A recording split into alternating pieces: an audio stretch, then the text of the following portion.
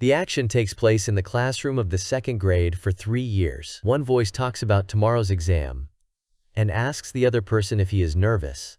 The other explains to him that he cannot even imagine his possible talent. Suddenly, a voice from the side tells the main character to wake up because stop sleeping.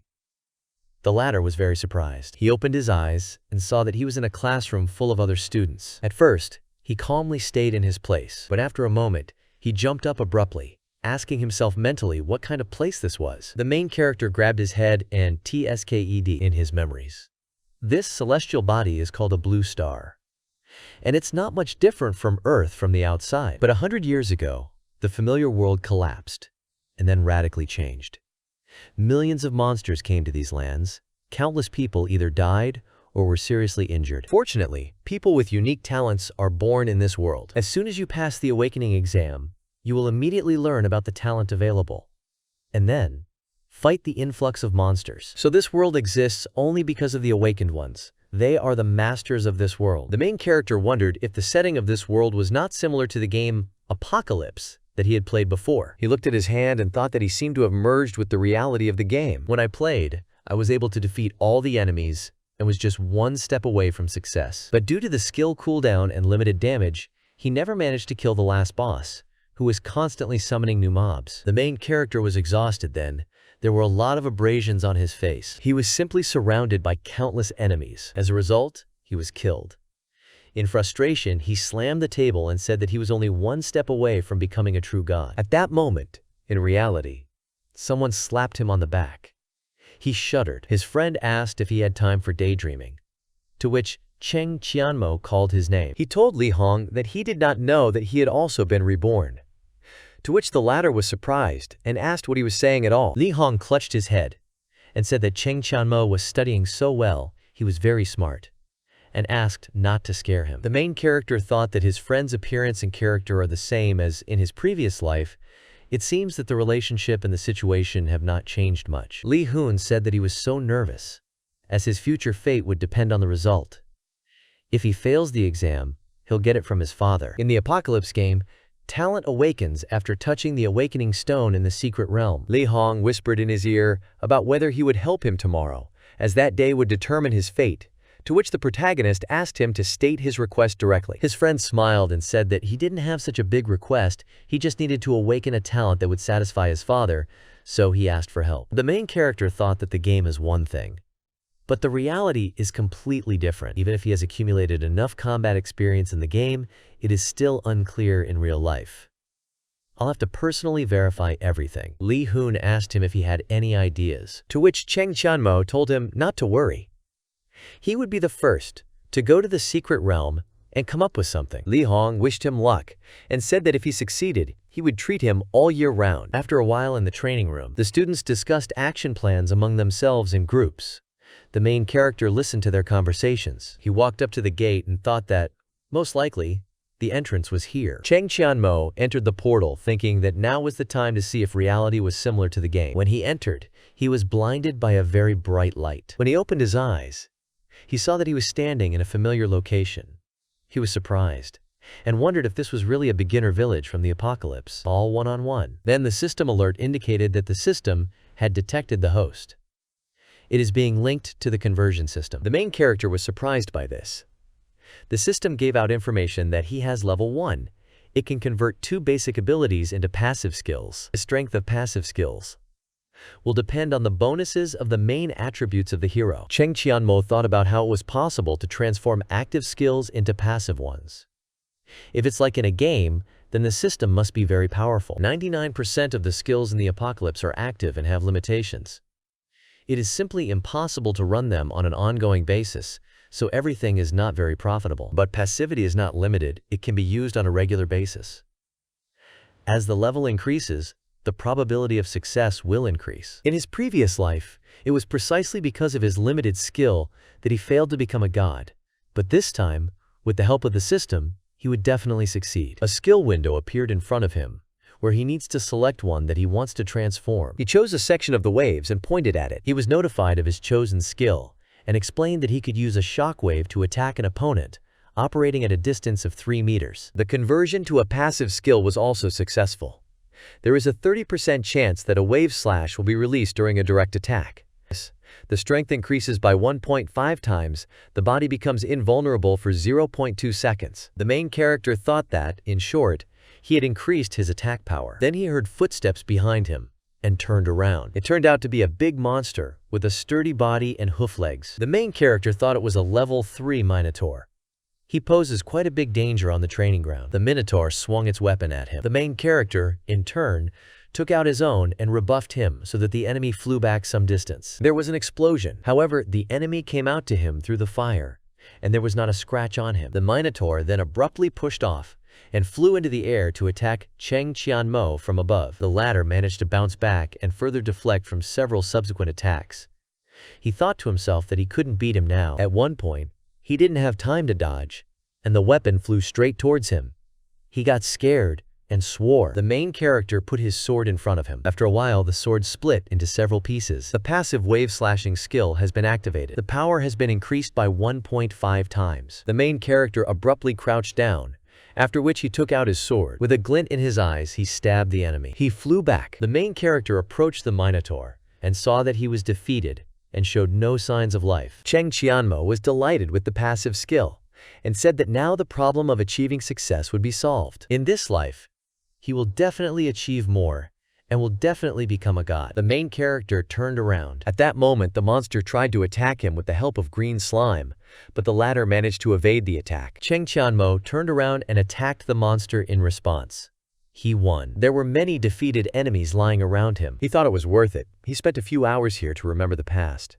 He needed to find out exactly where the exam would be held, so he could definitely help Li Hong. Then, a system window popped up in front of him, where he was asked to select 2 skills to convert to passive. Since the first skill was aimed at attack power, the second one will be for recovery. He chose the weapon change skill, which reduces the switching time by 30%, and the skill remains active for another 30 seconds. The main character tried to activate this passive skill. Then he opened the backpack section, where he saw that there were quite a lot of basic weapons for beginners in the backpack, and there was also a passive weapon change skill. Now he will be able to switch faster. He opened the status section, where his characteristics were indicated. His name is Cheng Qianmo. Human race, level 1. Passive skills and strength are indicated, as well as a combat power of 500. The main character's appearance became resolute. He said that the problem with changing weapons had been solved, and there should be no others. A portal opened in the tree. He stepped over there. At the same time, he said that everything was ready. It only remained to wait for tomorrow's exam. The day of the exam has arrived. Students stand in groups.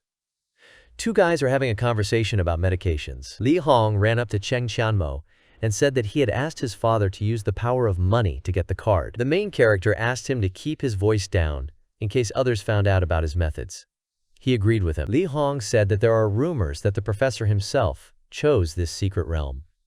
He has high demands, so it won't be easy. The main character thought that the newcomer would have a map of the Flaming Rift and would have to work hard there. Cheng Qianmo turned to Li Hong and asked about the monster level of his limit, to which he replied that it was about the 5th. The main character slapped his forehead and said that he didn't think his friend was so weak.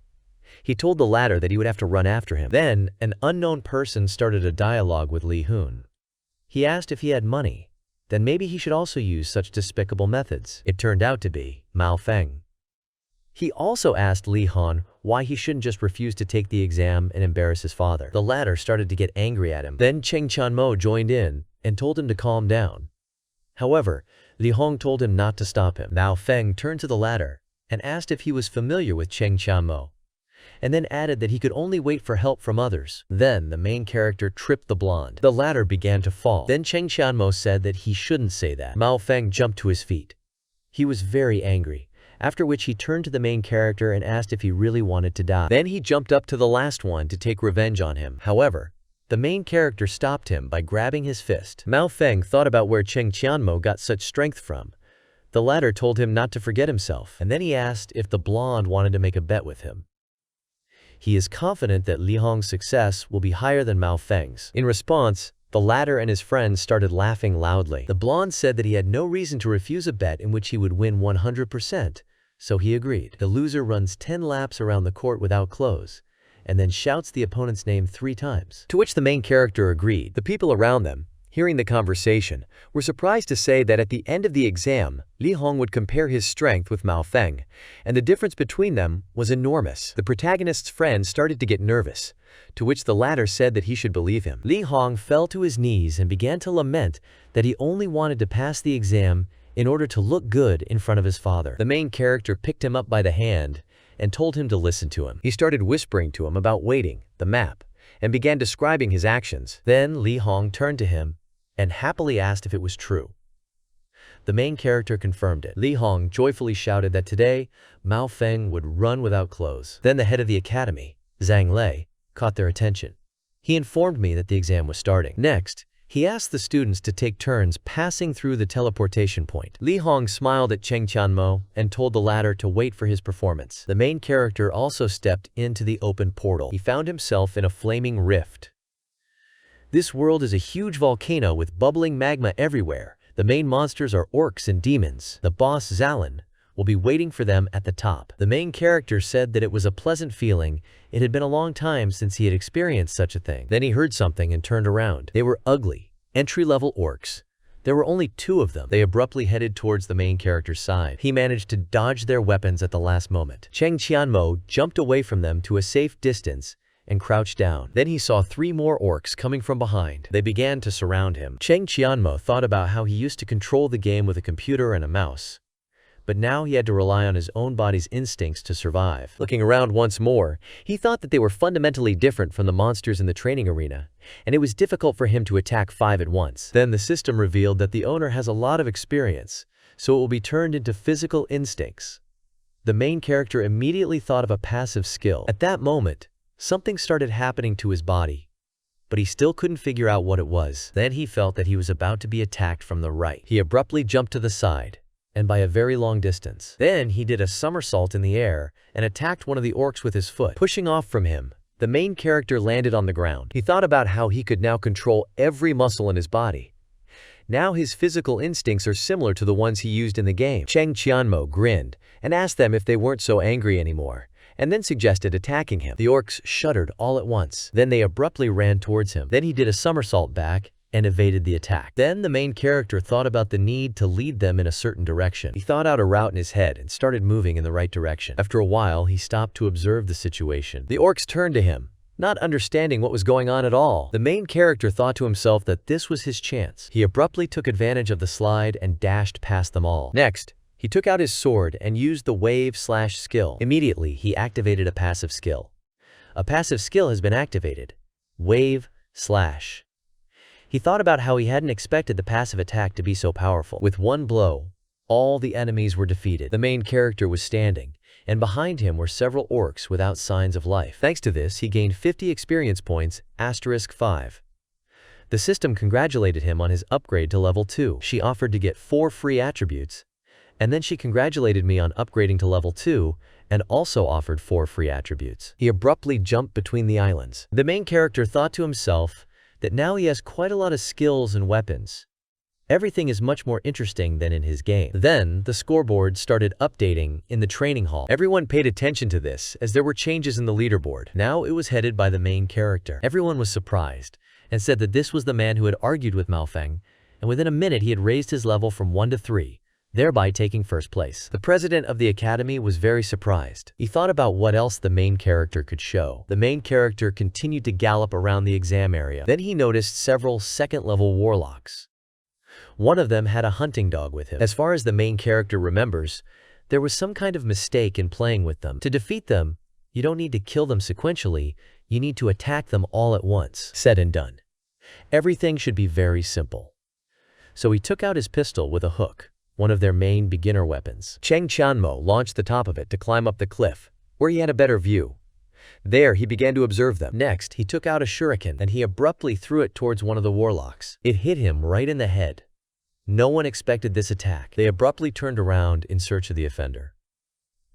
There was a transition to a combat state. Suddenly, they abruptly noticed the main character. They all pointed their staffs at him and used a shadow arrow. The protagonist thought to himself that since the warlock's rank is not high, he can only use 2 skills, shadow arrow and hound. After a while, the enemies returned to normal. Cheng Qianmo thought that in this place, the warlocks couldn't see him. They couldn't attack because he was disappearing from their field of vision. The first step has been successfully completed. The second step is to attack the warlock. And finally, the most interesting thing is the bug. The skill of summoning a hound is more important than shooting shadow arrows. Then one of them summoned a hound. The main character was very happy about this. Since the warlock does not see his target, he abruptly changed his skills, starting to summon the hound in a chaotic manner. Thus, he continuously calls them. However, once he kills the warlock, all his dogs will die too. This way, he would be able to gain a lot of experience points from killing the hounds. He lay down on a rock and thought that he could take a nap for now. 8 hours later, the report card has completely changed.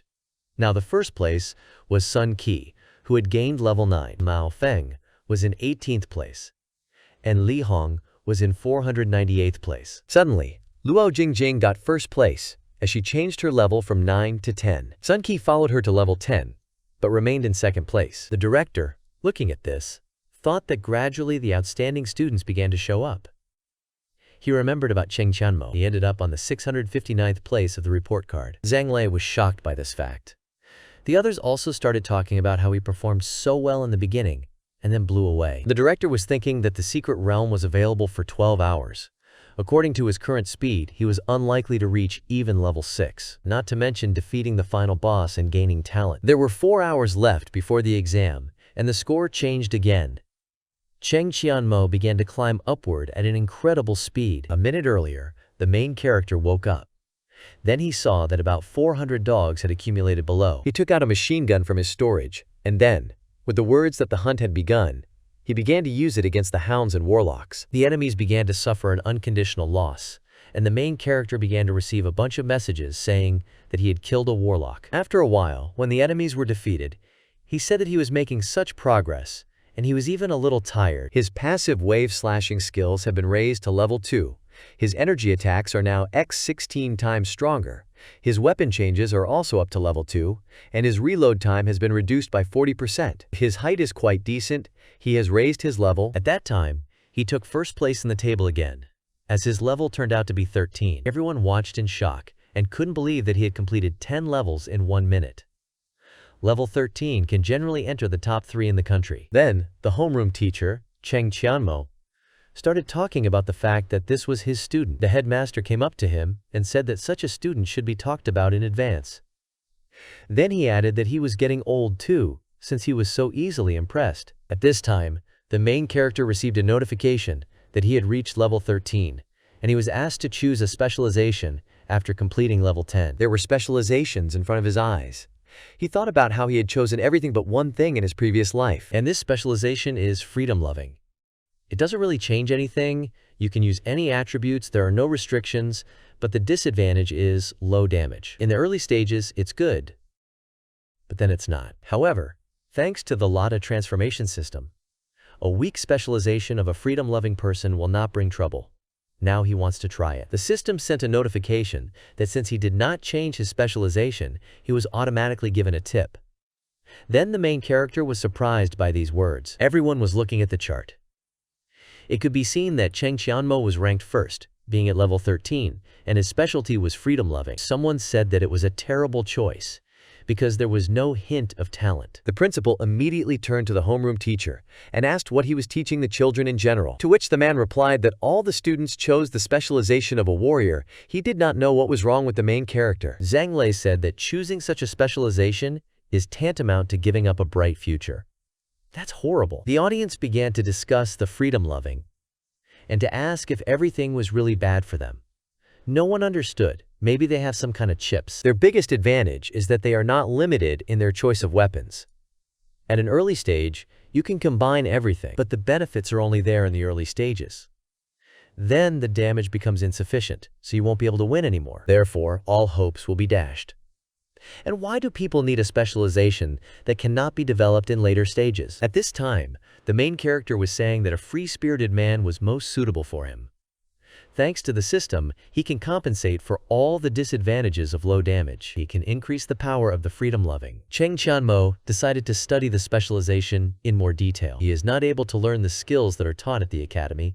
Only those that fall from the bosses are available to him. for each lesson an additional 2 points to advance the level. The main character was surprised that he would not be able to learn skills at the academy, but only from bosses.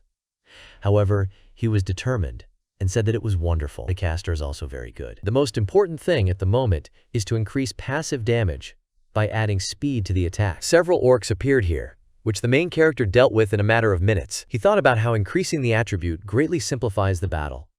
And anyway, what an interesting world it is. At this time, the system sent him a notification that the special attribute, Book of Demons, had been thrown away. The main character approached her and, saying that she might help in opening hidden missions, took her. Then Cheng Qianmo remembered that it was better not to rush to fight the monsters, but to collect all the attributes first. The exam is coming to an end. The students are gradually approaching the boss. What awaits them will be the final test. They were met by Boss Zalin. Only by killing him and touching the awakening stone can one truly complete the exam. One of the students was very tired and bruised. He thought that if he could defeat the monster, he would be able to touch the stone. The moment the guy ran towards him, he used the sacrifice technique. It causes continuous damage to enemies. Moreover, the ancestor's curse is released, which reduces the attacker's damage. After Zalin used this technique, without a doubt, all his attackers would die. But if you rely on your speed, you can try to deal with the boss. However, this did not work out for the guy. Zalin abruptly wrapped his big hand around him and threw him aside. He was lying on the ground and couldn't move when the monster approached him and raised his arm to strike. The student thought that it was over, and he would not be able to overcome him. At that moment, the same guy flew out of the portal into the training hall. The audience was surprised, asking why he lost, because he is in the top 50. Even the elite was defeated. Everyone started discussing the boss. At this time, the main character also reached Zalin. He thought about how it took him almost an hour to collect the items that would give him access to the hidden mission. Zalin and the 2 orcs that guarded him were standing in the arena. The monster said something in an unknown language, and the orcs rushed towards Cheng Qianmo. The main character thought that the speed of the latter is not to be taken up. However, he definitely won't have any problems with them. After a while, thanks to his skill, Cheng Qianmo defeated the orcs. He thought about how the monster was defenseless without them. Zalin started using his sacrifice skill. At this time, the main character managed to get very close to him. He thought that it was not worth wasting time, after which he took out a machine gun and attacked Zalin. The main character spent all the bullets, but did not cause damage to the monster. Because of his attacks, Zalin went into a state of rage. Then Cheng Qianmo used the weapon change skill and attacked again. He thought that it was time for the monster's feet to fall to the ground, as it had hit its weak spot, and now its legs were shattered. The difficulty of this realm lies in the fact that Zalin himself cannot fight when casting a spell, but at the same time he is under the protection of 2 orcs. If you attack him, the equipment will immediately reset. When the monster turned out to be completely defenseless, he decided to attack it, saying that it was too vulnerable. After a while, a portal opened, through which the students began to return.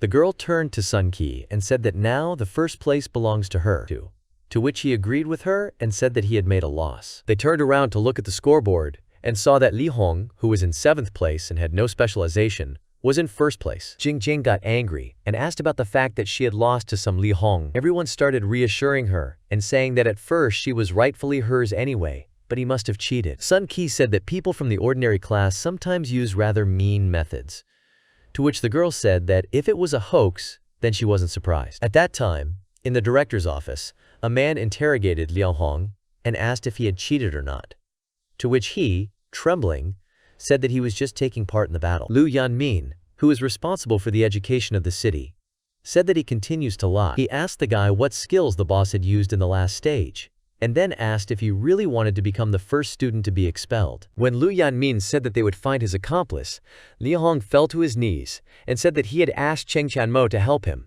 and asked him not to hold his friend accountable. It turned out that the main character showed him a short way to reach the main monster and bypass all the others. In the end, Liang Hong only needs to touch the awakening stone, and that's it. Then the man was surprised and asked if there really were such brilliant people in their academy. The man turned to the principal and asked about the student's studies, to which he replied that Cheng Qianmo had set a record. The director showed Lu Yanmin a video, which made the latter surprised, and then said that he had a very bright future ahead of him. At this time, the students kept coming out of the portal and discussing Luo Jingjing and Sun Ke that they came out so quickly they deserved to be in an elite class. The audience was talking about Cheng Qianmo, where he was, and whether he had come out yet, to which the interviewee replied that there were only 15 minutes left.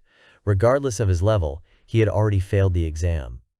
At this time, the main character stood near the awakening stone and thought that as soon as he touched it, he would not be teleported back. While there is time, he wants to complete a hidden task. He took out 6 attributes to summon the boss. After a while, he asked about who dared to summon him. Then Cheng Qianmo realized that this was Tanman's secret boss. A level 12 elite boss, a demon warrior. When the boss saw him, he got very angry and immediately attacked. The main character did not expect such power, and that the floor would start to collapse. After a while, when the fall was over, Cheng Qianmo thought that this boss deserved the title of secret, since he was much stronger than Zakalan. The advantage of Taemin is its high strength. The disadvantage is its lack of flexibility. As long as he could limit the latter's attacks, then he would be able to win. The boss had one goal, to kill the main character, so he started attacking the latter again. However, Cheng Qianmo was not afraid. Waiting until he reached him, he used the sand-throwing skill. Thanks to this, the boss fell into a state of blindness. This reduces his speed and impairs his eyesight for 3 seconds. The main character thought that although there is no particular difficulty in throwing sand, it is an ideal technique for distracting Taemin. At this time, she activated the latter's passive skill, according to which he gets out of control within 1 second. Cheng Qianmo thought once more that he deserved to be the hidden boss, but now it was his turn to speak. He took out the main attribute of the grenade and aimed it towards the enemy. However, he thought about the fact that the defense is not so easy to break through, so you should act for sure. Taemin should let his guard down.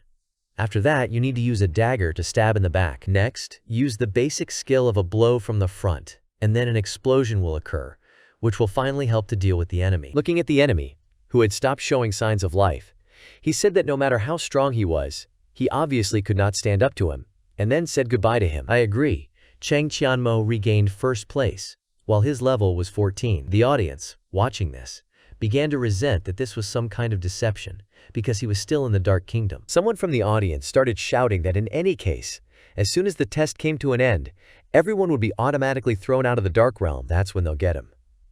Lu Yanmin was thinking about what kind of children were going now. At this time, the director was thinking that it had been a long time since he had seen the latter so agitated. He seems to believe the main character. There were 59 seconds left until the end of the test. Cheng Qianmo received a notification that all the monsters in the mining kingdom have been killed, and he receives 50% of the additional forces. Since he killed Taemin, he will receive 200% of the experience. The experience gained is more than 3 million. He was congratulated on his promotion to level 14. At this time, the main character thought that he had spent so much time on a secret mission. However, he has received a new rank, so he does not know if the awakening stone will be useful to him. When he came up and touched the stone, he was told that he had successfully passed the exam. The number of available transformations is 2/3.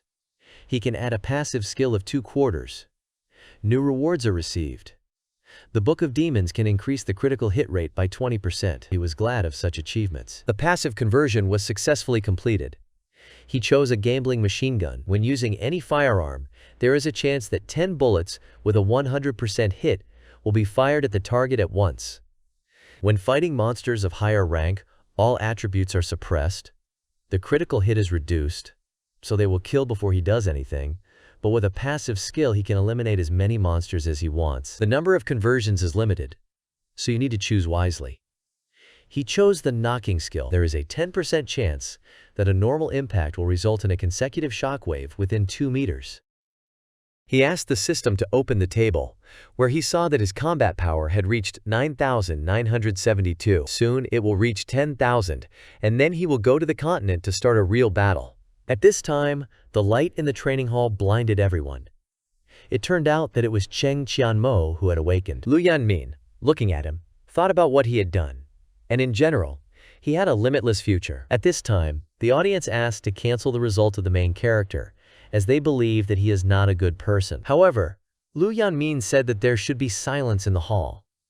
He asked the main character if he had actually passed the test himself, to which he replied positively. Then the man jumped up to him and, grabbing him by the shoulders, happily informed him that he was number 1 and had a limitless future. However, people began to get indignant and ask for evidence, then to exclude him. Lu Yanmin replied that he had single-handedly stood up to the secret boss, and killed more monsters than all of them. The students were surprised by the presence of the secret boss, and then started asking about how the main character found out about it. At this time, Shu Qin, the homeroom teacher of the rocket class, was thinking that she needed to check everything, as there was clearly some kind of deception with the boss. She jumped down to the main character and, congratulating him, asked about how he was able to summon a hidden boss, to which he asked her why he had to explain himself. Everyone was shocked.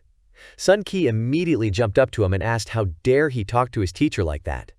After that, he used his power and challenged him to a fight, to which the main character made an indifferent expression on his face and asked if he was sure that he deserved to fight with him. Then the people around him went berserk at his words and began to talk about how the headman took the initiative and offered to join the duel, thereby considering Cheng Qianmo an equal, and he expressed himself so sharply, not a good person. Then Lu Jingjing approached Sun Qi and said that they would join forces, after which she asked the main character if he would consider the elder worthy of him, to which the main character indifferently asked her who she was. The girl got angry and asked him how he could not know the first beauty of the academy, to which he explained that he had not heard. Sun Qi got angry and said that if he didn't stop behaving so inappropriately, he would be forced to teach him a lesson. He said again that he wanted to fight him, and it would be a life and death fight. To this, Shui Qin thought that the duel was a forced battle between the awakened, and it was clearly not worth giving up on. If Cheng Qianmo agrees, he will still lose, as he will not be able to stand up to Sun Qi. However, the main character said that since he was in such a hurry to go to the other world, he would help him. Lu Yanmin was thinking at this time that the latter had a lot of energy. Thanks to the battle, he would be able to learn about his true strength. The man said that since both sides had agreed, he would set the stage for the battle. After a while, when everything was ready, Lu Yanmin turned to Sun Qi and said that he hoped that the latter would not regret his decision. Then the headman turned to the main character and started talking about how they would see what he was capable of, but he interrupted him, saying that stop wasting time. The main character jumped on stage and addressed Sun Qi, saying that it was time to start. The latter got angry and told him not to blame him later. The prefect immediately used the extreme speed skill, which allowed him to increase his movement and attack speed by 50%. The audience began to say that this was the swordsman's signature technique of shapeshifting. They did not expect him to develop his skill so much. Flying up from behind the main character, Sun Qi began to say that he believed that this was the end. He lunges at him and asks him to die. However, Cheng Qianmo evades the attack at the last moment. The main character grinned and asked if that was all. The audience began to wonder that he had evaded the elder's attack. It looked like some kind of joke. Then Sun Qi said that he had made a bit of a mistake. Now he would take up the blade, and Cheng Qianmo would definitely not dodge his combo strike. They began a fierce battle, in which the headman violently attacked the enemy. In the end, he used the shape and shadow shifting skill, and with the words of his victory, he used his weapon against the main character. There was an explosion. The audience started talking about how well Sun Qi did, and the bad man got what he deserved. Lu Yanmin stood and stared at it in disbelief. Sun Qi was already tired but pleased. He said that no one had been able to match his speed yet. At this moment, he is attacked by the main character. Shui Qin and Lu Yanmin looked on in shock, as the headman did not even see Cheng Qianmo. At this time, the main character activated the passive wave slashing skill and attacked the headman. The latter was lying on the floor exhausted when Cheng Qianmo said that his extreme speed was still at an inappropriate level. Then people started asking if Sun Qi, one of the academy's geniuses, was instantly struck down in less than 30 seconds. The main character is so strong. The latter paid attention to Jingjing and asked if she still wanted to fight him, to which she shuddered, and then, lowering her head, said that she was unworthy. The audience immediately started apologizing to him and saying that they thought he was cheating on them, so they apologized to him, and they also consider him a genius of the academy. Luo Jingjing, looking at him, thought that she did not think that Cheng Qianmo would be so strong. Her cheeks were flushed. She thought she had a feeling that she wanted to get closer to him. At this time, Lu Yanmin was thinking that the ultimate reaction speed and the perfect time to unleash the skill.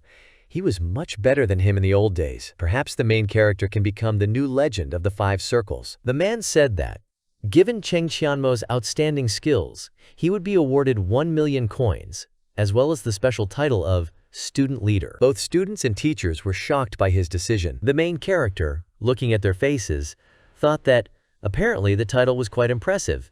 Perhaps it could be exchanged for money. Zhang Lei said that they had not had a single student with such a title in their city for 20 years, and the last one had 4 laps. Ordinary students often have only 2 circles, and a few from the Education Commission have only 3. Shu Qin thought that he would definitely be able to reach the 4th circle in the future, so she should take him to her class. If she could get him, she would definitely become famous in the future. She turned to him sweetly and asked if he was interested in transferring to the rocket class as a prefect. 1 month before the exam, she will personally prepare it. To which others were surprised and said that she was a goddess. They would give anything for her. To teach them, this guy is very lucky. However, the main character jerked away from her and said that he did not need to be taught. It's not just her, no one from the academy will be able to teach him. He asked about that, because they are not freedom-loving. The teacher began to resent why she couldn't teach him if he was only level 14.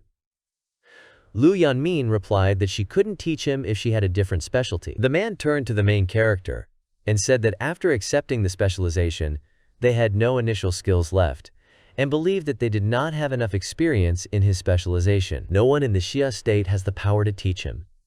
Cheng Qianmo must act on his own. Then the man turned to the main character and said that his specialization was very difficult, and he hoped that in the future he would not regret his choice. To which he replied that he had chosen this path himself and was not going to regret it. Lu Yanmin said that since no one is able to teach him, he gives permission for independent study.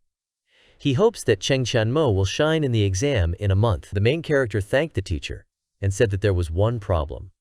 However, the man did not let him finish, but immediately interrupted him, saying that it did not matter. Then Cheng Qianmo asked about when his reward would come. Everyone got hurt by his question. After a while, all the newspapers wrote about the outstanding student, Cheng Qianmo. The journalists interviewed the director of the academy. They only asked questions about the main character, to which the man apologized to them and said that he was currently absent from the academy. At that time, in the management association, Cheng Qianmo was going through the process of logging into the apocalypse system. He was quietly passed through. 100 years ago, ferocious beasts descended from nothingness into the blue star. After committing the murders, they retreated. In order to somehow deal with the cataclysm, humanity discovered the apocalypse in the cracks leading into oblivion, and then people entered unhindered. The era of training began, and gradually the apocalypse turned into a real battlefield. Compared to the exam site at the academy, the apocalypse is much more troublesome. The most important thing now is to reach level 20 as soon as possible and pass the exam. The main character found himself on the Broken Islands. It's the same place as in his previous life. It makes me feel nostalgic. Someone suggests joining a team to clean up the monsters faster. Cheng Qianmo thought that this was the only way for beginners to fight monsters, since he had knowledge from his past life. He also knows that it is best to complete the hidden task first, as he will get the most points. He found himself in a dilapidated village with traces of human habitation. There was a hidden task here, a disappearing shadow. The difficulty of the challenge is 3.5 stars. There is a description of the task, but the reward is not specified. The main character thought that no one else would be able to complete this task. Not only does it require a lot of experience, but the AI will reward the beginner with an easy-to-use artifact in the end. At this time, Hernan, a mutated turtle, is on the beach. The students were fighting to get the turtles.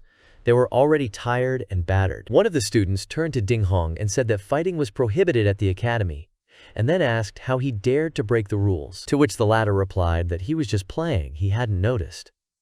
He told the other students that all the turtles on this beach belonged to them and that they should get out. The red-haired student replied that this was a public area, not a private area of the Demon Academy. At that moment, Ding Hong said that he promised that he would not get a single monster. The other students started talking about leaving, as they couldn't risk facing the students of the Demon Academy, which was ranked 10th in the top academies in the country. At that moment, the girl turned to the headman Ding Hong and said that there was another one who was encroaching on their monsters. To which the latter replied that he had apparently lost his way, and he was about to teach him a lesson. From now on, he wouldn't dare to kill their monsters. Ding Hong used his skill and said that he would just kill all the monsters with one blow so that he wouldn't get anyone. The main character, looking at this, thought that he wanted to use high damage to get rid of all the monsters. He remembered that whoever destroys a certain number of monsters' life points first takes possession of them. The other players will not receive a reward for killing. He thinks that ordinary people don't know about it yet. He was sorry that they had met him today. The main character used the assassin's instant step skill. He thought that if his damage was 3 times more than theirs, then he would get all the points from killing. You need to reduce their life points without changing the object of their hatred. because if that happens, he will inevitably die. He needs to use his skills wisely. Those students who were about to leave saw that the free-spirited one continued to attack, to which the interlocutor asked if he was planning to capture monsters with the help of 2 magicians. Ding Hong wondered if he really thought he could take over his turtles. It just so happens that the group attack of the magicians is available only to him. He used the snowstorm skill. The students of the Demon Academy started talking about how Cheng Qianmo wanted to die himself, and their Demon Academy was on top as always. The students of the other academy turned around to leave. They said that the main character is not able to withstand 2 magicians. At that moment, an explosion occurred in the midst of the storm. Ding Hong was surprised that Cheng Qianmo was still alive. The students were surprised at how he survived, because the storm is supposed to kill instantly. The main character activated a passive skill to avoid damage from the storm, then used it to slow down, and then a machine gun to open an exit. Thanks to this, Cheng Qianmo managed to get out. The students were surprised at such high damage from the machine gun. They thought that he was obviously hiding something. The students of the Demon Academy were shocked because he had taken their prey. When the snowstorm ended, all the turtles were defeated. The main character received 32 tails of a mutated turtle. He turned to the guys and thanked them for their help. Ding Hong was angry that he had robbed them, and he would pay for it. The red-haired student started laughing at the students of the Demon Academy and said that they could only hide behind each other. What a shame. Another student supported him and said that it was time for them to experience anxiety. Ding Hong got angry at these words and wanted to reply, but the girl stopped him. She said that that person is much stronger than them, so it's not worth it. Then the headman turned to the main character and said that he had memorized his name, and now they were leaving. To which Cheng Qianmo asked them if he had allowed them to leave. Ding Hong said that they realized their mistake. They were not going to attack anymore, and then asked about what else they needed. The main character flashed his eyes and said that he was giving them exactly 1 minute to give him everything they had received here. Otherwise, they will have to level up again. Then one guy from the headman's team said that it was unthinkable. He wasn't going to give up, even if he was on the verge of life and death. He won't take their gear away from them. After that, a fire broke out in front of him. The students of the academy were surprised to learn the fireball technique. They said that although the main character had reproduced a strong attack, he could not resist an attack of this level. However, to the surprise of everyone, the main character stood still and did not move at all. The Demon Academy student laughed at the fact that he couldn't move from his seat out of fear. After that, he used his fireball towards Cheng Qianmo. However, he abruptly changed his weapon to gloves and used the boxing skill of evasion. Then, he used an explosive fist. A few moments later, the opponent collapsed to the ground. The students watching him were shocked, as they realized Cheng Qianmo dispelled the guy's technique and then attacked sharply with his own. After that, the main character approached Ding Hong and said that he was taking back his words. Now he also needed all the coins of the apocalypse. They have 20 seconds left. Then a girl from the headman's team fell to her knees and said that she would give everything he said. At this time, his opponent came to his senses and said that how dare he laugh, because they hadn't finished yet. One Ding Hong told him to calm down, and he asked if he hadn't disgraced himself enough. The headman took the bag of money from his teammate and handed it to the main character, telling him to take all their things. The latter thought that now he has 120 taels, thanks to them for doing all the work for him, saving a few hours. The other students looked at the main character and admired the fact that he was able to defeat even the students of the Demon Academy. They had never seen such an amazing man. They approached him and offered to form a team where he would be the captain. There were hearts in their eyes from excessive adoration. Cheng Qianmo thought about how, just like in the previous world, strength is the most important thing in the apocalypse world. However, no one should stop him from collecting attributes. According to his secret assignment, he needs to collect 400 turtle tails. He has collected 161. And he also needs an exquisite purple bamboo fishing rod. The next day, he sat down on the ground, tired. Cheng Qianmo said that he had finally finished. The secret mission takes a lot of time, but at least he got a new level. He was now level 15, and his combat power was 10,255. Dexterity has finally passed the 100 mark here. He is afraid that most first-year students will not achieve such success. At this time in the Demon Academy, an unknown person asked Ding Hong why they got involved in a large-scale battle with some kind of freedom-loving. If they want to destroy him, then they need to act carefully. The girl turned to the headman and said that she had found someone who could help them with Cheng Qianmo. To which he replied that there were 30 best students in the first group, and they all agreed to help them. Ding Hong said that there was still something left. The girl asked if he really meant champion Ji U Yunfei, to which he replied positively and said that he had an S-rank talent, fullness of magic. Moreover, he has risen to level 21 in just a year. He is the best freshman. However, his teammates said that there are rumors that he doesn't bend under anyone. Does the headman really think that he will agree? To which he replied that in this world, everyone is greedy for money. At this time, Ji Yu Yunfei was practicing on the field. Ding Hong applauded him and said that it was no wonder that such a person had become the best in the academy. Unleashes such power using just a fireball technique, to which the latter said that no one had come here for several months. After which he asked what the richest man of their academy had forgotten here. Then Ding Hong said that they would get straight to the point. He has a battle plan. He would like to invite him to participate. However, he did not have time to finish, as Yunfei interrupted him and said that he was not interested. Then the headman was indignant because he had not yet completed the plan for him, and then asked if he was not going to break through to the second circle soon. He can help with that. To which he replied that he didn't need to. Then the headman ran up to him and started telling him that he needed to teach a lesson to a bad man who had cruelly bullied them. And he was only level 14. He's very strong. The three of them couldn't handle him. When he saw that Ji U Yunfei did not react in any way, he shouted that the main character was a free-spirited man. To which he turned around with interest and asked again. Ji U Yunfei said that he thought people with this specialty were weak. He had finally found a really good opponent. The action takes place in the Zihao fishing tackle shop. The main character went in there and asked to see their best fishing rods. Collecting broken tails is the first item in the task. Now he needs gear. Fortunately, he had some money left.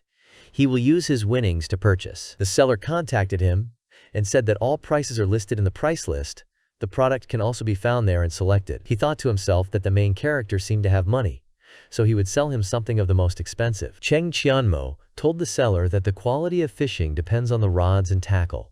He doesn't understand it. However, he asked me to give him an exquisite fishing rod made of purple bamboo and 10 daphnia. The man jumped up abruptly, surprised that he had chosen expensive goods so quickly. However, he wondered where the guy got such knowledge. It's impossible. The seller turned to the main character and asked if it was possible that he came from a family of fishermen, to which the latter replied that it was just a hobby. The man smiled and said that he liked him, so he would give him a discount and take only 10 gold. He thought to himself that even if he wasn't from a fishing family, he had a lot of experience. The seller grabbed his hands and told him that if he caught something worthwhile in the future, he could bring it to him for sale. He won't leave him. After a while, the main character has already started to perform another part of the task.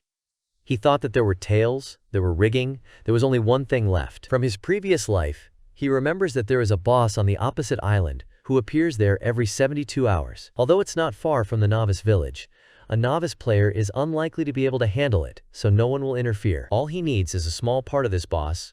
After his death, he will be able to breathe underwater. This is an important piece of the puzzle to solve the mystery of the disappearing shadow mission. On the shore, the students fighting the monsters saw that he jumped into the water and immediately began to ask who it was. The duration of stay in the water for all residents of the apocalypse is 2 minutes. If you exceed the limit, the blood itself will begin to leave the body. 10 seconds after that, you can say goodbye to life. They started saying that he was obviously a tough guy, because the situation in the water is much more difficult than on land. They hadn't seen any newcomers who would take such a risk. At that time, there were 2 guys in dark clothes in the bushes. Their faces were hidden by masks. One of them asked if they really needed to go there, to which the other replied that the wealth was worth it. This money would last them for a long time. In addition, he does not think that there are a lot of bloodthirsty monsters here, after which he suggested moving away from crowded places. At this time, on a small island in the middle of the broken islands, the main character is walking along the shore. He is being watched by 2 unknown people. One of them says that the island is small. It will take them 10 minutes to explore. Zhao Yanyer gave them money to keep an eye on Cheng Qianmo. The main character found the place where the monster was. He immediately equipped himself with a beginner's staff. A moment later, an enemy appeared. It was Sticky Mud, a level 18 elite monster with 3,500 hit points. Cheng Qianmo said that they had not seen each other for a long time, after which he sent a charge at him, with which he deprived him of 439 life points. The monster responded by using its powers. The main character realized that this was corrosive dirt and thought about the fact that he had zoomed in. If he remembers correctly, as soon as the dirt hits him, he will immediately slow down by 30%. And similar damage can be inflicted over and over again. Therefore, he inflicted a number of injuries on the monster, periodically changing weapons and skills. At some point, the enemy released a radiation cloud, which loses life points every second. Although the boss is good, he has a hard time against ranged attacks. Besides, his slowness is also good for him. The main character activated a passive weapon, a machine gun, several times. It struck the enemy, and he was destroyed. Cheng Qianmo managed to jump aside and said that he was done. At this time, an attribute appeared among the pile of stones. It was a water vine staff. Dexterity is 100/100ths. Item level is 20. The wearer can breathe underwater indefinitely. The main character grabbed the staff and said that this was what was needed. Now that all the preparations are completed, it's time to catch the disappearing shadow. The next step is a fierce battle. After all, this is the strongest of the hidden bosses of the novice village. Everything he had done before was aimed at completing the current mission. Then he looked towards the rocks and thought that he had noticed the surveillance yesterday. Since they're so patient, they can keep waiting. After a while, the main character went under the water. The spies were standing in the water. One of them said that he couldn't do it anymore. It had been 4 hours, and he was soaked all over. Maybe he had run away. To which the second replied that it couldn't be, because there was an endless sea on the other side. Then the first suggested to see if Cheng Qianmo had been killed by some monster, to which the second replied that if so, then they were wasting their time. They started to get indignant about where this guy was, because they searched the whole island, and he seemed to have disappeared through the ground. One of them contacted his sister and said that the main character had slipped away from them. They would not make such deals anymore. The main character is in a fishing spot on the Broken Islands. After all the preparations are completed, you will need to start fishing. The place to catch the disappearing shadow should be here. Suddenly, he saw that someone was sitting on the shore fishing. He saw that this man had already taken his place. However, when he tried to analyze this man, he couldn't see either his level or his specialization. The main character was surprised by this. He remembered that it happens if the difference in their strength is too great. The man turned to him and asked if he had come fishing too, and then added that there was still a place for him. The unknown smiled and told Cheng Qianmo that it was good that he was so careful. But with his current strength, it wouldn't be difficult for him to finish him off, so if he wanted to go fishing, he could join in. The main character thought that at first he would just sit, and as soon as the man left, he would begin to complete the task. The unknown man, looking at him, thought that he was probably not afraid at all, called him a daredevil. After 2 minutes, Cheng Qianmo actually started fishing. He caught a fish weighing 8 kilograms. He said out loud that he was so lucky that he caught such a heavy one right away. He thought to himself that in his previous life he had raised his fishing level to the highest. A minute later, he caught a fish weighing 9.5 kilograms. The man was very surprised. 2 minutes later, he caught a fish weighing 8.2 kilograms. At the same time, an unknown person sits for half a day and has not caught a single fish yet. Then the latter turned to the main character and said that he did not expect that one day he would meet a wizard like him.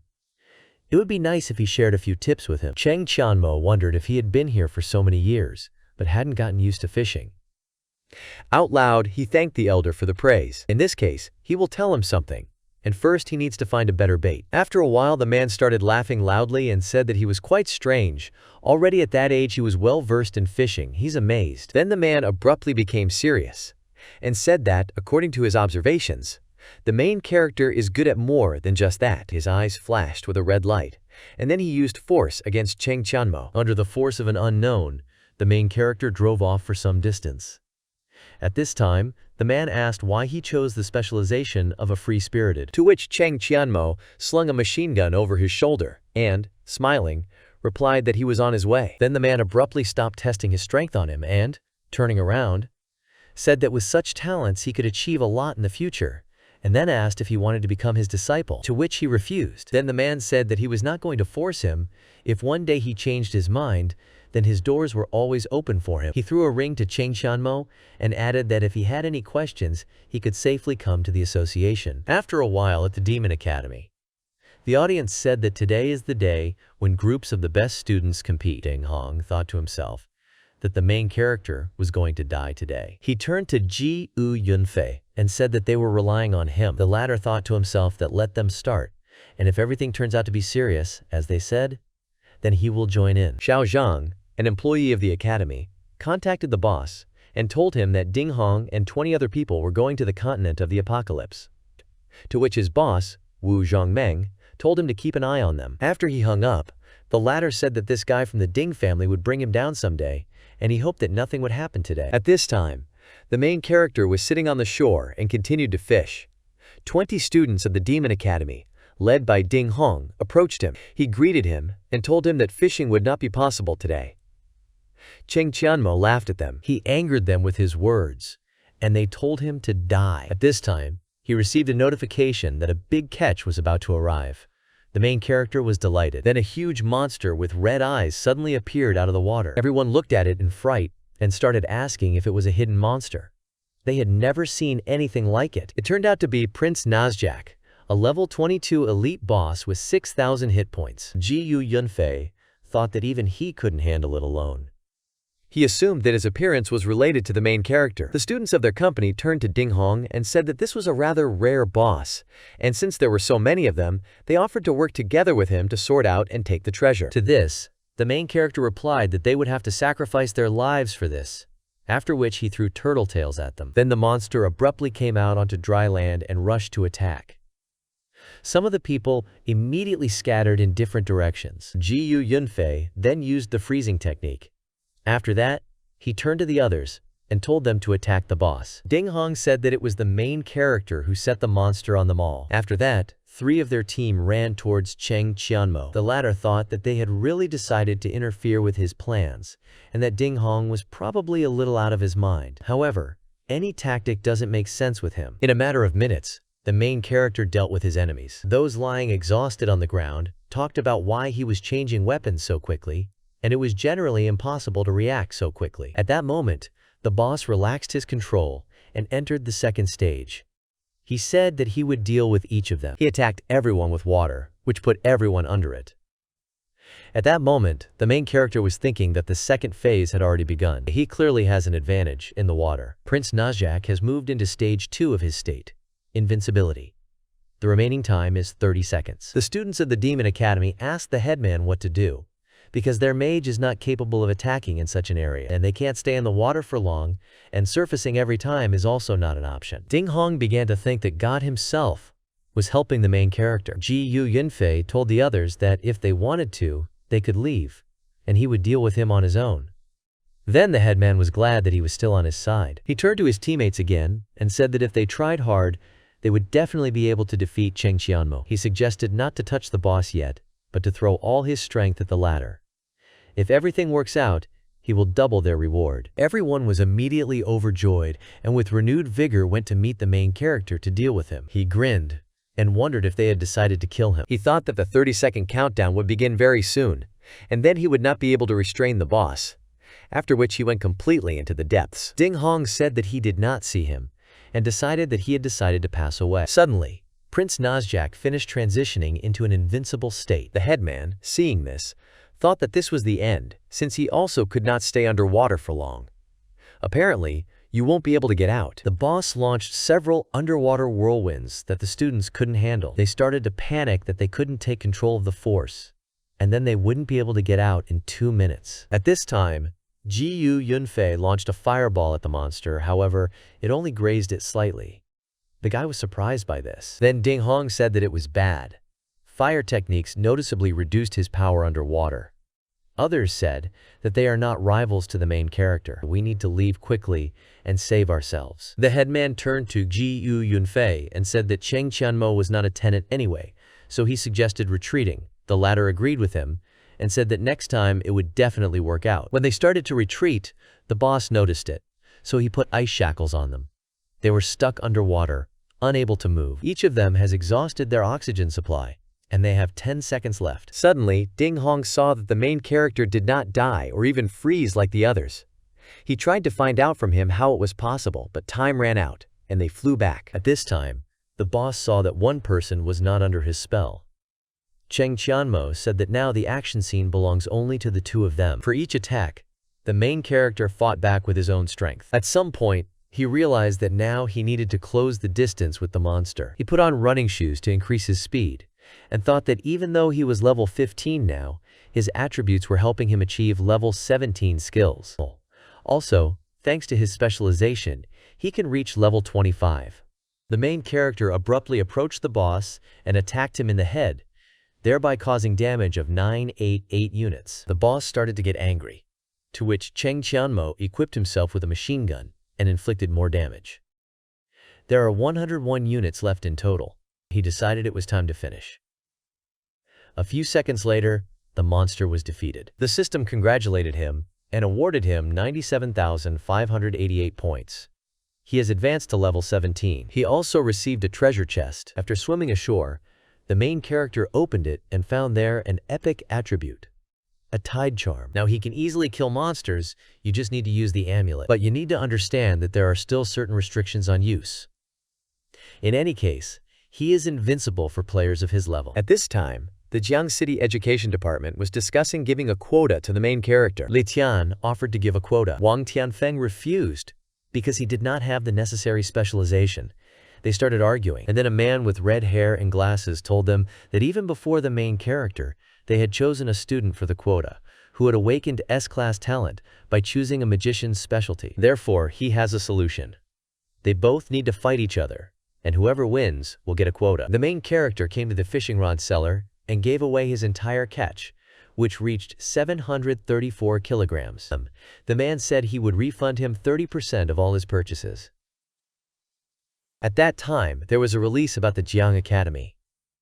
The seller said that 2 academies will hold competitions between students to determine who gets the quota. The main character grinned and asked why no one had informed him. Cheng Qianmo picked up the phone and saw a bunch of missed messages. He realized that he had received a lot of calls due to the previous event, so he did not pick up the phone. The host said that the competition will consist of 2 parts, and the academy that receives the most points will receive a quota. There will be a 5-on-5 team battle, but at the same time, each academy sends 20 students. After a while, the competition began.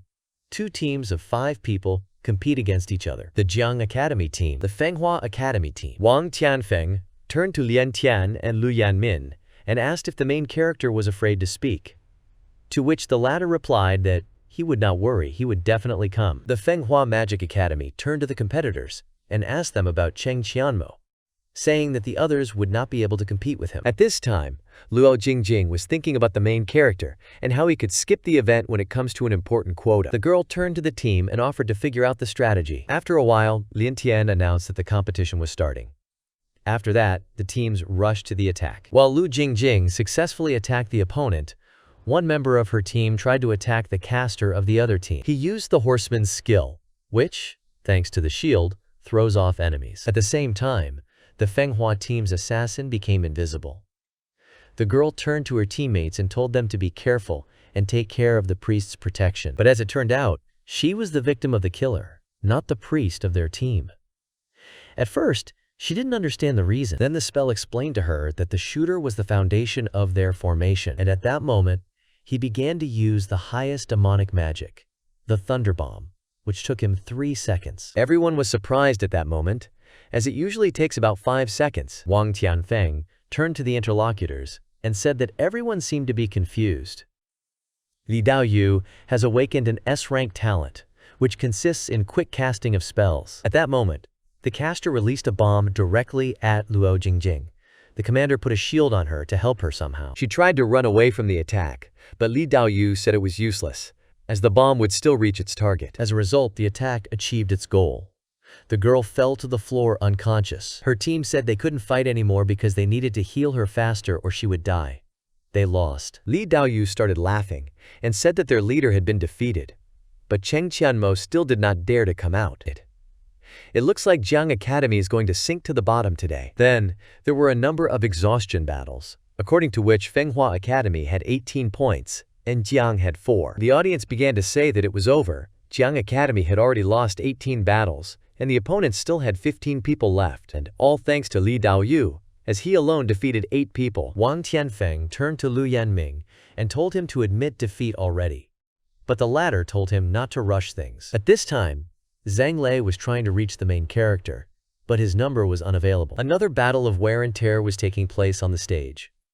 During it, a member of the Fenghua team attacked a girl from Jiang and she began to fall. But then Cheng Qianmo appeared on the scene, who managed to hold her back.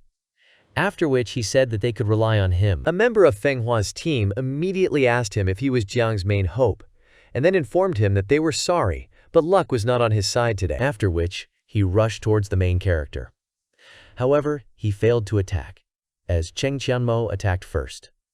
The opponent fell unconscious. The main character looked over his shoulder and asked who would be next. The audience immediately jumped up in shock and started talking about how it was possible that he had dealt with his opponent in just a second. Everyone started chanting his name and saying he was cool. No one expected the main character to be level 17. Wang Tianfeng asked how a freedom-loving man could reach such heights, to which Lu Yanmin replied that he himself had not expected such a thing. He thought to himself that Cheng Qianmo had informed him that he was going to come, but he didn't say anything about the 17th level. Li Tian said that he was able to do it, and even smiled when he arrived. At that moment, Zhu Luoqi, the assassin of the opposing team, fell to his knees in front of the main character. He asked for some guidance. He thought to himself that it was unfair. Everyone had easy opponents. To which Cheng Qianmo told him to be faster, since he didn't have much time. Then the killer attacked, silently hoping for a miracle. However, the attack failed. At that moment, Zhang Lei thought that he understood why the entire academy was supporting the protagonist. He helped students to raise their spirits. Now everyone will look up to him. 10 minutes later, the score of the battle was 19-10. A guy from Fenghua Academy ran into the room and informed the prefect that they had a problem. The main character appeared at the last moment, and in 15 minutes he equalized the score. All their students are about to collapse, to which Lin Daoyu was surprised and said that such a thing could not be. At this time, the audience looked at what was happening and said that it was unbelievable. Now Fenghua Academy can only hope for a miracle. On the stage was Li Jiamu, the boxer of the team.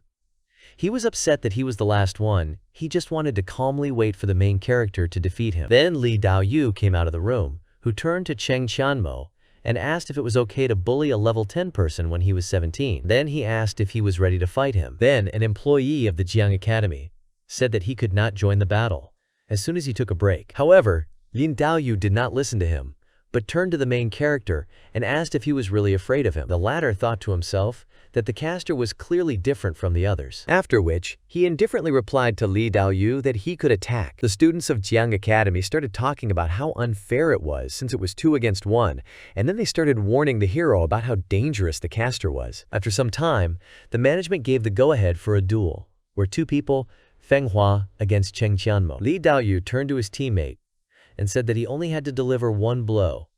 Otherwise, he would handle it on his own. The battle was declared started. The boxer immediately rushed into battle. The main character managed to escape from the blow.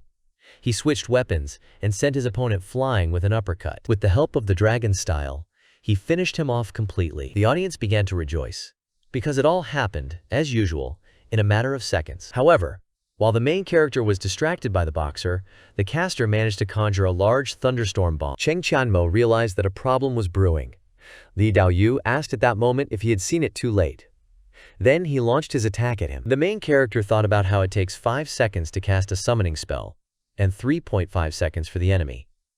It took him 3 seconds to defeat Li Jiama, but the caster still lasts 0.5 seconds longer than him. Cheng Qianmo turned to Li Daoyu and said that although he shortens the pronunciation time, it is worth trying to do it in at least 3 seconds. He can still deceive others, but definitely not him. The main character grinned and asked that he must have received some kind of reward in the secret kingdom and passed a secret baptism. The caster was surprised, as his technique used to be invincible.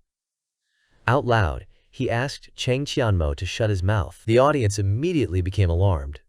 The baptism of the secret kingdom is a kind of bonus. From level 1 to level 10, they can awaken their specializations and talents. But at levels 1 to 20, you can go through a secret baptism. With Li Daoyu's current level, he wouldn't have passed the baptism on his own. It means that his supervisor helped him, and this is forbidden. Everyone immediately started chanting for them to investigate Fenghua Academy for fraud. Li Tian asked Lu Yanmin if he had seen what was happening. The latter said that without the main character, they would not have suspected anything. But if you think about it carefully, then the problem could be noticed. Wang Tianfeng began to resent that they had decided to throw mud at them, as the enemy was too tough. He asked the main character about how he had managed to unleash Lian Daoyu's abilities when others had failed. Cheng Qianmo realized that he had decided to turn his attention to him. Wang Tianfeng thought that he couldn't have reached level 17 so quickly, so he was also following a crooked path. Then he replied that it was because he was more familiar with all the specializations than anyone else. That's why I was able to see the flaws at a glance. The man is furious and shouts that it's all nonsense, and a simple boy couldn't see it. He says he doesn't believe it. He decides that students cannot be so knowledgeable about specializations because human energy is limited. There are too many techniques in the world for one specialization, so it's impossible to memorize everything. He suggests to the main character to go for a walk. If he does not stand up, then he should not blame him. First of all, he would like to discuss with this envoy of the Blue Fist. The man asks the young man what he thinks. Viewers notice that this is not a particularly popular look. We don't think it's over, because nobody knows this hero for sure. No one specializes in this, so the young man definitely has no information on this subject. The man is already anticipating how he will smear his opponent. He understands that if he hadn't encountered this in his youth, he wouldn't have known anything either. However, Cheng Qianmo turns out to be not so simple. He replies that the main skill is mind control. The young man says that it is possible to stick a spear into the ground from opponents who are within a certain radius. They will stand still for less than a second to recharge. You can increase your cooldown speed, attack speed, and jump power by 10 seconds. The man asks himself in horror, is there at least something that his opponent does not know? The audience asks each other if this is the right answer. The girl from the audience says that this is true, and if people doubt it, they should only look at the expression on Wang Tianfeng's face. Another viewer admires the elder's talent. Others believe that the young men were just lucky. The man is involved in the specialization and asks the main character if he can tell about the hidden characteristics of the caster. The observer is outraged by the fact that the hero went straight from the trumps and the hidden characteristics. Does he intentionally want to bet? Put your opponent in an awkward position. They ask, who even knows the answer to this question, besides the casters themselves? The young man asks, isn't the hidden characteristic of a caster that if he learns a spell he can turn it into magic? He says that the spell is divided into 5 elements: gold, wood, water, fire, and earth. They are fundamentally different from each other. The results from using it are also different. Cheng Qianmo says that the Thunder Bomb is so powerful because it belongs to the type of golden spells. Having gained the second circle, a person will be able to create more powerful techniques. The caster asks in horror, how did he know that? Everything in the body starts to tremble, and the man refuses to believe it. Suddenly, he falls to the ground. One of the men turns to the other and says that he is very sorry that he decided to use his talent incorrectly. Today's farce is over, and the results can be announced. He asks what he thinks. The man replies that he is sorry that everything turned out that way. He just wanted to continue his student's bright future, but unfortunately, he stumbled. The man asks him to let him make an announcement. Manhua Academy is being stripped of all its achievements acquired at today's event.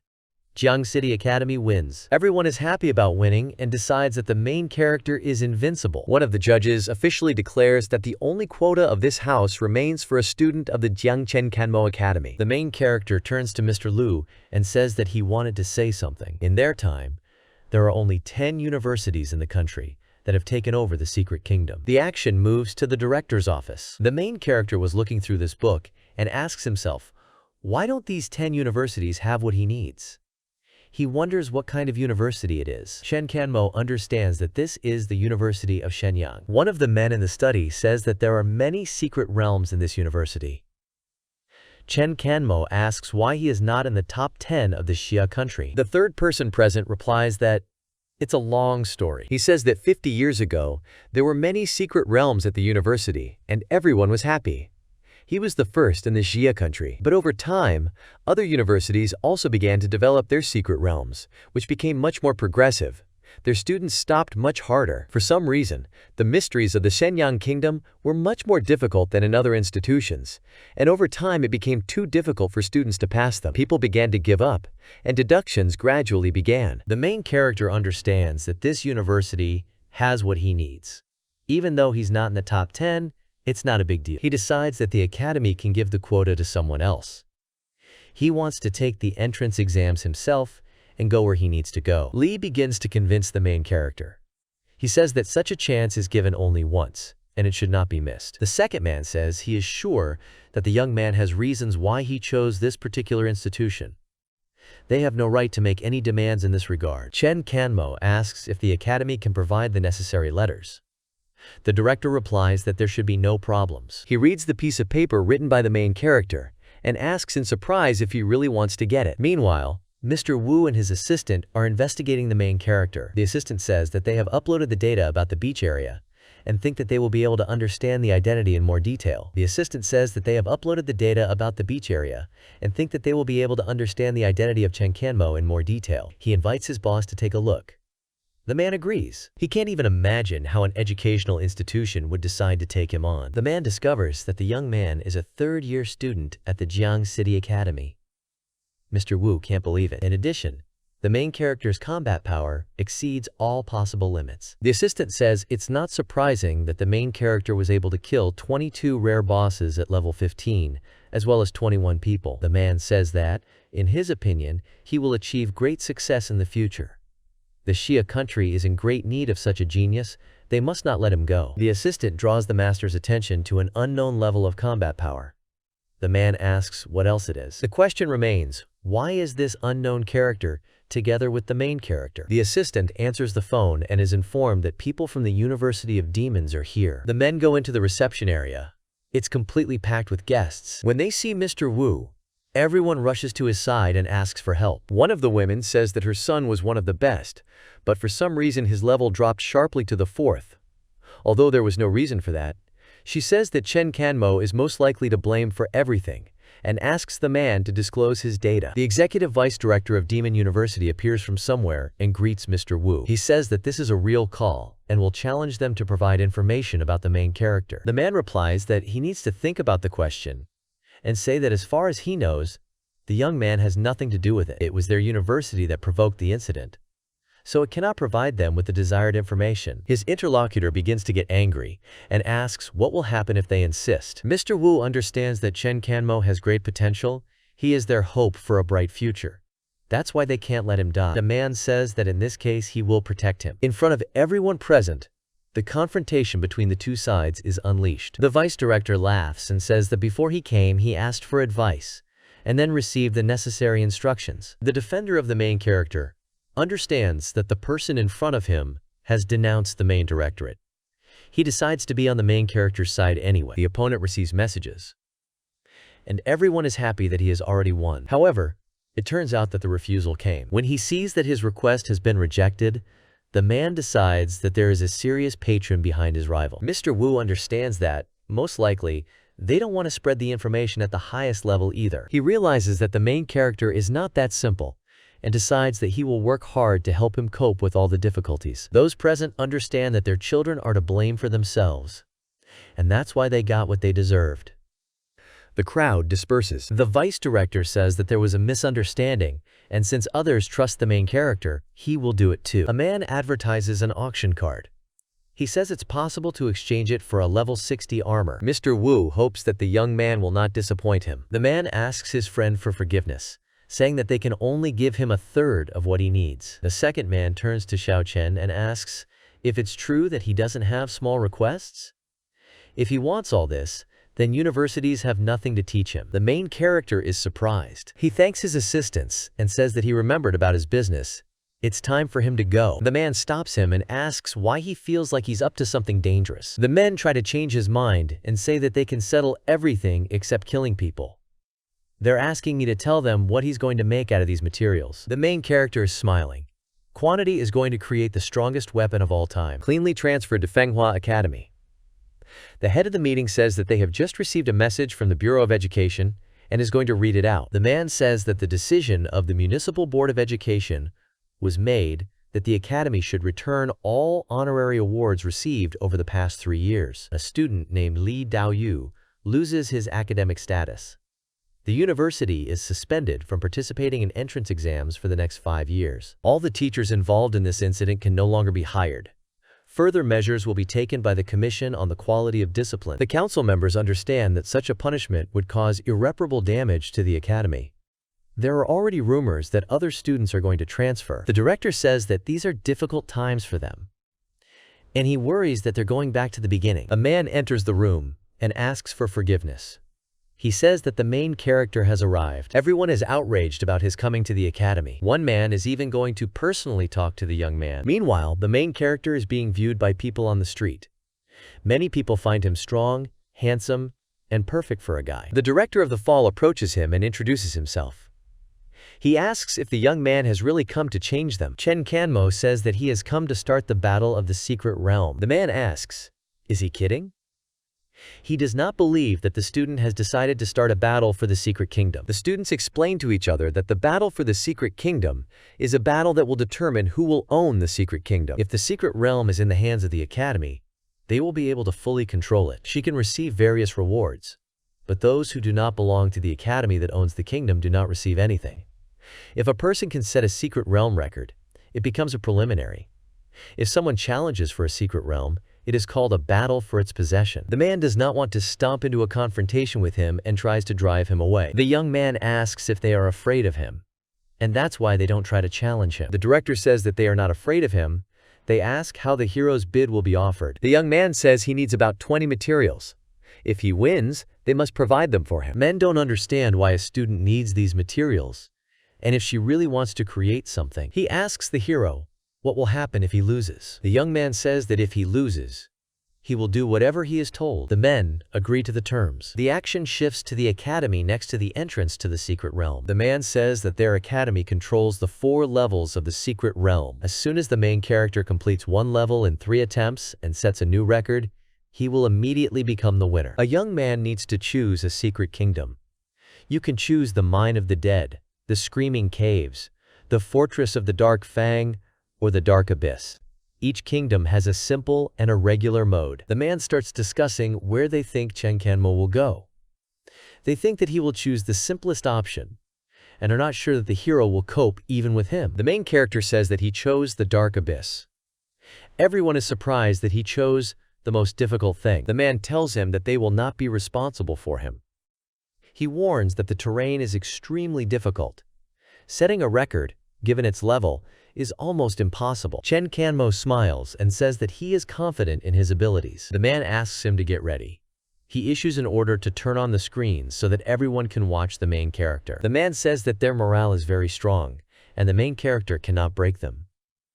Everyone present was born to see the failure of Cheng Qianmo. The action moves into a dark abyss inside a secret realm. The main character remembers that in his previous life, the dark abyss was like a maze. Strange sounds are coming from everywhere. Monster figures appear in front of the main character. The young man says it's time to go fishing. He applies his techniques and starts attacking. The main character deals damage to his opponents. Then he attacks with a weapon. People watching him through the screen decide that it's very cool.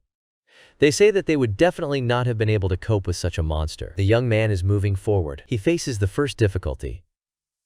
If the vortex affects the building, the attributes will be difficult to find. Fortunately, he has a freedom-loving specialty, so there won't be any problems. The main character uses a common jumping skill. With his help, he manages to cross into one surface and not get caught by monsters. The audience doesn't understand who he is. They think it's too easy for a young man. Piranhas have been tormenting teacher Luo Yang for a very long time. The man asks, how much time has passed? He says it took the teacher 25 minutes to complete. They tell him that only 12 minutes have passed. The man is terrified. New challenges appear before the main character. He needs to defeat the Lobster Lord. The young man decides that the boss's stats are not the highest, so there shouldn't be any problems. An explosion occurs. The lobsters imperiously attack the enemy at the moment when they realize that they are at close range, and they begin to attack themselves. The observers laugh and decide that the young man is trapped. Despite the fact that he deals more damage than his peers in combat experience, he still does not have much. They decide that he will fail the test. It took the teacher more than one attempt to achieve results at this level.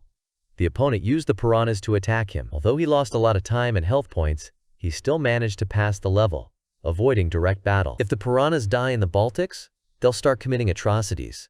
So it's not going to be good for the kid anyway. Everyone is waiting to witness the scene in which the legendary Cheng Qianmo goes to be eaten by piranhas. The opponents converge in battle. The main character uses the sliding skill. Using the takeoff tax, he manages to hit Omar. The opponent flies into the water. The young man is next to him in an instant. Omar laughs and says that water is his element. He asks, "Is this little man really going to confront him here?" The main character says that it all depends on whether he dares to dive into the water. The young man uses a glove weapon. He strikes the opponent with the strongest blow. The piranhas have been attracted by the lobster's blood, and now they will start attacking. Omar realizes that he is in great pain. A lot of fish jump out of the water at him. The main character turns to him and advises him to rest. Omar says he won't just let it go. He begins to struggle and tries to throw off the young man. The main character jumps off and swaps this weapon for a grappling hook. He lands on the ground, saying that his opponent is not up to par yet. The main character retreats inside the maze. The observers don't understand what it is, how he came up with it. Initially, it seemed to them that the young man had no plan, but they were very wrong. They are amazed, watching as the main character continues to move and even chooses the right cave. Men can't believe it because there are so many dead ends in the maze. The teacher went through it at least 20 times before memorizing the route. They understand that the young man is very well versed in space. They assume that he has been here before. The head asks them to stop misleading themselves. The dark abyss is under their guidance, and this is the first time he has come here. He asks, "Is it really hard to admit that some people have better abilities than them?" He says it looks like their academy's dungeon. It's about to end up in the hands of a high school student. The main character is too fast. It took him less than 2 minutes to complete the boss arch. Everyone decides that today they will witness a new record. Meanwhile, the young man reaches his destination. If he remembers correctly, every time you light a brazier, 4 snakes of the 18th level will appear. As soon as all the braziers are lit, the meeting with the final boss will begin. The hero decides that there shouldn't be any problems with his current strength. In this case, everything will end quickly. Cheng Qianmo lights the braziers one by one. Everyone is surprised that the main character is going to deal with all the monsters at once. One of the observers says that if he passes everything, then tomorrow it will be transferred to his academy. The audience agrees with her. Men decide that it is obvious that he will have a very heavy workload. However, they would only benefit from his defeat. The head is preparing to see what the young man will do this time. A lot of snakes appear next to the hero. The young man uses the destruction skill. He does this in order to reduce the opponent's attack power, increase defense for a few seconds. The young man uses the technique. He leaves the place where he was just now. The snakes immediately rush in his direction. The young man uses a special bomb. With a deft movement, he undermines several snakes. One of the observers decides that it's useless and it will all be over soon. Another says that the hero has too much equipment. Destroying it can reduce attack and increase defense, and bombs help ignite. He watches in horror. The young man points his stick at the opponents and begins to speak a spell in an unknown language. Thus, he uses the stone summoning technique. Everything around ignites, and an explosion occurs. Men know that an ammo expert and an elementalist are different specialties. They don't understand how the hero was able to recreate the chemical reaction. The head decides that this is a genius. He is amazed by the combination of techniques and the dexterous movement of the hero. Finally, the boss appears in front of the young man. He asks, who dared to summon him? Cheng Qianmo turns to him and says that he has not seen Akumala for a long time. He asks the boss to show his strength. The boss says that he will make the young man pay for the draft. He uses the corrosive poison technique. The young man deftly dodges the attack. He knows that his opponent can resurrect, and therefore decides to get rid of all the heads to avoid this. The main character swaps the weapon for a dagger, and they launch the backstab skill. He damages the left side of the boss's head. Next, the hook skill is activated. He uses it to pull up the opponent. The young man changes his weapon to a long blade and activates the blade/skill. He manages to chop off several heads. Thus, the main character successfully kills the boss. Congratulations on the successful setting of a new record in the Dark Abyss dungeon. The passage time is 1 hour, 56 minutes, 32 seconds. The right ownership of the Dark Abyss passed to Cheng Qianmo. The main character receives a chest with the attributes of a beginner. He decides to open it. The young man receives a hydra tooth, a shell, a sea turtle, and a tentacle of emptiness. The young man decides that this is all he needed, and he took another step closer to the weapon. All observers are amazed that he was able to break the record. people assume that no one will be able to set a new record in the near future. People gather at the entrance to the dark abyss. They realize that it's over, and now the dark abyss belongs to the protagonist. They paid a heavy price for a decade spent in comfort. A young man appears and says that he has broken the record. It's time to fulfill the promise. The man asks him not to worry and to say that their academy will not go back on their words. He promises to get everything the young man needs within a week. The main character says that he needs their 3 kingdoms and asks if they dare to put them on the line. Those present tell the director that they've had enough of his excitement. They ask the director to think it over carefully. The man asks, do they really consider themselves so weak? According to the rules, they can't give up the battle for the realms. He turns to the main character and tells him to place a bet. If he can take all their secret realms, the man promises to double the amount of materials. However, there is one more condition. Manhua Academy will merge with Jiang Academy. This statement makes all the headlines. The news is seen by the director of the Tianhe Academy. He understands that the headmaster only took advantage of this to merge with the Jiang Academy. An assistant comes into his room. He says that things are bad, and the main character came to them. The principal turns to the teacher and asks why he's making such a fuss over a small thing. The man asks, was the director really ready for the arrival of the main character? He says that, judging by the performance of Manhua Academy, he realized that the young man is not so simple.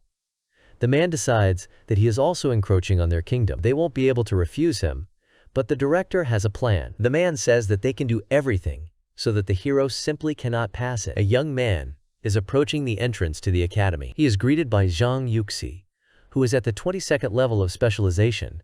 He is a master of Qigong and would like to fight the main character. The young man grins and asks if he really thinks he can stop him. The observers are surprised at how unfairly the teacher is going to start a duel with a student. They decide that he was unlucky and ask each other where he managed to get so wrong. This is unfair, to say the least, because there can only be 2 levels of difference between duelists. Meanwhile, everyone gathers in the academy's conference room. The director orders his subordinates to look for the weaknesses of the main character. Meanwhile, the teacher asks the protagonist not to blame him. He says that the young man can only blame himself for not going to his academy. The man uses the thunderstep technique. He's going to hit the main character. However, the young man blocks her with a simple movement of his hand. The teacher flies to the side and is amazed at how perfectly the defense was used. No one has ever done this before. The young man catches up with him from above. He uses Carl's kick technique and knocks his knee into his opponent's chest. There is a small explosion, and the young man lands on the ground. His opponent is lying breathless on the ground. Another man is approaching the main character. The students of the academy are watching in surprise from the window. They are very interested in what will happen next. The main character is approached by teacher Shu Lijun.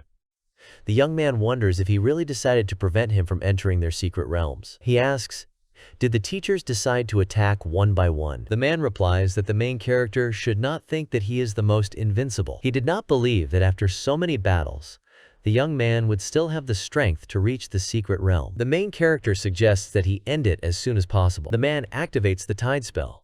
The effect of the use can lead the player into a stupor for several seconds. The recovery time will be 2 minutes. The teacher begins to tremble slightly. The main character pulls out a weapon. He starts shooting it at his opponent. The observers are amazed and ask each other, what kind of skill is this? The teacher couldn't defend himself. The main character calls everyone over and asks them not to keep him waiting. He disables the camera through which everyone was watching his battle. The director gives the order to omit everything. He says they won't be afraid of some guy. The young man triumphantly steps on his opponent. Everyone who came up is looking at it carefully. The young man looks up at them and is glad that they have come. He's talking about lining up. A level 27 player is going to teach him a lesson. He's in a lot of pain. The man falls to the ground. The young man demands the next opponent. Several more men leave the crowd and are going to teach him a lesson. The young man copes with them. The principal understands that the school no longer has teachers below the 38th level. According to the rules, he cannot restrain the hero. However, the director can't let him take everything away. He's going to personally take care of the young man. Suddenly, the director feels a strange feeling. He wonders if this is really the work of that guy. He understands that if he does something, he will definitely lose his life. He turns to the hero and says that he has amazing powers.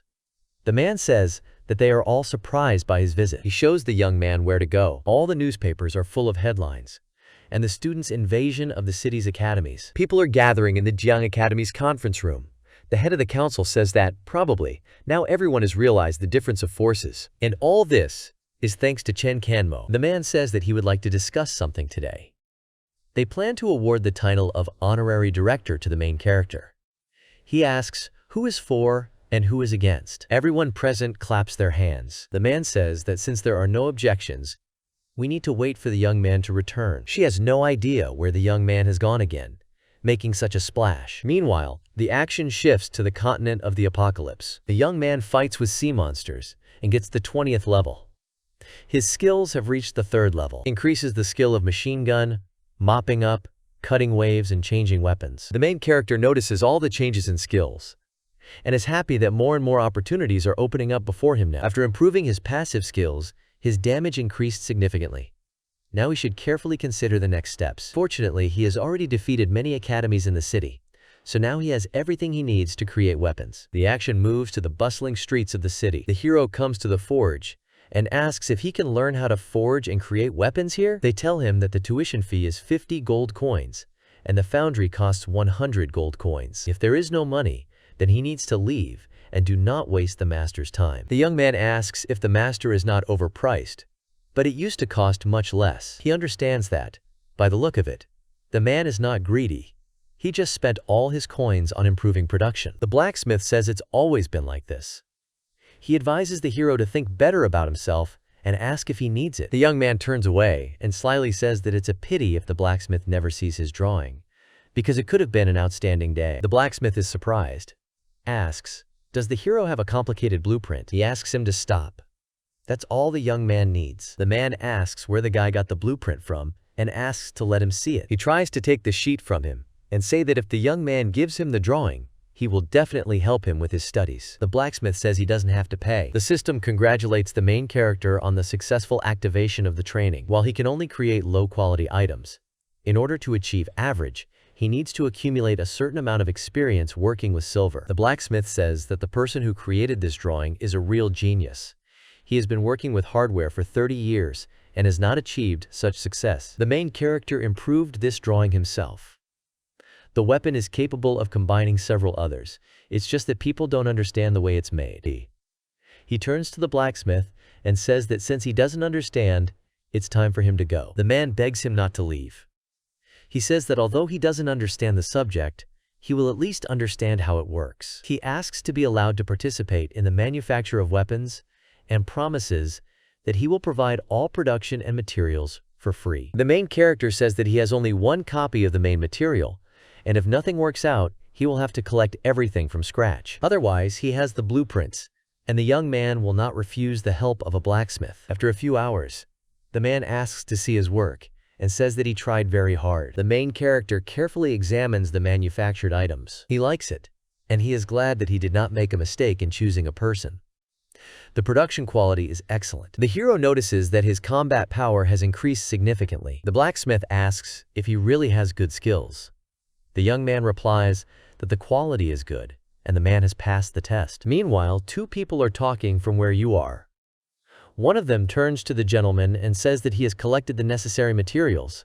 They can start today. Huang Tian, a second-year student, is asked if everyone has left. He thinks that, despite the fact that he does not like people, he is still considered one of the best masters of the apocalypse. Many are willing to spend a lot of money to help him.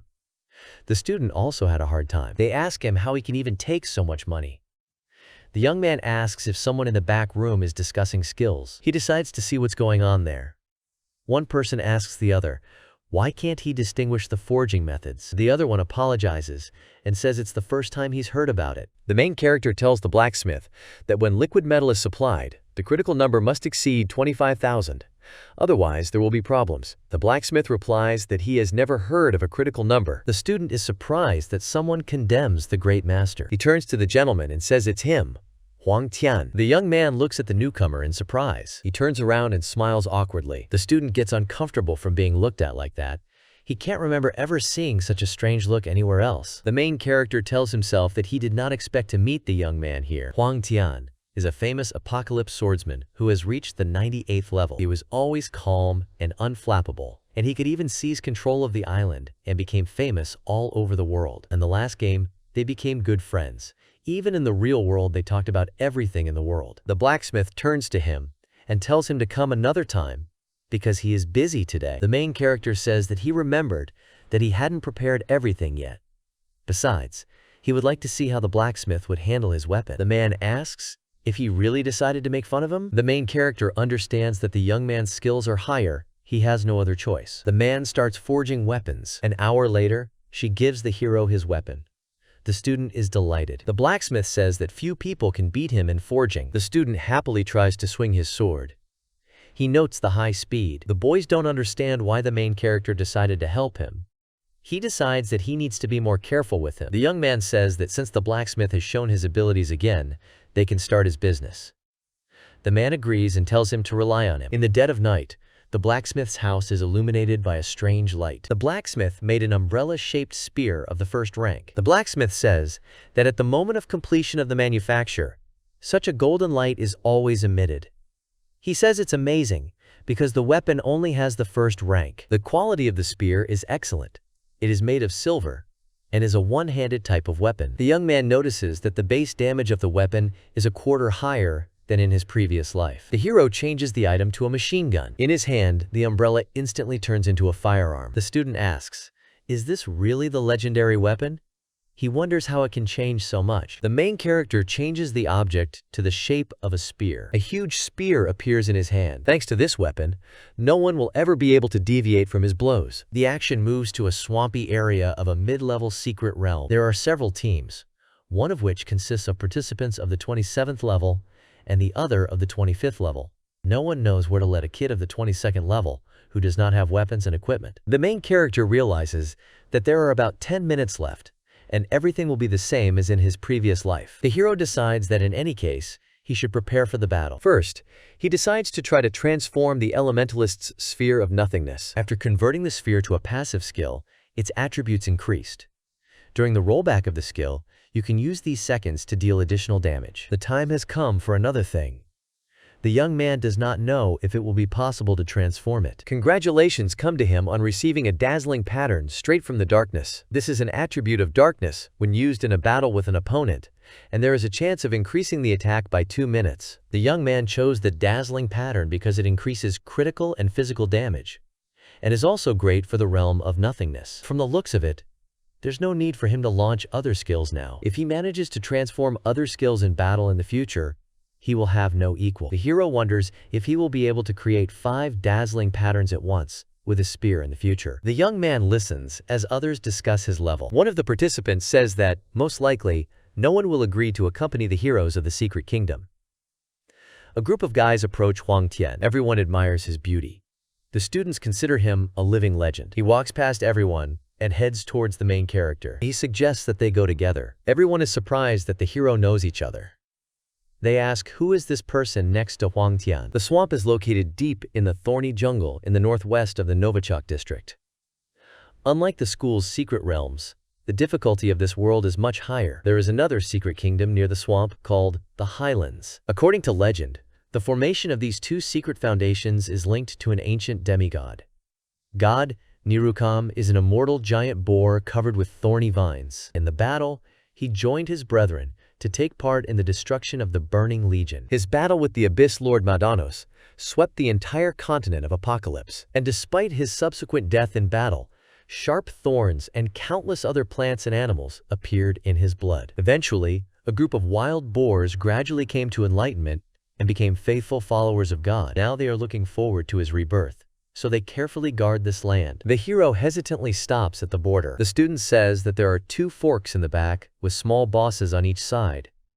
The main character can help get rid of mobs, but he must not forget about his safety. The young man suggests that he split up. He suggests choosing a path and seeing who gets to take down the boss first. The student is surprised, asks if the hero is sure.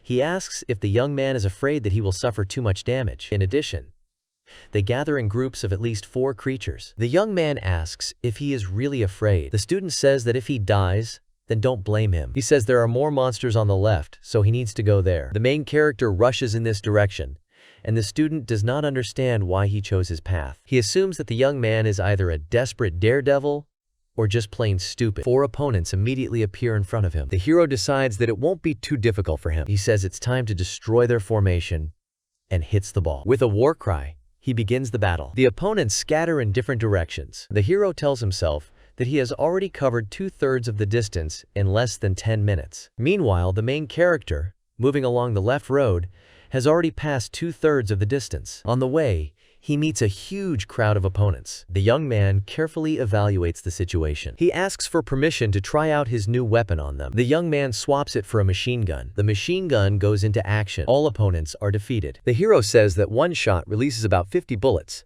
the damage of which reaches 70 units. He hadn't spent so much effort in vain.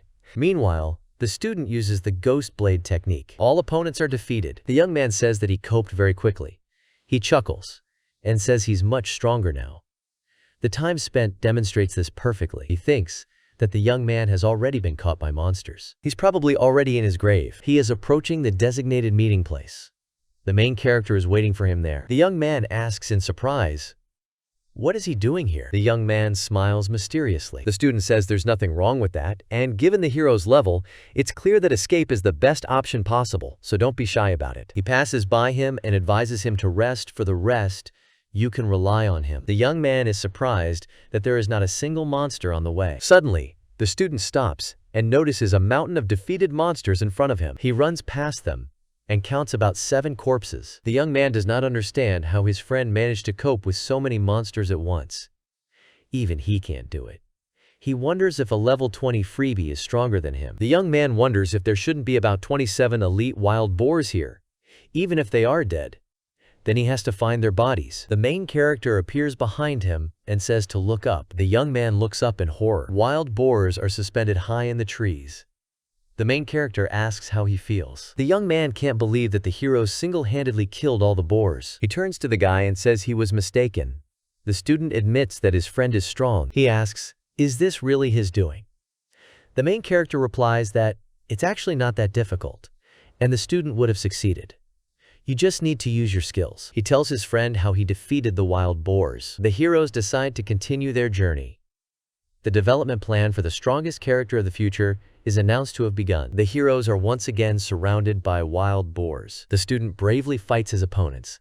A huge boar approaches him from behind to strike. Suddenly, something kills him. The main character covers his partner from the rear. He says that the young man's attack speed is lower than his own. The boars are attacking the heroes again. After the young man saw Lao Mo's abilities with his own eyes, he realized that he was still very far away from him. Even more shocking is his cold-blooded attitude to everything that is happening. The student feels danger coming at him from behind. He understands that his skills are not enough to defend himself. Suddenly, something explodes between the opponents. The students are thrown aside. The main character covers him up and asks, is this really the genius swordsman of recent years? The student says his partner is too strong.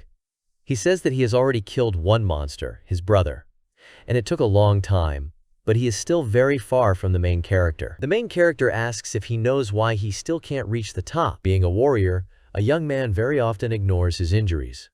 What not to do? He thinks that health is not so important. Blindly, he continues to strike, which disrupts his own rhythm. His punch depends on accuracy, not speed. That is why he is unable to achieve the desired result. The hero asks to understand this, and hopes that his knowledge will still be useful to his partner. The student decides that he needs to calculate everything first. The young man says that now the young man is becoming like the Huang Tian he knows. He asks if the young man wants to become the first month of the apocalypse continent. He advises him to study with him, in which case the student will definitely be able to succeed. The hero shakes hands, and the young man says that he believes in the young man. He rushes into the attack with full confidence that he will become a swordsman of the apocalypse. One of the most formidable wild boars pays attention to him. They come together in battle. The student sees his shortcomings. He understands that the enemy has changed his position to attack.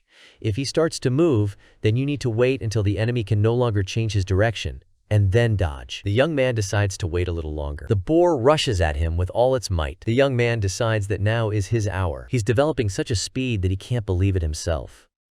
This method of fighting requires careful consideration of all actions. He's surprised that he's so good. The main character is proud to finally see the strongest swordsman of the apocalypse. The young man tells him that the characters are very cool. He thinks that the young man would make an excellent teacher. Cheng Qianmo says that the student achieved the result only because of his own talent. The next lesson will be his last. Kalga is the great shaman of the wild boar clan. In total, he has 4 basic skills, but the purification technique, which is active for 2 seconds, the recovery technique, the mana technique, are considered auxiliary. The purpose of the young man's lesson is to try to interrupt these skills. The battle will be fast, so he won't have time to get tired. The shaman pays attention to them. The young man swaps his weapon for a combat spear. He says that the blood from the shaman will be a great decoration for his spear. The opponent's chest has a high recovery ability, so attacks from a distance are not suitable for him. We must act directly. A young man attacks a wild boar. Severe wounds appear on his chest. The hero delivered a successful blinding blow. The spear shape is the best weapon at the moment, as it not only provides fast strikes, but also helps to inflict blinding damage to the Dark Ones. The enemy threatens to destroy the man. The young man turns to his partner and says it's his turn now. The young man rushes to the attack. He successfully interrupts the recovery of Kalga's pierced ribs. The shaman hits himself in the ribs, trying to recover. The young man is indignant and says that he was interrupted. The main character tells him to focus and not miss the next chance. He deals new damage to the enemy. The student is trying to interrupt recovery again. He uses the demonic slash skill. Edge recovery was successfully interrupted. However, the shaman is recovering again. The young man decides that there is only one way left. He uses the piercing strike technique. This skill, which delivers multiple horizontal and vertical strikes in one turn, can make the weakest opponents dizzy and increase damage to larger enemies by half a second. The main character says that it's not bad, and his student begins to understand. It's time to show him the health reduction skill. It triggers a blinding impact. Everything explodes around the boar. He screams that he cannot die and has not yet waited for his master. The main character controls magic. He directs the explosives along the desired trajectory. An explosion is heard. His partner admires how cleverly the hero eliminated the only enemy. He is confident that in the future the young man will achieve great success again and again and will get students. The hero decides that if he can unite all his friends from the past in the near future, then he will be able to cross the entire continent of the apocalypse again. His partner asks him to look at the map. He says that there is the last level, which houses a total of 100 elite boars. As soon as they reach that place, you can say that the task is completed. It hasn't taken them much time so far, so they'll be able to break the record soon. The main character asks if his partner has the guts for something more exciting. The main character gives him a boost and advises him to go ahead if he agrees. Wild boars guard the entrance to the tent. A young man treats her from above. The young man gets into the boar tent. He lands right on one of the opponents. The captive Kabanov asks if he really came to save him. The young man grabs the prisoner. He asks him to be quiet and follow him. The boars give chase. The young man says it was too exciting and he's about to die. The main character covers him from behind. The young man asks to provide him with all the dirty work. The young man asks why he is making such a fuss. Because there are about 100 wild boars here. He decides to sacrifice himself to help his friend. The young man runs with all his might. A huge number of wild boars are approaching the main character. The young man says that this is the end, as all the representatives of the race have gathered in one place. He swaps his weapon for a machine gun. The cannon throws the enemy back a long distance at one moment of firing. Therefore, it can be used to move. The young man is hiding from the enemy. His partner runs up to him and asks, is he really here to save him?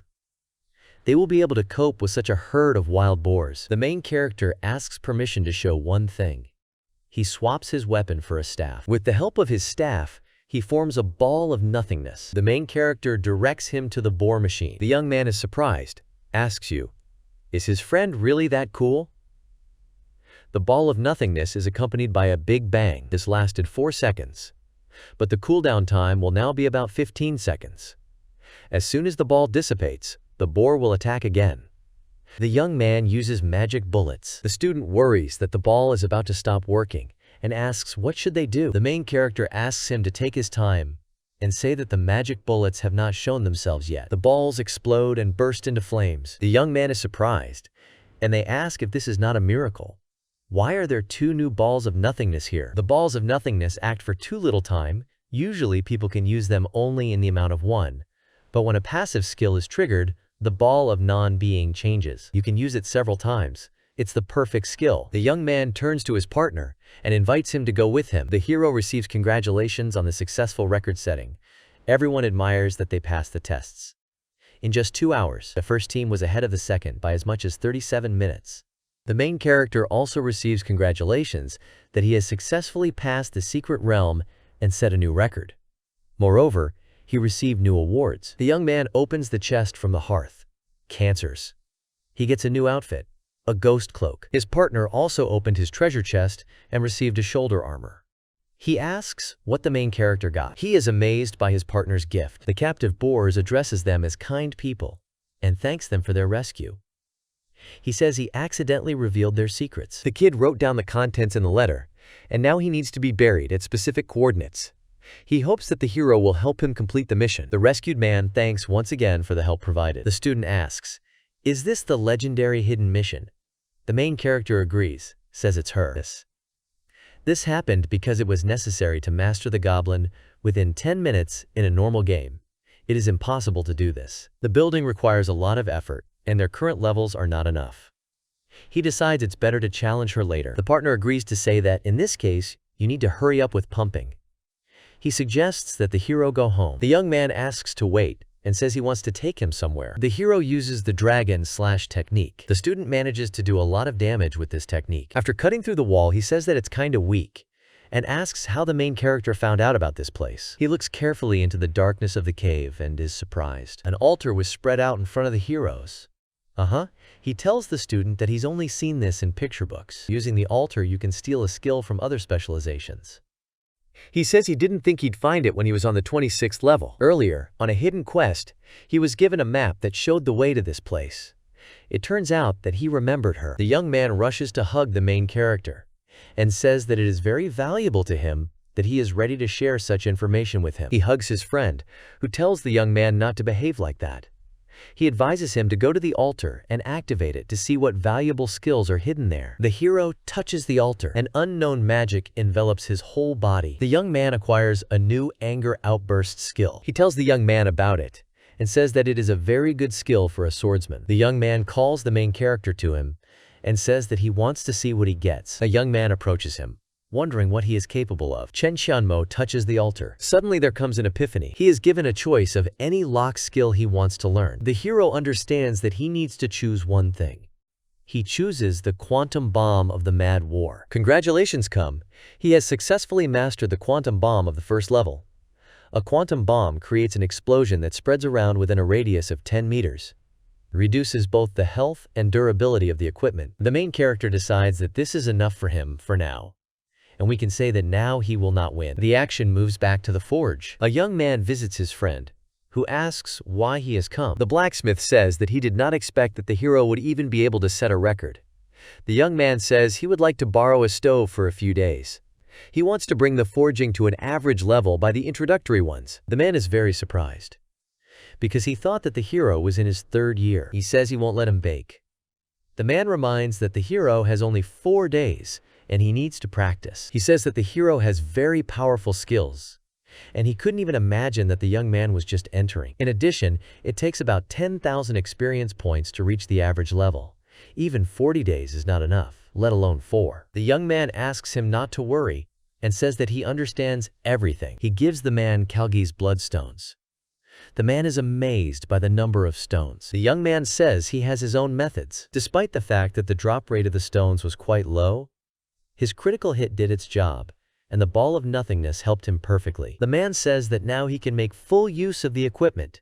With so many stones, miracles can be performed. Night falls. The blacksmith looks at the weapon forged by the main character and asks if he is the reincarnation of the great blacksmith. The young man not only forged the first part of the weapon perfectly, but also did an excellent job with the rest. The man is amazed by his skill and says that he should probably start teaching the main character. 3 days pass. The young man has successfully reached the middle forging rank, and now the quality of his forging is increasing. The blacksmith is once again amazed at his skill. In just 3 days, he not only earned the necessary experience points, but also made a huge number of items. The man understands that the novice is already close to success. Even he can't compare to the main character on the continent of the apocalypse. The main character takes out a book and says he will give it to the blacksmith. As for the price, let it be at his discretion. He promises to come back to him as soon as he passes the entrance exams. Men meet him near the academy and ask if the young man has decided to return. He says he thought the young man had already forgotten about the entrance exams. The main character asks if he really decided to ambush him. The man replies that he will find out everything later, but first he needs to clarify the details of the exam. The venue is a sports ground in the city center. More than 400,000 students will take part. The main character asks, why move the exams to another place? The man replies that their city is small in area. He says that the secret realm has 20 levels. There will be about 4 bosses in total. You need to complete at least 2 of them in order for the exam to be counted. The secret realm was designed specifically for the exam. The hero will have only 1 attempt to complete the game. Today's result defines the young man's limit. He says that the Jiang Academy is also on edge today. After all, heroes are the main pride. Hey, they would like to show him a little surprise. The man opens the curtains. Before the curtain, the main character is confronted by the directors he defeated. Everyone is shouting at him that he is the main hope. The heroes promise to take part next year and try very hard. The man says that all third-year students have to go to the entrance exams today. But before that, he would like to explain something. After many discussions, they unanimously decided to award the title of Honorary Director of the Academy to the main character. He says that his colleagues approved of this decision. Without the young man, they would not have gained fame. The young man asks again, and cannot understand how an ordinary third-year student can become an honorary principal. They shake her hands and ask her not to be embarrassed, because he deserves it. Jiang Academy will always be his home. No matter what happens, no matter what difficulties he gets into, they will always be there. The young man sighs nervously. He gathers his strength and swears that he will never let the academy down. The man reminds that earlier the young man refused the quota. Knowing this, the academy handed her over to Luo Jingjing. The girl excitedly asks which university the young man wants to enroll in. An acquaintance of the main character says that the girl is embarrassed, so he asks permission to translate her speech. He says that she has fallen in love with the main character and wants to go to the same place as him. The young man pulls the young man's ear and asks, since he has already become a real horseman, has he read his recommendations well? He says that he has read everything, and there is no need to worry. The beauty of the girl and the strength of the main character are perfectly combined. Everyone decides that they are the perfect couple. The young man slowly approaches her. Suddenly, his phone rings, and the young man has to answer the call. The voice on the phone introduces itself as Wu Zhongmeng, a member of the Standing Committee of the Tianhai Association, and suggests a meeting. The day of the entrance exams is coming. The heroes arrive in the capital of Hebei province. An acquaintance of the main character says that Luo Jingjing is a very nice girl and asks why they shouldn't start dating her. The main character's head is preoccupied with other thoughts.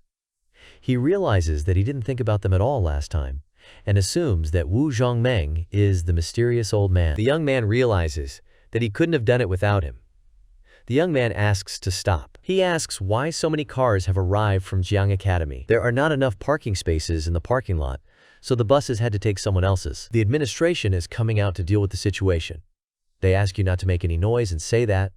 The school didn't report the number of its staff anyway. Besides, she also took other people's places. The director of the Han Academy says that parking spaces are allocated only as much as the budget is sufficient. Men are trying to negotiate with them. Another man comes up to them and says that it looks like they have a lot of energy, even in the early morning. The debaters ask, Mr. Wu, what is he doing here? And he asks to wait a minute to inform the management about his arrival. He asks Mr. Liu, how is the main character? The audience does not understand what is the matter.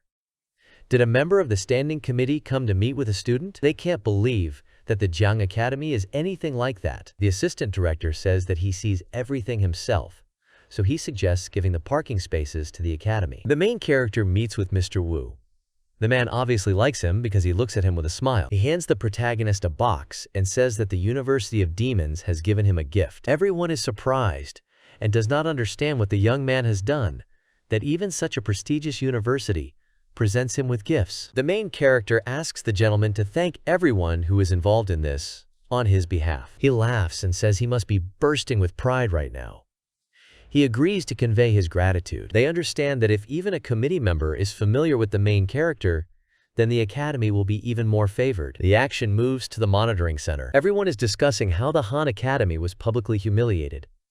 Everyone present has something to look at. Someone says that you need to stop talking because the candidates have already passed the test. We need to look at the rating of the most promising ones. The first 300 turn out to be Han Academy students.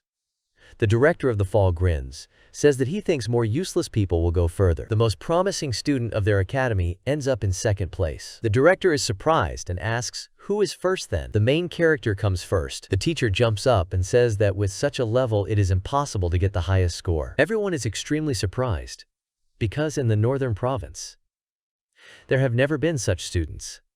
In addition, he has a freedom-loving specialty and no talent available. This can only be the case if he has never used it. The man turns to Mr. Liu and says that it's not surprising that they didn't stand out much. It looks like their student is too arrogant, and he will let them down. The action moves to the arena. Candidates are asked to read the content carefully. The exam will be held in the secret realm. The exam rules are read out to the participants. The exam begins. Today's results should determine the limit.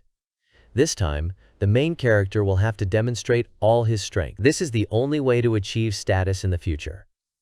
The young man uses the ghost cloak equipment. He doesn't want to lose everything again, doesn't want to have to ask the old man for help again.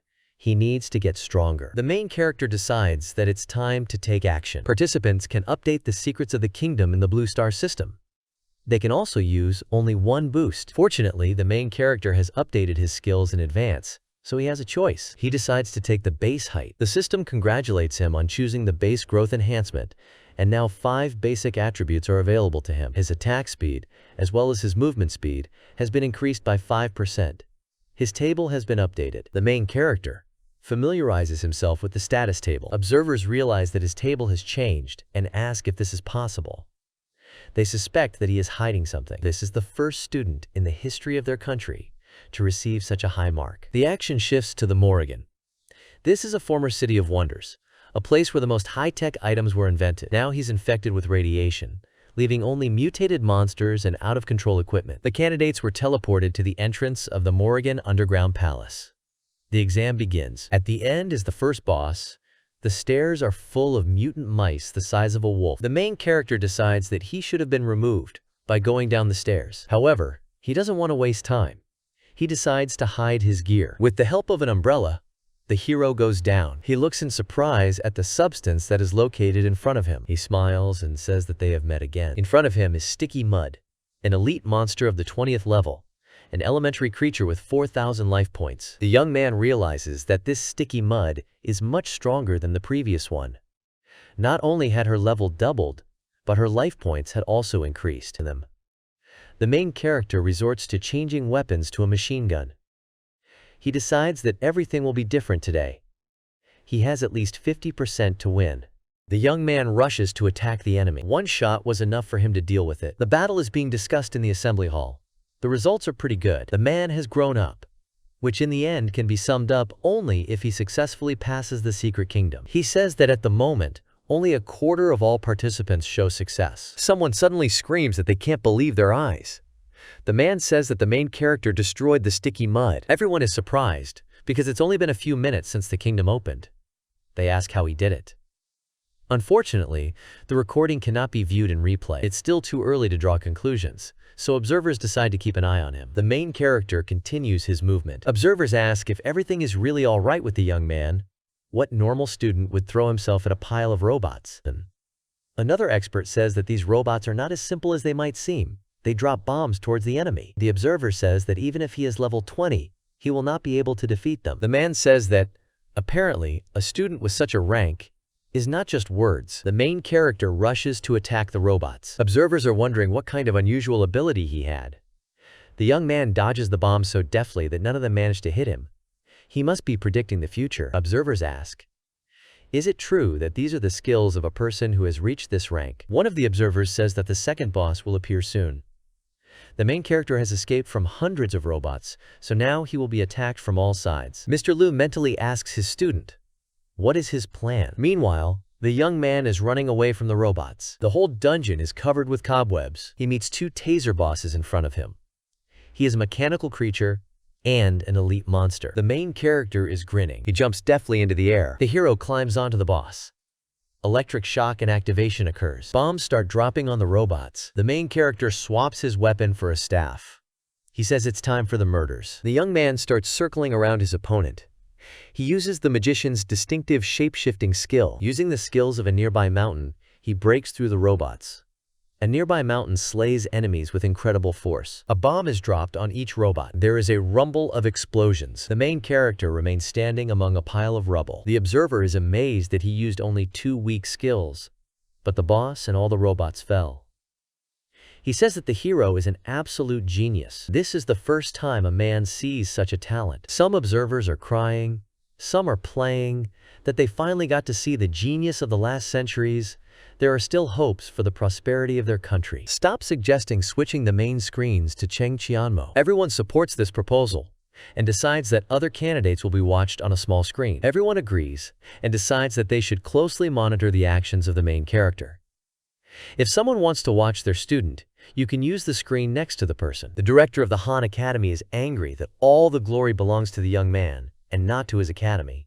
Some kid had robbed him of that opportunity. However, now hundreds of eyes are watching him. He has no right to make mistakes.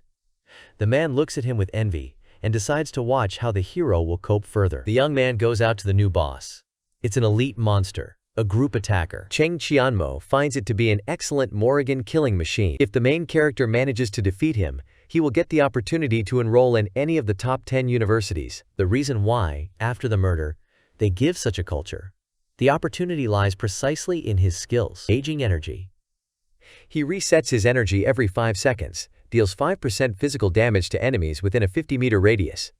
In just 1 minute, the opponent will lose 60% of his life points, and the probability of death increases. The main character reflects on what concerns him. You can decide that this is nothing more than a bug. With the help of a staff, the young man strikes his opponent. He uses a sliding technique. The young man tenses up and approaches his opponent. With a deft movement, the main character spins the robot. The observers ask, "What are they doing with this guy?" It seems like he doesn't even want to use the basic knowledge of monsters. They don't understand why they thought he was a genius. One of the men starts laughing and says that his abilities are over.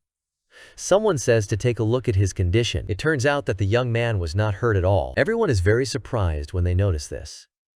It turns out that the monster's skills had no effect on it. One of the men begins to guess who this guy is. The main character understood the course of action in less than a second. When certain skills are activated, the invincibility time is superimposed. But since there is very little time, almost no one has time to use it. As long as a person is in the invincibility time, they gain immunity to any damage. One of the men says that every awakened specialty has a specific skill. He asks, is this really the reason he chose this one? Arcing at enemies within a 3-meter radius does a lot of damage. The main character decides on a new attack. He puts his staff forward and rushes at the enemy at great speed. A young man bumps into his opponent. The young man uses skill enhancement. The young man gets a 5-second boost. The main character quickly changes his weapon to a longsword. Everyone is watching his martial art of some unique rank. Observers are surprised that he has access to such weapons at a low enough level. There's even a suggestion that he was working undercover. One of the men asks why the monster's attacks don't work on the hero after all. Another replies that he understood that the young man uses instant invulnerability. Given his high attack accuracy and predictability, one of the caretakers believes he can handle it in 1 hit. In that case, it's no wonder that he has such a high grade level. The main character makes a crazy face and says it's time to finish. It makes the launch. Shadow damage is inflicted on the enemy, and the critical hit increases. With a victorious look, the main character looks at the defeated opponent. Everyone is amazed at how quickly the main character passes the test. If this guy can become a combat magician in the future, great things await him. His instant invincibility will help a lot. Everyone agrees that the main character has a great future ahead of him. Mr. Wu says that, in his opinion, Cheng Qianmo will soon embark on a completely different path. Perhaps the specialization of the freedom-loving will become more popular. The last test for a young man is a mechanical Moniyori, the last boss. He became the strongest not only because of his 24th level, but also the amount of health equal to 6,000 units. More importantly, he can summon other monsters. Their number does not stop increasing. To defeat the boss, you need to beat both him and his subjects at the same time. If you show even a little bit of carelessness, a person will immediately be dragged into the crowd. That is why this level is considered impossible. The main character says that the others failed, but he is different from them. 2 minutes is enough for him. A young man uses the summoning of an elf. Then they use a call to counterattack and a call to magicians. The young man also summons puppets. There are many summoned creatures next to him. Cheng Qianmo addresses the Lord of the Soul of the Blade, the Lord of Destruction. He also says something about the Blessing of Light, the voice of the Heavenly Torturer, and the Avengers of Light. The observers understand that he wants to summon a huge army to block the entrance with a robot. His next step would be to deal with the monster. The young man said that he would decide the outcome of the battle in just a couple of minutes, but more time has passed. The main character swaps his weapon for a machine gun. He decides it's time to start. Explosions are heard everywhere again. The young man concentrates and looks solely at his goal. He moves fast and deals damage to his opponent. A second later, the young man defeats the boss. At the same time, the second exam participant is fighting with his opponent. He defeats him and tells himself that he's on a roll today. The hero defeated the second opponent, and it took him only half an hour. The young man decides to move on. It looks like he's going to be the champion this year. Where are you from? A voice is heard congratulating the main character from Jian Academy on successfully passing the entrance exams and becoming the champion of Hubei province. The test took him only half an hour. He set an absolute record. The young man does not understand how this is possible. Li Gongyu from the Han Academy ranks 6th. He asks if this is some kind of joke and why his academy was defeated. Suddenly, something catches his attention. A beautiful girl is fighting monsters right in front of him. She looks up to the main character and says she will try her best to keep up with him. The protagonist's friend decides that his friend has performed a miracle again. It looks like their academy will become famous now. The action moves to the auditorium. The girls are watching the main character closely. They say he's very cool. They're wondering if he has a girlfriend. Everyone wants to give him a gift. They note that the young man is not only handsome, but also very strong. The assistant whispers to his director that he has bad news. Many of Cheng Qianmo's female fans decided to transfer to his academy. The man gets angry and punches the table. He even flattens out in frustration. Mr. Wu says that God blesses their country. This is a true divine messenger. He remembers that they forgot to evaluate others. Jiang Academy has finally taught a lesson to the Han Academy. Sometimes the trumps can change the course of the game at the last moment. It took the academy a long time to achieve this victory. Thanks to the timely summoned creatures, the protagonist managed to win, even under the condition of such a difficult kingdom. He says that this kind of technique is quite difficult to reproduce in real combat, since each time the reinforcement will lose its effectiveness. Congratulations come to him on successfully passing the entrance exam, as his score has already reached SSS rank. The rewards for completing the game will be increased. His first award is being revealed. In total, he scored 182,933 points in this secret realm, for which he received a valuable reward. The young man says that he did not expect that the experience gained in the secret realm would be so high. Maybe the entrance exams were aimed at something more than just getting results. He decides to see what's inside. Inside is an S-rank skill book. The young man is happy that he managed to get this particular book. Due to his specialization limitations, he can only read books from the academy. Who would have thought that there would be an opportunity to get an S-rank book right away? The young man says that the effect of increasing his attack speed compensates for his low agility. As the dexterity limit is called, it means that as his dexterity increases, so will his speed value. But the book, with its technique, will help him not to lose it. The young man admires how useful it is. The system also congratulates him on the successful acquisition of basic speed. His attack speed will now increase by 15%. The main character is surprised that his attack speed surpasses any other people with the same levels as him. It is even higher than that of the owners of the 30th level. He remembers what was left in the last hidden reward. The main character uses holy water. If he remembers correctly, then this boss may lose his mask. The hero bends over to it and carefully pours out the contents. Congratulations come to him on receiving the secret award of the Mask of Leprosy. By wearing it, he will be able to change his appearance. Height and weight change too. The award says that. The young man says that all the awards have been received. And now the next step is admission. The main character's congratulations on the victory are displayed on the huge screen in the entire stadium. The young man returns to the point from which he left. As soon as he appears, everyone immediately pays attention to him. People rush to the main character with congratulations. They say he became a champion this year. Someone says that he always believed in him and knew that the young man deserved this victory. Everyone says that he deserves to be called a man born once in 1,000 years.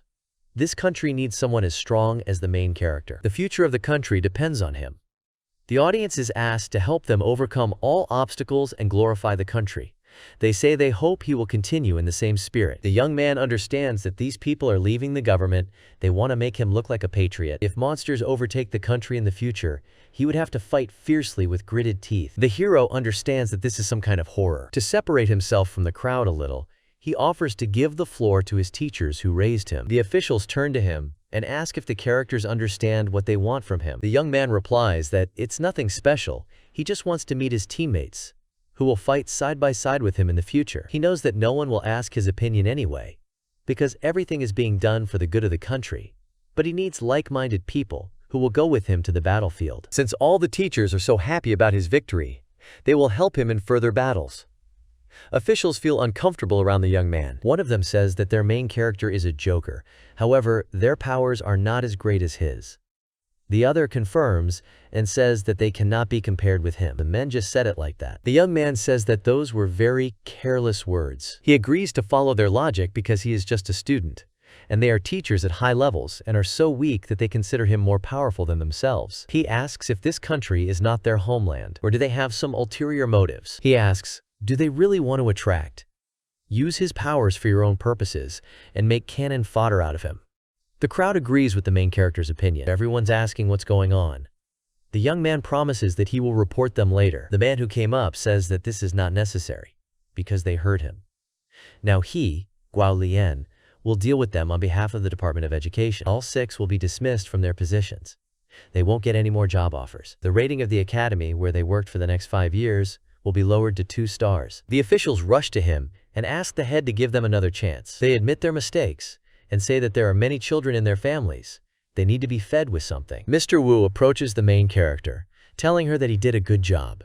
He praises him not only for his outstanding talents, but also for his intelligence. The hero shakes hands, and the young man replies that he is glad to hear it. The man turns to his colleague and asks him to prepare a meeting room for them.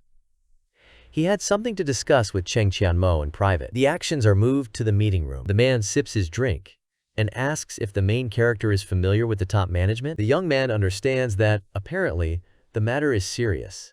However, he is also curious about who that old man was. He says he actually met a man, but he's not sure about his identity. He happened to meet him on a fishing trip. The man is surprised. The main character says that this man gave him the ring. The young man puts the ring on the table. Mr. Wu jumps up and asks if Cheng Qianmo got a gift from Elder Qin. There is only one person with that surname among the members of the top management. The only 4th-ranked battle mage stands at the top of the Xia country. He's level 75, and his name is Qin Feiyu. Despite his fighting power, the elder is distinguished by his strange personality. He never made friends.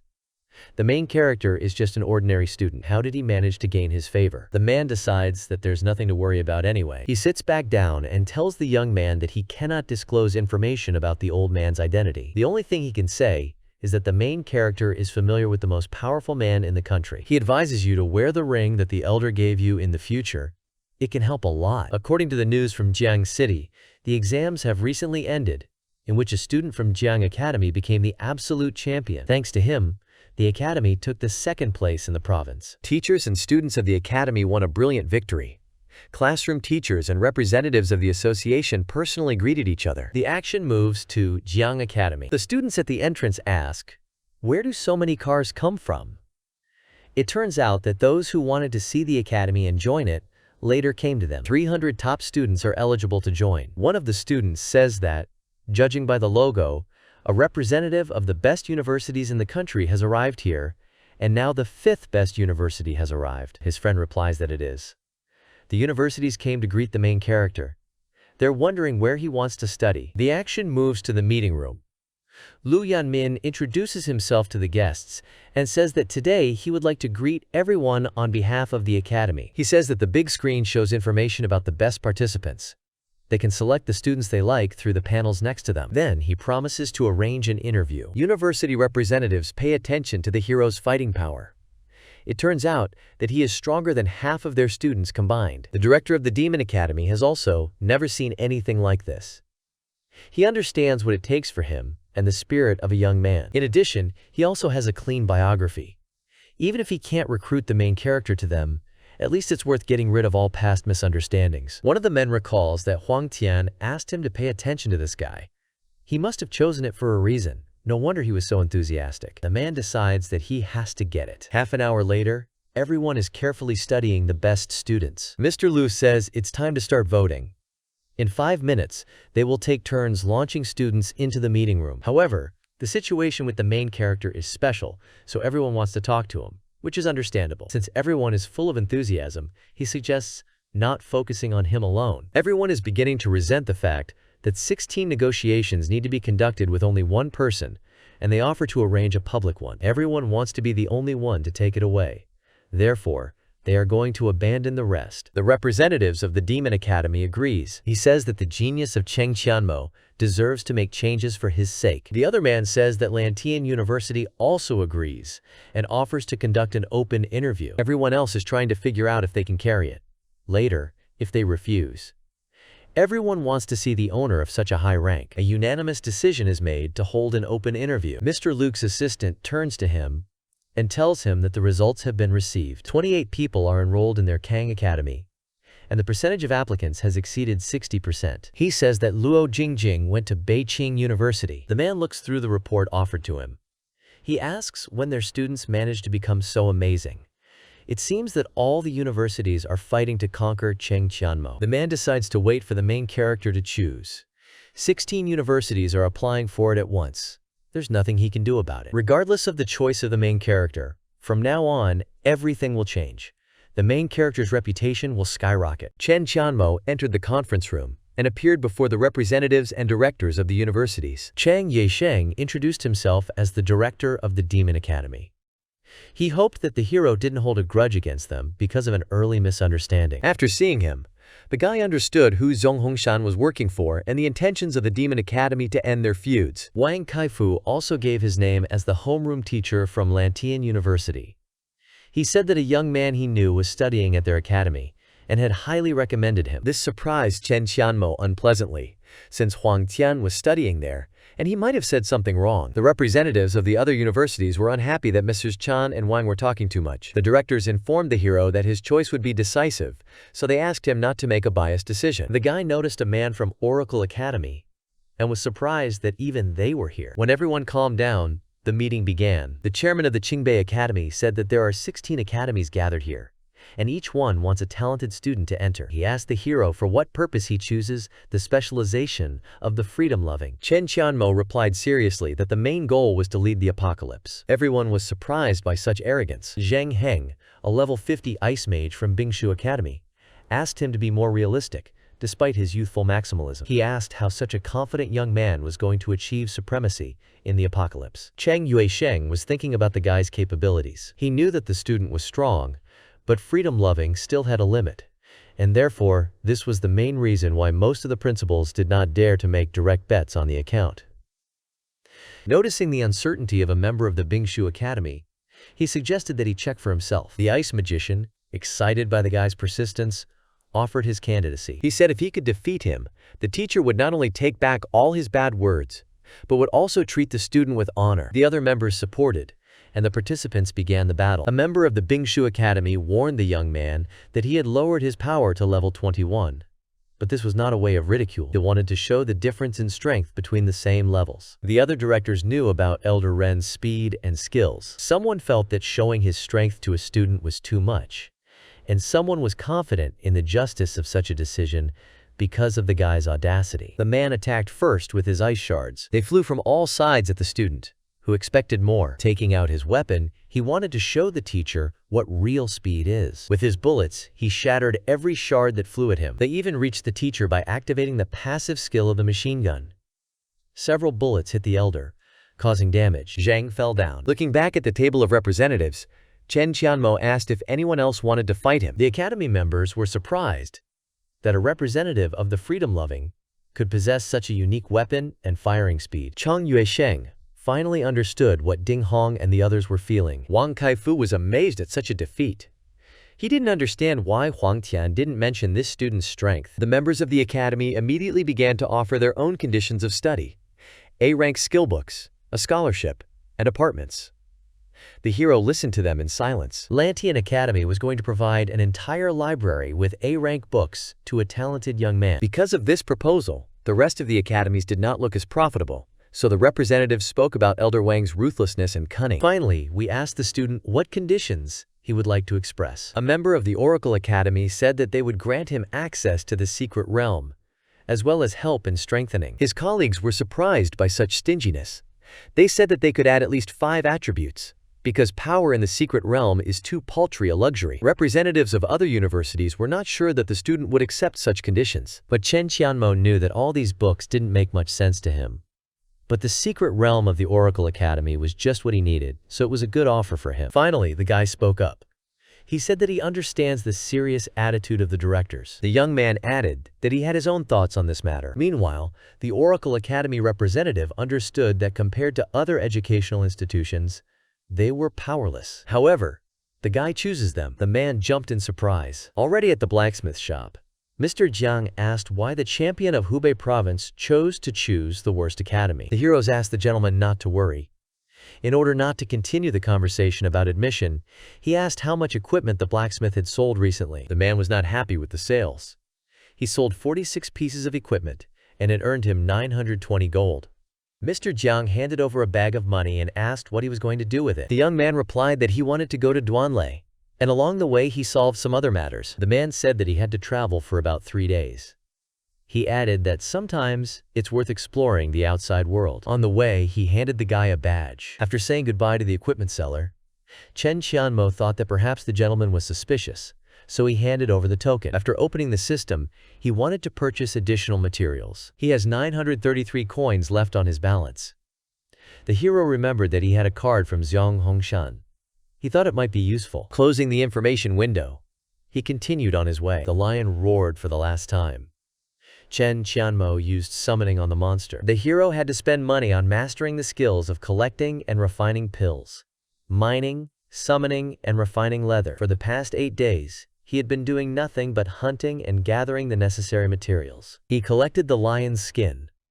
Thus, all his basic skills will reach their peak at the time of arrival in Duanlei. The guy suddenly heard Mozgi's voice. This is a very rare boss in the apocalypse, whose level increases after attacks from the enemy. His blood volume reaches 8,000 units, so it's quite difficult for ordinary players to defeat this monster. The young man ran towards the monster. He thought that luck would be needed today. The student heard another voice that was unhappy that brains were hard to handle. He realized that someone else was there. There was a monster standing near the cliff from which Cheng Qianmo was watching, and a girl in front of him. Her name was Lin Ruoxi, a level 24 melee mage. She was battered and tired. The girl was able to touch the monster, but she couldn't kill it. She knew that her stamina wasn't enough, so she had to run. Lin Ruoxi started running away in terror from Mozgis, who ran after the screaming girl. To somehow stop him, she used blinding light. The attack reached and stopped the enemy. Without wasting a minute, the magician struck the meteorite. Cheng Qianmo noticed that her attack level was higher than his. He was impressed by her abilities, but unfortunately, she couldn't kill Mozgis. The monster roared. An earthquake started near him. He swung his arm to hit the girl. Lin Ruoxi was already ready for the end, but the hero managed to protect her. He held back the monster's punch. The guy began to use his various skills on the brain: a double kick, a team dance, a sudden blow, a cut.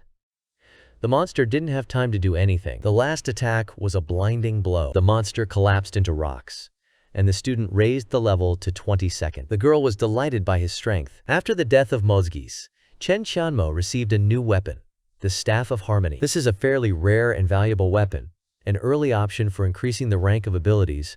Usually it gets the specialization of the magician. The guy knew he couldn't use it himself, but at least he would sell it. Lin Ruoxi asked how a young man with the 22nd level could defeat Mozgis, when she, a magician of the 24th, could not. Wiping away the tears of failure, the girl said that she considered it her lucky day, since she finally met a rare boss.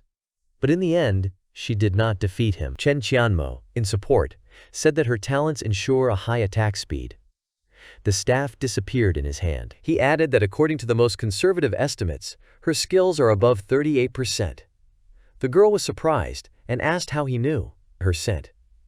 Her talent lies in her high sulfur monosulfide level attack speed, which can reach 40%. However, Cheng Qianmo noticed that her ability is still very weak, but her melee technique is very good, as well as tactics.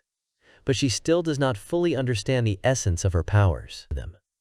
The magician was surprised that the free-spirited one understands this specialization. The hero turned around and was about to leave, but the girl tried to stop him. He rushed forward with his gun and started killing various monsters. The girl was delighted.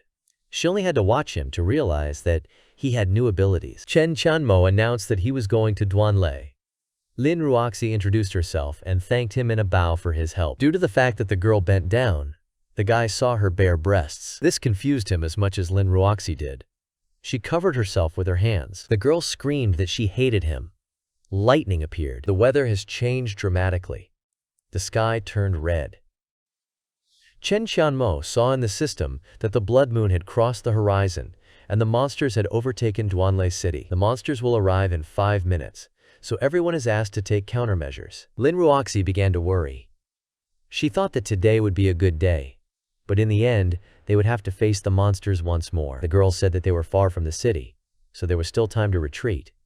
The guy was thinking about the situation. He said that monsters are usually divided into 3 levels: small, medium, and large. Duel is a small town that shouldn't have strong monsters. The guy suggested checking if there was a secluded place nearby. In the distance, he saw something that could help them. The young man grabbed the uncomprehending girl without question and threw her on his back. Red Lin Ruoxi asked what he was doing.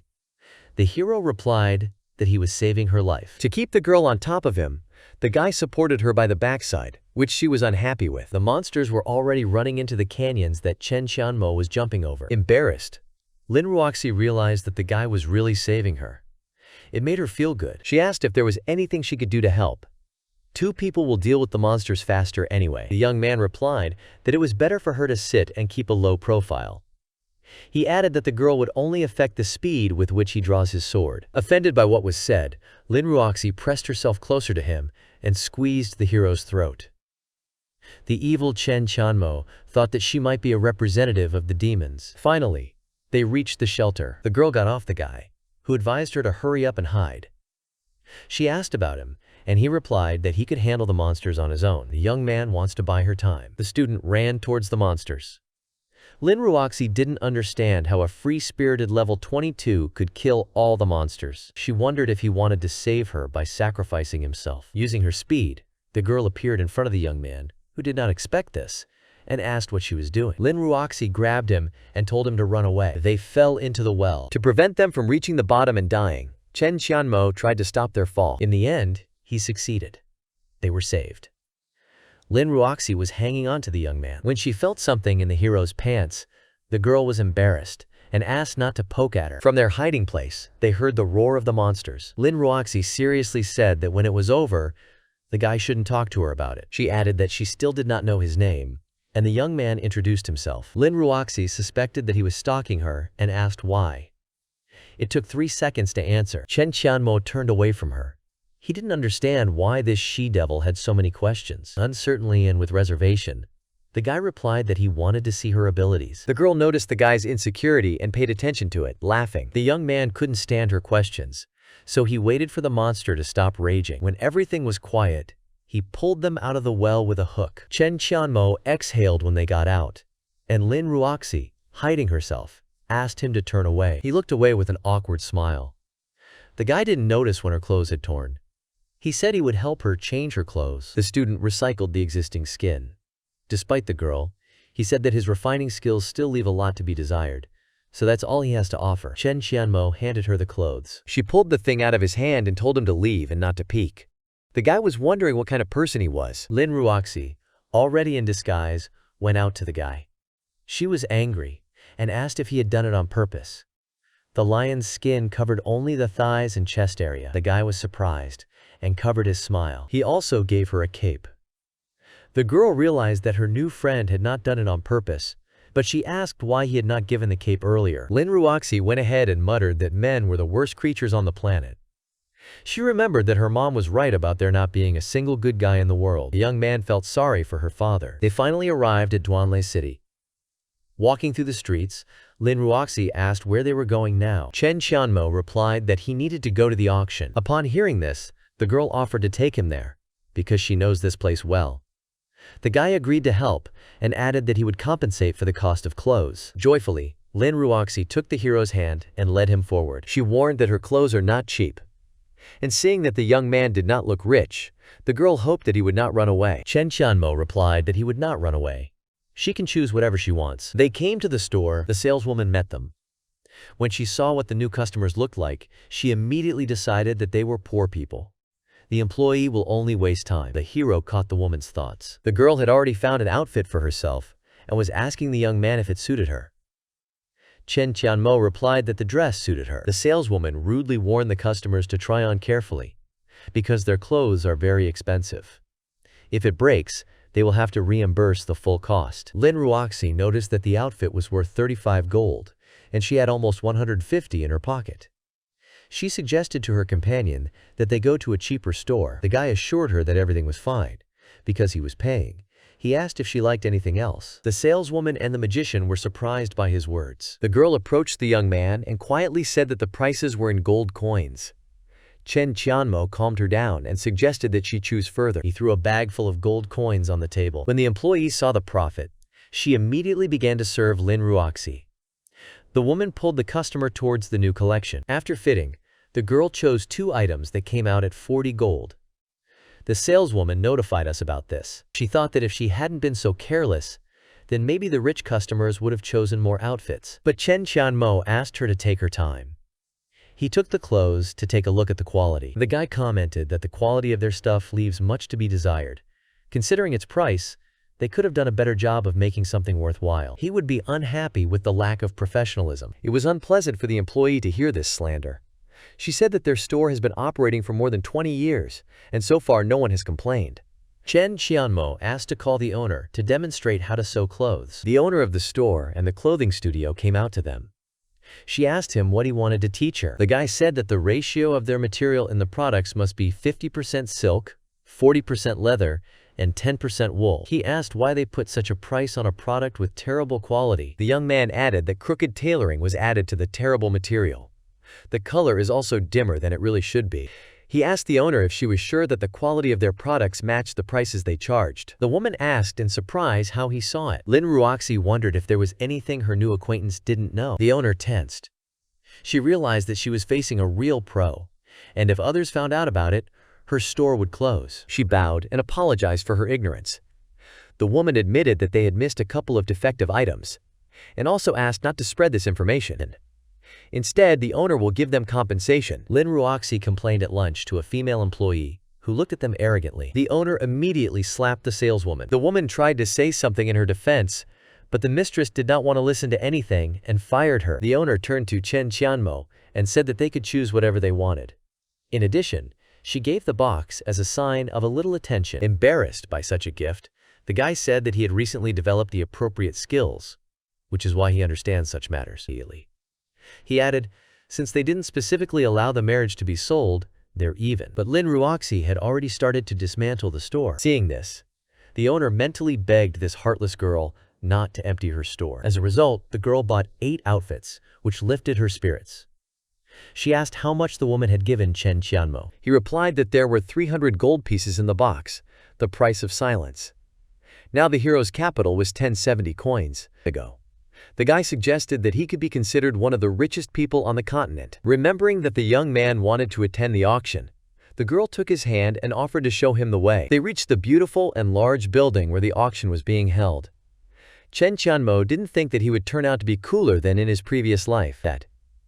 After seeing the guy's reaction, Lin Ruoxi said that it was just a small building, although she understood it. She led him further up the stairs. Once inside, they approached the reception desk.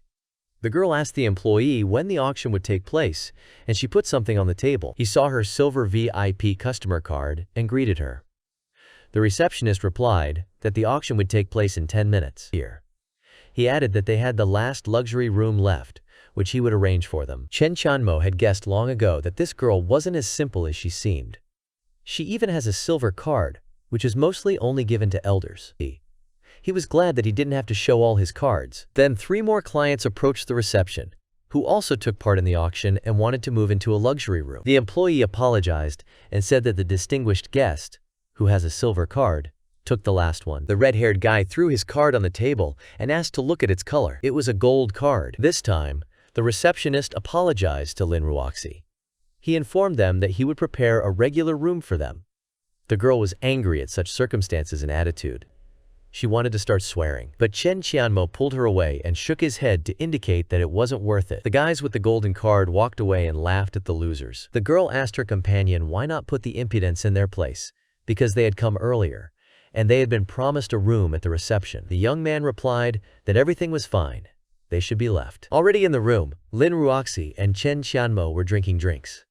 The girl complained that her mood had deteriorated. The guy tried to calm her down, saying that everything was just beginning. She asked if he had thought of something, but the young man saw something in the girl that he shouldn't have. Cheng Qianmo turned his gaze away from Lin Ruoxi's forms and coughed. After leaving the table, the young man said that one of the offenders was Wei Junzi, who is a level 26, ready to show the goods to the visitors. The first lot was 10 roots of Langxi grass, which was considered an indispensable material for the elevation of elementalists.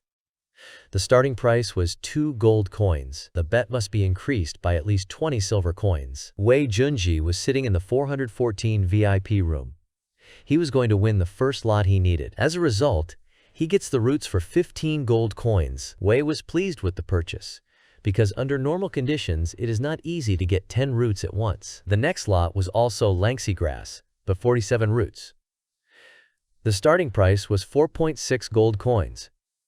The raise of the bet is at least 50 silver coins. The auction visitors got excited, because 46 spines in total were sold cheaper than 10 spines. Wei Junxi, as an elementalist, was going to buy them out and look at the doomed faces of the others. But as soon as he opened the system and wanted to participate in the auction, he saw a message that the seller refused to sell to him. Wei was angry and wondered who was playing against him, but the spines have already been sold for 60 gold coins, numbered 782. He was furious because it was a very low price. Wei did not understand how he managed to get 46 roots at once. The money appeared in front of Cheng Qianmo. He told Lin Ruoxi that they were sitting in room 414, but the girl did not understand how he knew. He explained that he had sent Liangxi grass there for the first time, but later restricted the access of a buyer with the surname Wei, and number 414 was unable to purchase the product. The girl was amazed at his cunning. She said that perhaps Wei Junji was too mad to find a place right now. Cheng Qianmo agreed with her. He would like to see him grimace. Wei Junji couldn't participate in the next auctions either, which made him very angry, because he didn't understand what they wanted from him. He ordered his men to find manager Shu. Wei wanted to see what kind of daredevil wouldn't let him buy. Meanwhile, Wang Gao announced the last lot in this round. He added that he was glad to see this particular copy at their auction. The consonant staff was sold at number 88, with a starting price of 100 gold and a bid of 10 gold. The host commented that the staff adds attributes to the spirit and physique, and the damage received is immediately reduced by 50 units. Wei Junji really wanted to acquire it. He hesitantly wanted to try to place his bet, thinking that now no one would interfere with him. But he also couldn't participate because of an incorrectly placed bet.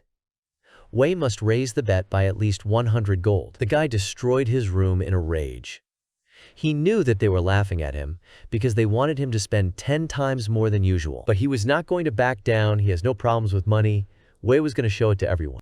As a result, he managed to buy a staff for 840 coins. He spent all his savings on one weapon. Cheng Qianmo was pleased. After the auction, his net profit was 2,660 gold, which was not bad. Manager Shu came to see him. He said someone was looking for him. The guy tensed up, but he comforted himself with the thought that Wei had spent his money himself, so he didn't feel guilty. Wei came up to her and asked if Chen was the one who was throwing bans at him. The hero agreed. His men started shouting at the guy. They were outraged that he had the guts to do this to Mr. Wei. Cheng Qianmo spread her hands with a smile and replied that she knew who Wei Junji was. A hypocrite. What other questions might he have? The guy's arrogance made the redhead offer to fight them. The hero agreed. They went outside. The elementalist took out his weapon. He warned Cheng Qianmo that this would be his big mistake in life. The audience was surprised by the epic weapon. They were sure that the winner had already been determined, as the free-spirited one was 4 levels lower than his opponent. Wei agreed with them. He was going to deal with the hero with his own staff, but the guy used his speed and ended up behind the enemy. He gave him a hard kick. During the flight, Wei tried to figure out how this was possible. With his strength, he stopped his fall. But he knew that he could not escape. Cheng Qianmo took out his weapon. He started hitting his opponent. The onlookers didn't understand why he kept attacking, because he had already won. They assumed that he wanted to take the staff away. The audience was sure that after such an injury, the elementalist would take a long time to recover. Lin Ruoxi didn't expect anything else from the guy she liked.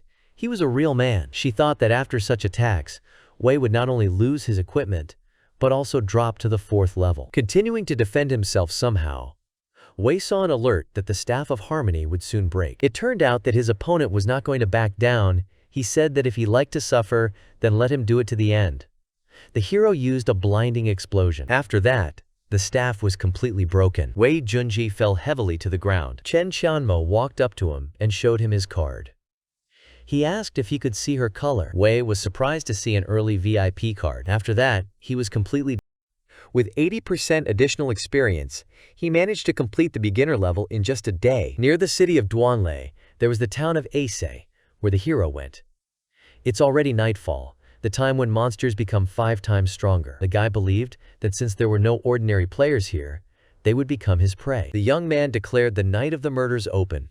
He drew his weapon. He summoned elves, mages, puppets, and contract soldiers, calling them by their first names. The guy gave them one task: to draw all the monsters into the battle. As soon as he released them, the henchmen rushed to carry out the order. So he told them to gather all the monsters in the central square and informed them that he would be there soon too. Cheng Qianmo was being chased by monsters. He jumped out of the window, followed by monsters. The heroes landed neatly, and the monster fell to the ground with a crash. A net fell over them from above. He grabbed her and dragged her away, activating his running shoes, because he needed to get to the square faster. His charges were already gathered there, surrounded by monsters. He also threw his catch into the crowd of monsters. The guy knew that everyone would be here soon. He used the ice wall to prevent the monsters from coming out and escaping. Cheng Qianmo changed his weapon to a grappling hook. He went upstairs and looked down at the square. It's time for his performance. The hero clicked to use the quantum bomb. It was activated from above the monsters. The explosion hit right in the center of the square, and Cheng Qianmo managed to move away. The monsters were defeated. The hero realized that the quantum bomb is a real weapon of mass destruction.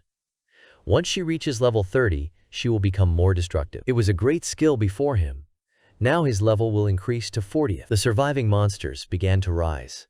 It's time to start. Cheng Qianmo was going to raise his level. The hero sat on the roof of the building and looked at his result.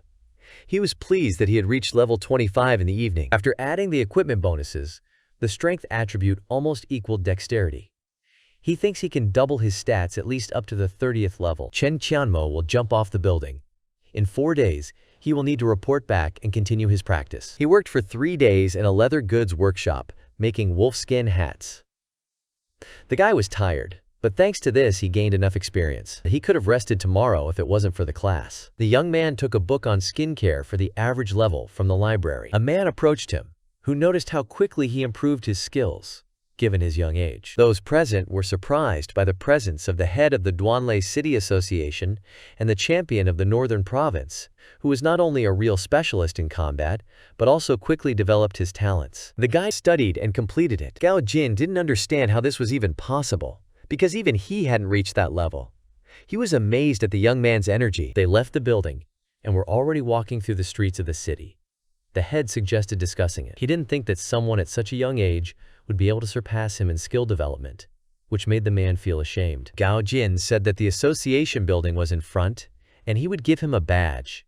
Now in the future, the hero will be given a big discount in all stores. The guy asked what his relationship was with the blacksmith associations. The man replied that this association is not related to theirs, and prefers not to enter into close contacts. Unfortunately, they don't have a forging master in their association, so they can match them. Cheng Qianmo thought about the words of the head, and Gao Jin hoped that the guy would help them in this matter. They entered the main headquarters of the association and went to the conference room.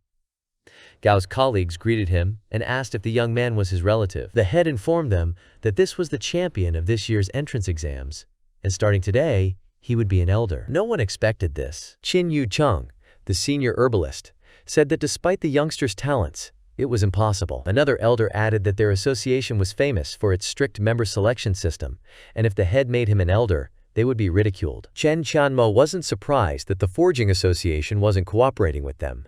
He asked if they were sure that his data was not suitable for them. The herbalist was indignant. He suggested that he take the test and then no one would say a word against him, and if they don't, he'll leave here. The guy agreed, but he also asked if they didn't want to place bets. Kuifei thought it was a good suggestion. He said that if the young man could pass the test, he would receive a large reward. Cheng Qianmo decided to tell them about his skills. He is currently studying herbalism, harvesting, forging, and 6 other methods of making leather objects. He also added that he had already developed them all to the middle rank. Qin Yuchang couldn't believe it. He asked the head why he had not reported this earlier. He replied that the student wanted to tell them himself. Cheng Qianmo asked if there was anything bothering them. He offered them a game of 7 battles, where you need to win 4 victories. Gao Jin agreed with this. Because it will save time and will not cause problems, first the hero needs to answer the questions. The elders started asking questions about the difference between soft and hard iron, whether it was possible to determine the type of skin just by looking at the cut, what it could tell about gases. The young man smiled awkwardly, and he started answering. He assumed that the topics would be more complicated, and did not expect that the elders' imagination would be so poor. They called him a genius. Kuifei approached him to fulfill his promise. He handed him a skill fruit, the price of which was 1,000 gold. His colleague did not understand why he should be given to a youngster. Cheng Qianmo, who was ready to accept the gift, bowed and thanked him. I didn't expect the elder to be so generous. Already in the forest, the guy noticed that he had received really valuable things. A poisonous vine, a tiger skin, a reward from the elder, forging. He thought that these materials would be useful for further elevation. The young man approached the portal and was in a hurry, as classes begin the day after tomorrow. He noticed that his system had improved, and his skills had developed. Cheng Qianmo was pleased with the good boost, but he decided not to transform the new ability yet. After all, it's still too early to promote new skills. If he hurries, he might just make it worse. He removed the system. He walked over to the portal. It's time to go back. The guy moved to the university grounds. He was surprised that there were a lot of students and parents on the field, because it was vacation time. Cheng Qianmo was seen by other students. They surrounded him, asking for his autograph. He was their idol. The headman wanted to catch him, but the hero managed to hide. He was sitting in the bushes when they reached him. It was Mr. Liu Ke. The client asked him why there were so many people. The gentleman replied with a smile that these were applicants who found out that he was studying here and therefore decided to enroll in their institution. Thanks to this guy, the number of students exceeded even the applicants of the universities of Hangzhou. The man asked the young man to follow him, as they wanted to give him something. Confetti flew and covered the hero. Mr. Liu and his team wanted to bless him and send him on his way, despite the fact that it might look old-fashioned for young people. The guy, removing the papers from his head, asked them to continue. The man approached him and said that the student had nowhere to live yet, so they bought him a property for 20 million. They also had tickets for him to the capital, and since they didn't know the exact time of his return, they bought everything. Cheng Qianmo was very grateful to them. Mr. Liu said goodbye. If he gets into trouble, his Jiang University will always help. Bowing, the young man thanked him once again for his concern, and added that he would try not to ruin his reputation. The guy added that when he returns, he will definitely look at them. He arrived at Oracle Academy, where he was noticed. The appearance of the hero suggested to the girls that he was like a real celebrity. They wanted to find out about the new guy as soon as possible. They approached him and introduced themselves as his handlers. The girls wanted him to add them as friends so that they could communicate more often. The guy was embarrassed and said that he was here for another reason and asked where the main building was. One of the girls grabbed his hand and told him that he would be escorted out. The academy is very big, so the girl wanted to take a tour. The other curators were angry that Hua Ningyu was taking on too much responsibility. The girl was very annoying to them. Hua explained to the guy that as soon as he reaches the 30th level and the 3rd transformation, he will be able to officially graduate, but it's not so easy to get grades. When they entered the right building, the girl told him to insert his ID card into the machine, and the system automatically reads the information about him. The system revealed that in front of her was a freshman from Oracle Academy, level 25, champion of the Northern Province, primary SSS assessment. He gets a luxurious single room. Hua Ningyu, hearing his level, was amazed. The other students didn't believe it. Someone had already given up and didn't want to go to the entrance exams. The girl again offered her help to guide him to his neighborhood, where his dorm is located. But the young man refused and told her that he could handle it on his own. Hua Ningyu had never been rejected like this, so she was offended. Finally, Cheng Qianmo reached his Z area. He needed to register as soon as possible. because he didn't have much time. Then he saw the supreme sage, who was practicing his technique. But the student did not expect anything else from this place, because only here you can meet a representative of the fourth transformation. It seemed to him that the sage was ill with something. The old man saw the freshman. The young man said that he had just arrived.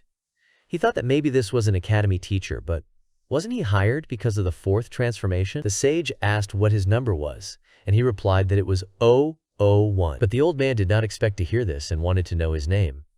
Cheng Qianmo introduced himself and thought that maybe he suspected something. As a result, the sage released the young man and continued his training, and the hero only thought that he was strange.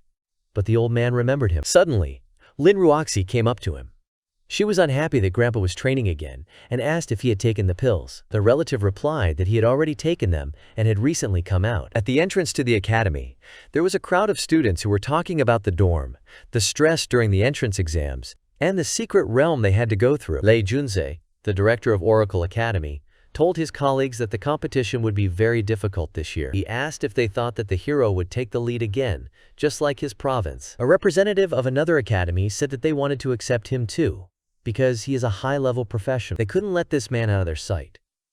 Those present heard that the young man has high performance in all respects, so it's a really worthwhile shot. Near the portal, Hishu Shuju, who was also the champion of his province, approached him.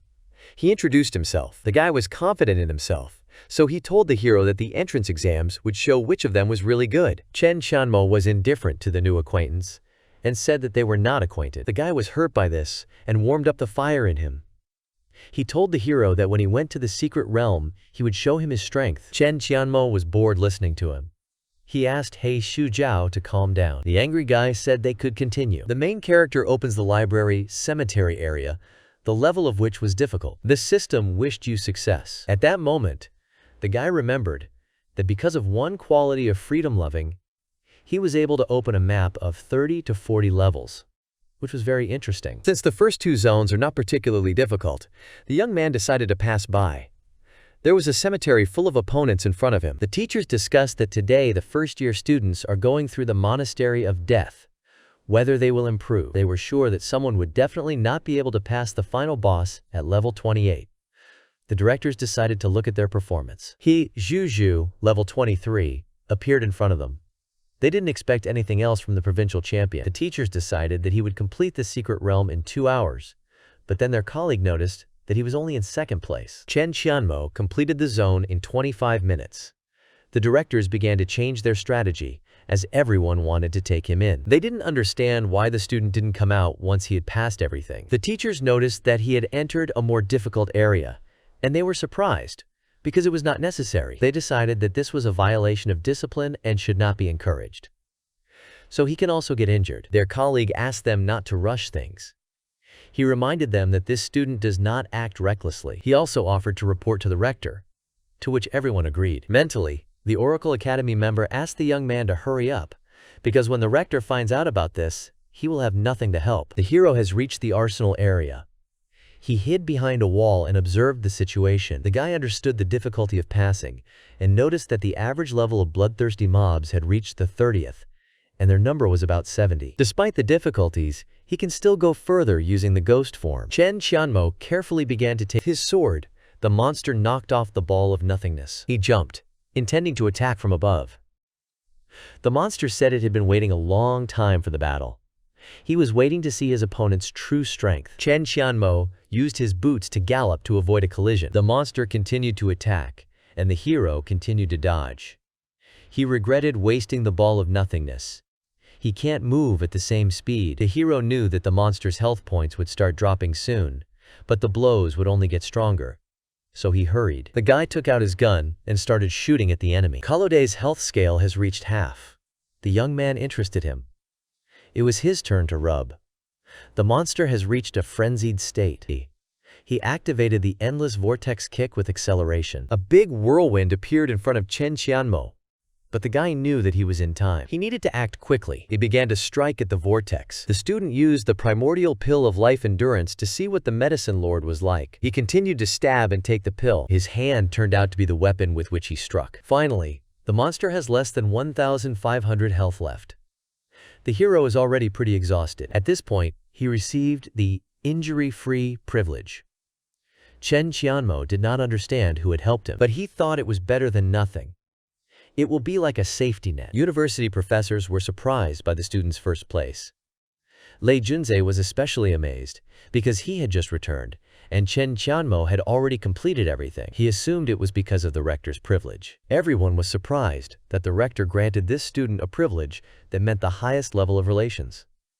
Even they have not managed to achieve this in 20 years. The teachers saw that the young man was already on the church grounds. It was crazy, because the young man, being at level 25, decided to challenge level 40. They were going to stop him. But Lei Junzai said that since the head of Ling wanted to keep an eye on him, they would let him take the test. After all, Lei herself wanted to watch how the student would handle the strongest boss. Meanwhile, Cheng Qianmo entered the church where the priests were praying. In front of him sat the Scarlet Crusader, the commander of Magni. This was the first final boss, and the second was the priest, who stands somewhere behind the first. The heroes activated the ghost cloak. He easily defeated a group of crusaders and moved on. By clicking on the light, the door opened.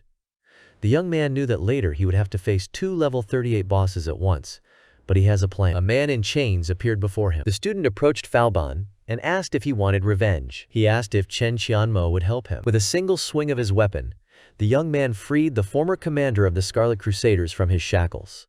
He stumbled, and because of this he was forbidden to appear on these lands. In the past, the commander was a hidden, non-playable character in the game. The player had 2 options for the development of events. The first is to kill and get the blue gear, or save him, then he will help to cope with the final boss. Despite the fact that Falban was seriously injured, the hero decided to free him and help him regain his strength. The man began to heal slowly, which he did not expect. He bowed and thanked her. The commanders promised to provide any assistance. Cheng Qianmo immediately ordered to keep an eye on the surroundings while he dealt with the crusaders. But when he hears the voice of the great priest, Falban will act. After entering deep into the church and disabling their ghost cloak, the Scarlet Crusaders found the guy. The hero ran away from the church, and the monsters followed him. He reached the cliff. Cheng Qianmo threw the water off him, and the crusaders followed him. But the guy immediately jumped out of the water onto dry land, and the opponents landed right in the water. While the crusaders were in the water, the young man used the staff of the water vine. They froze. The teachers admired his technique. They were so interested that they didn't even want to close their eyes for a moment. He defeated as many as 50 crusaders of the 37th level at once. However, the show was just beginning. The hero took out a magic ball and a ball of nothingness. He began to strike at a block of crusaders. The teachers were surprised that he had struck everyone down with a ball of nothingness in just 15 seconds. They wondered how he was able to use the same skill with a difference of 5 seconds. The members of the academies considered him a born warrior. Cheng Qianmo had reached the main enemy. Magni got up and switched to an active state.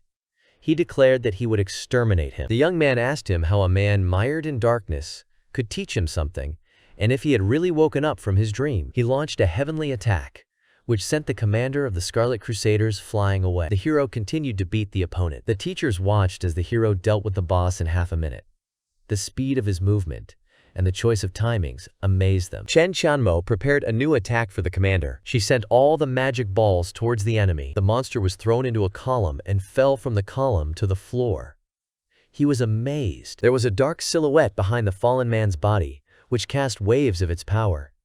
He was unhappy and asked if the hero thought he could handle him. Cheng Qianmo was under pressure, from which he would be released only after 60 seconds. This was the most difficult part of the entire walkthrough, and it was here that the 2 bosses would meet. The double boss is much more difficult to handle. It was a woman. She used resurrection for her beloved commander, but Falban attacked her from the side. He came to take revenge. She didn't expect this, and explained how he got out. Due to his attack, the resurrection was interrupted, and the hero continued to stand without the possibility of movement. The former commander did not think that he would meet with 2 bosses today. He had been waiting for this moment for many years. Cheng Qianmo has 10 seconds left. He was pleased that this character had arrived just in time. The woman guessed that the guy had freed the man. She directed her attack towards the youth to kill him, but the former commander did not let her do this, attacking from above. The effect was over. He didn't expect that the hidden character would be so useful. He thought it was possible because he had helped him heal his injuries. It looks like he's going to have to change his plans a bit in the future. It is no longer possible for a student to look at the world through the prism of the old apocalypse. because it was obvious that some processes had changed for the better, which is encouraging. The teachers did not understand how he managed to develop such tactics, because he is a freshman. They wondered where he got such power from. Lei Yunze was trembling with anticipation. He said that the head couldn't have been mistaken. He Shu Zhao exited the portal first. He was pleased with himself, as he had the upper hand, and felt that Cheng Qianmo was just being conceited. He cleaned out the cemetery and the library in just 1 hour and 38 minutes. But He Shu Zhao noticed that no one congratulated him, because he came first. He looked back at the screen, and I saw his rival, who was in the church. The Scarlet Monastery was renovated by Cheng Qianmo. The sage considered him a real genius. He had never met people who could pass the Scarlet Monastery while at level 25. He wondered if he had been looking the wrong way all this time. His granddaughter came to him to take his medicine. He asked her how long she was going to stay on the continent of the apocalypse. The girl replied that no more than 10 days. Grandpa told her that he was fine, so she could relax. The old man asked his granddaughter if she had a fiancé in mind. Lin Ruoxi blushed. She awkwardly replied that she hadn't found it yet and didn't understand what he was talking about at all. Then Grandpa took out Cheng Qianmo's documents and said that he had a candidate who was in a leading position and was strong enough. He asked if she wanted to know about him. However, the girl quickly ran out, saying that she had to go. The sage was pleased that his granddaughter had finally grown up and, apparently, she had a lover, so it was not surprising to him that she was going to stay on the continent for a few more days. After leaving the building, Josie breathed a sigh of relief. From the window, Lin Lei asked his granddaughter to be careful, because there are a lot of bad guys here. She must not let herself be deceived. Remembering the awkward moment with Cheng Qianmo in the well, she agreed that there really were a lot of bad guys here. She asked the guy out loud if he missed her. Josie wanted to see him. The heroes came out of the portal. He was greeted by members of the academies who tried to get his attention. For He Shu Zhu, it was a disgrace. Lei Junze asked for silence. He congratulated the guy on completing the story and said that, judging by his results, the student has the right to choose his own place where he will receive education. Chen Qian has not yet fully understood the essence of the academy, as he does not know the level of teaching. He decided to ask around first. The young man Lei Yunze replied that he hadn't thought about it yet, so he wouldn't mind listening to every academy. He was greeted by the military, magic, and command academy. In the cafeteria, Lin Bing, a level 29 third-year student from the student council, addressed Hua Ningyu. He said it took him a lot of effort to get tickets, and added that if she was free in the evening, they could go together. Despite his strength and marital status, the girl was not interested in it. She hoped that the guy's stupid behavior was just an image. Hua Ningyu wanted to escape from him and was looking for such an opportunity. She saw Cheng Qianmo, who was also having lunch in the cafeteria. The girl said goodbye to the student council member and told him to go to the performance himself. Lin Bing said they could go next time. The guy saw how the girl moved to the hero and wondered what kind of relationship they were in. Hua Ningyu greeted Cheng Qianmo, who asked what she wanted. She said she had heard how far he had come in the last test and added that it was cool, but the guy was indifferent. Lin Bing was angry because he wanted her so much, but he was ignored. He wondered if Ningyu liked this guy, and it annoyed him. Unable to stand it, he walked over to Cheng Qianmo and told him to get up. Lin asked him not to think that everything was allowed to him now that he had received the highest result. Anyway, the youngest should honor the elders, and as the head of the disciplinary committee, he has every right to guide the hero. Cheng Qianmo couldn't stand it and cursed and slammed on the table. The impact was strong, which sent a tray of food flying towards Lin Bing. He Shu Zhu thought the hero was cool, since he had done such a thing on the first day. The head of the tables committee is in shock and covered in food. In a rage, he swung at the guy, but Cheng Qianmo reacted quickly and dodged the offense and asked if he was talking about things that were too simple for a student. The heroes thought that the folded information was too old and conservative. Looking at the textbook, it was obvious to him that this specialization has many other useful skills that are not used. He realized that he did not want to follow such rules and closed the book. Cheng Qianmo had no intention of wasting time here, so he got up to leave.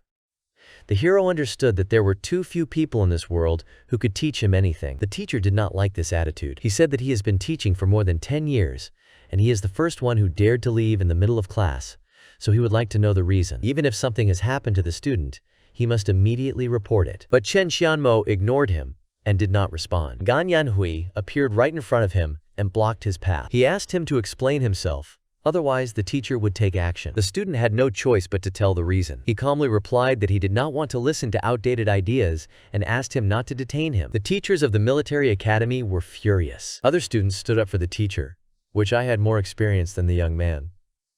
They asked Cheng Qianmo not to talk to him like that and asked him to apologize to him. Lin Bing entered the classroom and said that they, as the discipline control department, discovered that the hero was about to leave during class and was suspected of insulting the teacher. He should clarify the situation. The committee members surrounded him. Lin Bing was elated because now the guy was in his hands and no amount of genius could save him. The teacher told them to stop.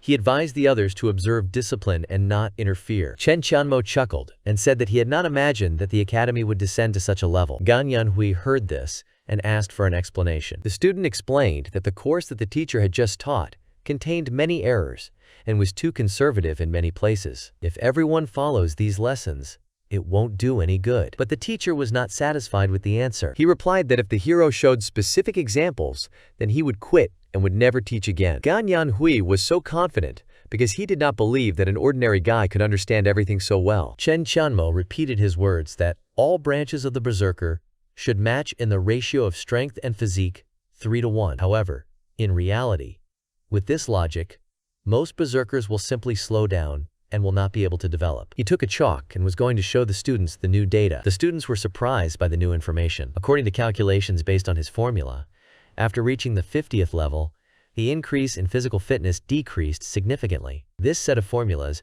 turned out to be 3 orders of magnitude smaller than the standard one. The guy continued to refute what the teacher had said about the attack speed attribute giving way to the critical strike attribute and showed another formula. He said that everyone has the ability to think independently. What he just said is not necessarily true knowledge about the so-called practice. In conclusion, the student asked if the teacher had any questions. Gan Yanhui fell. He couldn't believe that the newcomer would be so smart. Lin Bing was approached by the student union, who received instructions from the dean. He is suspected of openly humiliating the first person among the freshmen, and he was asked to go with them. Lin Bing was taken from 2 sides. He didn't want to leave and screamed. The universities discussed how the head of disciplinary supervision insulted the champion, and the academy suspended him from work, and teacher Gan Yanhui resigned and left. There were rumors that the director was alarmed and decided to personally meet with the hero. Lei Junzai escorted Cheng Qianmo to the director.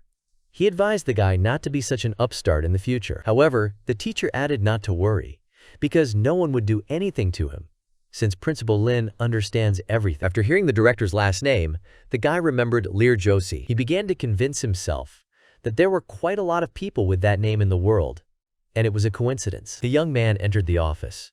The sage said that they had met again. Cheng Qianmo did not expect to see a 4th transformation here. He confessed that he was lucky. The director suddenly activated his power. The hero deflected it. It was amazing for the old man. He informed me that he had already heard about his academic performance. The director said he wouldn't ask why he was doing all this, and he wasn't going to dig into the past either. There was one thing he wanted to ask. Would Cheng Qianmo be willing to become a senior lecturer in the most special course at Oracle University if he was offered? A self-confident student asked if they would take the risk. Lin Lei said that since he chose it, then at least give him the Shangfang blade. Anyway, the guy won't help for free. Huang Tian called the hero. Lin Lei said he could answer. Huang Tian asked into the phone what the hero had been doing lately. He called to tell me 2 pieces of good news, and asked which one he wanted to listen to first. Huang Tian, not hearing the answer, asked why he was silent.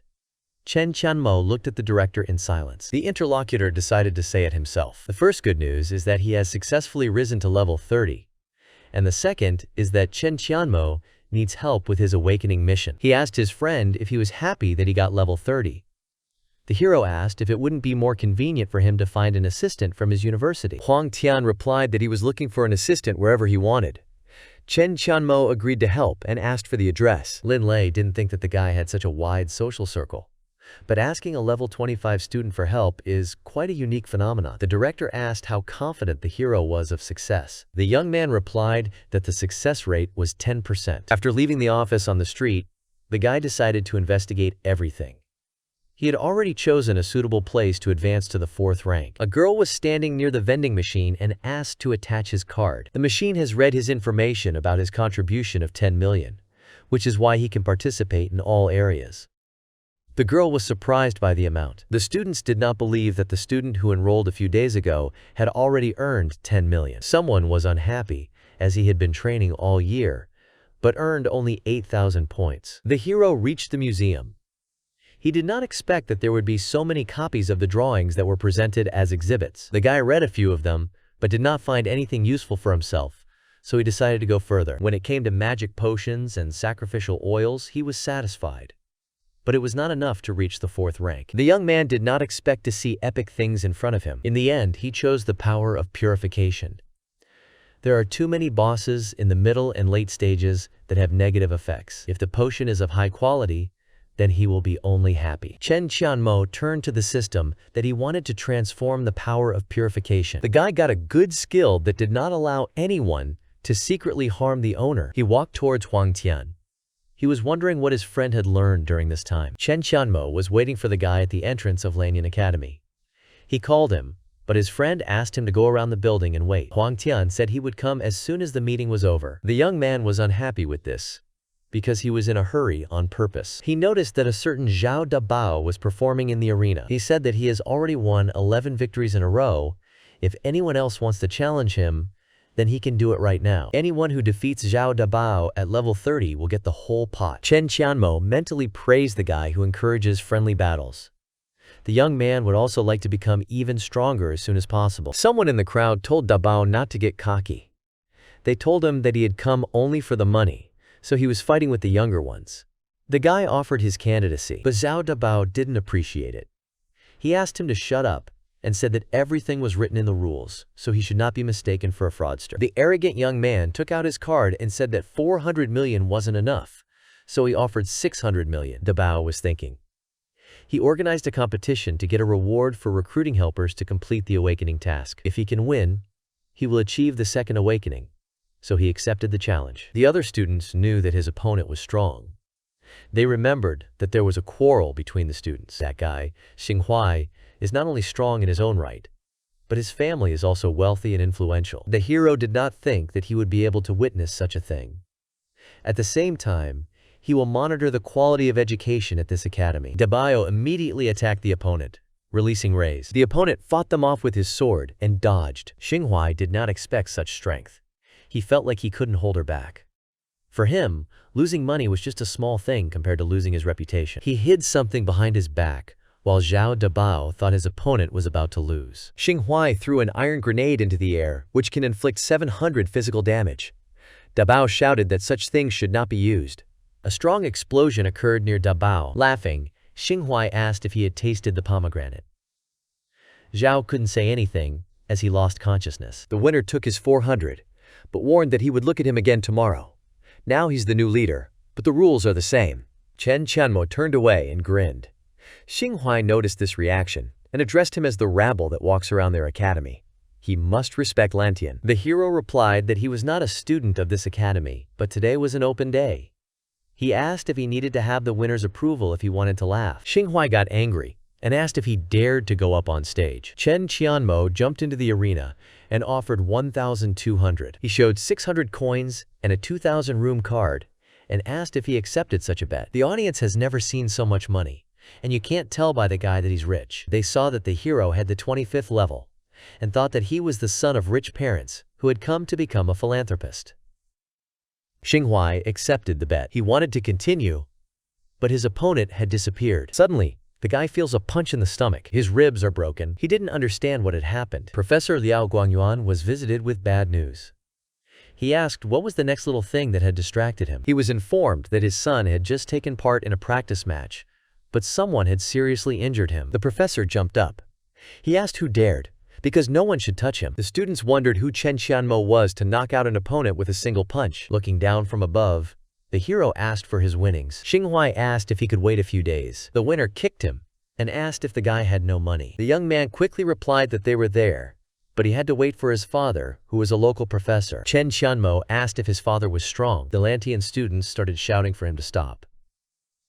Their university is not a place for wildness. They warned him that when the duty officer came, it would not be enough for him. The hero asked if they were sure about this, because the rules are still the same. if anyone would come out against him. The 3.800 bet did not attract any new competitors. Cheng Qianmo said he could lower the bid. They can bet only 300 coins. If they win, then the money is theirs. Student Guang Fei immediately jumped on stage and set 300. Everyone knew that this guy was from his senior year and was very strong. Now the reputation of their academy has been saved. But at that moment, Guang Fei was thrown off the stage. The winner yawned, and let me remind you that they have 4,100 at stake. The professor approached the stage and asked which family the hero came from and what he was doing. The students assumed that Mr. Liao had come to stand up for his son, so they were in for a great show. After seeing his son's condition, the father furiously asked how he dared to cripple Xinghai like that. He ordered the hero to come down. Cheng Qianmo said that his son now owes him money. If he is given his winnings, then he will release the losing student. The gentleman asked how much he should pay. The guy replied, according to the rules of the arena, he still owes 26 million blue star coins. The teacher did not expect his good-for-nothing son to lose so much money. These were years of hard-earned savings. He wrote him a check and dropped it, asking for his son's release. Cheng Qianmo looked at the paper. After making sure, he threw Xinghai right into the professor's arms. The son said that the father must take revenge. Xinghai lost consciousness. The gentleman asked the hero which university he came from, and if his only goal was to challenge the Blue Sky University. But Cheng Qianmo walked past him, which annoyed the teacher. The man screamed and said he was talking to him. The arrogant guy asked me to stop talking nonsense. The professor attacked the young man with his fists, but he stopped, and the hero just grinned and asked if he dared. Everyone knew that if Professor Liao attacked a low-level student, the shame and humiliation would fall on their university. Then everyone noticed the elder, Huang Tian. Cheng Qianmo's friend was surprised by his popularity. He is always surrounded by people, no matter where he is. The rest of the students started complaining about his friend, but everyone said that he had injured 7 students, injured the professor's son, and taken 26 million from Mr. Liao. They asked the elder to restore justice. Huang Tian was only a little late, and he had already turned the entire Blue Sky University upside down. The elder awkwardly explained that this student was an honored guest whom he had specially invited. He offered to resolve the feud rather than escalate it, and asked to leave everything in the past. Mr. Liao hoped that Huang would help him on the contrary, but apparently he can't count on it. The professor warned that he would not leave it so easy, and they would meet again. Liao Mo's friend said that he had really caused trouble for him. He offered to take the hero to the room of the second awakening. Cheng Qianmo hit him on the head because he dared to say that it was all the hero's fault. He asked if he understood who was actually causing problems. Huang Tian laughed. The rest of the students heard where they were going. Everyone was surprised that this level 25 tramp was an external assistant brought by a senior. Fei Yingguang, the director, was speaking in the conference hall of the Blue Sky University. He presented the list of assistants for the awakening ceremony and asked if anyone had any questions. Mr. Liao asked why a talented student like Huang Tian invited a level 25 assistant. He considered it irresponsible. The professor suggested to check this assistant thoroughly and suspend student Huang's exam. It was then that he found out who had harmed his son. If father could prevent Cheng Qianmo from participating in today's exam, then he would have a chance to find people to handle it later. His colleague agreed with him. He attended the recruitment at Jiangcheng College and personally witnessed the strength of this student, who was an exceptional talent, and they couldn't judge him based on level and class alone. Professor Liao was outraged. He asked if he was so unusual that he could help with the second awakening at the 25th level. It sounded like the biggest joke to him. The principal said that his principle is to respect the students' choices. But since the professors quarreled endlessly about this, he offered to make a bet. Whoever loses will take responsibility for their words and actions. Mr. Liao was pleased.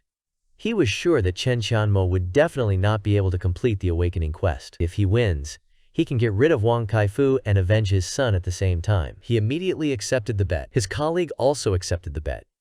He suggested turning on the screen, "The exam of the second awakening is about to begin." The heroes were standing near the entrance to the underground maze. Huang Tian said that the secret area this time is the underground palace, and it is full of earth element monsters. The awakening task is to find a specific item, the Norganon disc. Cheng Qianmo asked if he was sure that obtaining this item was enough to be considered a success, even if they didn't clean out the secret area. The friend replied that he was sure of it. The hero shared his idea with him. Huang Tian asked if they would have any problems, because today was his second awakening exam, and she didn't want to be a guinea pig. Cheng Qianmo asked to stay about 15 meters away from him at all times, not too close, not too far. They came in. With the help of his hook, the hero moved through the maze. There were monsters running after him, and Huang Tian was following the monsters. Cheng Qianmo landed near another monster. It was a level 34 elite boss, Luvalor, who immediately took notice of the hero and was about to destroy the invaders. Huang Tian's heart was pounding. He didn't even know if they could succeed by following their friend's method. Watching the students' tactics, the teachers thought that they were disdainful of the second awakening exam. Professor Liao took up the indignation. He said that one should not trust a foreign student, because he might be a spy sent by Oracle University to deliberately sabotage them. Wang Kaifu mentally hoped that the guys would put in some effort and not disappoint him. The director also hoped that Director Lin wasn't lying, and they would show real strength. Cheng Qianmo shouted to Huang Tian that it was time to act. His companion turned the corner, and the hero activated the invisibility effect of the phantom cloak. The monsters were left alone. Juan watched the mobs leave. As expected from his friend, his method worked. Huang Tian was glad that his horizons were expanding in this way. The professors did not understand how the student could disappear right in front of the monsters, and how Huang did not become the target of the monsters after Cheng Qianmo disappeared. The director commented that it was a smart and brilliant move. He explained that the first student was in front, maintaining a safe distance and not engaging in battle. When the moment comes, Cheng Qianmo becomes invisible, and Huang Tian just needs to be out of sight to completely cut off the mob's aggro. The cooperation between them is just great. The heroes walk through the dungeon. Huang Tian says that he is beginning to understand the plan. His only goal is to discard an organon from the final boss. They can skip all the small enemies and bosses along the way. His exam for the second promotion will be a walk. The main character confirms his friend's thought, but notes that the next boss cannot be skipped because it drops a key item. He asks if Huang Tian remembers where the third boss is. The blonde guy, looking at his friend, asks if he's seriously checking on him right now. He asks, isn't he behind that stone door? Aileronas, a level 35 elite boss with 16,000 horsepower. The main character says that he was just checking, and Huang Tian is showing off. He asks with a displeased face to tell him if he is really going to open the door and fight him head-on. His companion replies that yes, because there are no other options. Lao Mor puts his hand on his friend's shoulder and tells him something quietly. Huang Tian listens to what is being said with a surprised face. He asks if his friend can really do that. He exclaims, why wasn't he taught this in the Awakening Guidance class? A meeting is underway. The big screen shows the passage of Lao Mo and Huang Tian's dungeon. A lot of men are actively discussing what is happening. They can't hear what the characters are whispering about. They believe that this is unacceptable and it should be prohibited. One of the men, in a black jacket, with a beautiful tie and a white-collared shirt, points at the screen with his finger and exclaims to look at Huang Tian. He puts his hand on the unusual table. The man in the suit wonders what he's doing. After all, it's just part of the scenery of the exam. Why does he need to move it? With an unusual sound, the table starts spinning rapidly. After opening, a beautiful wand comes out of the table with a bright yellow light. The blonde-haired guy is very surprised by what is happening, while Lao Mo smiles smugly. The wand emits a strong stream of light, which is directed upwards and onto one of the walls of the room. The characters are surprised to see everything happening next to them. At the same moment, an elite boss appears. His name is Aileronas.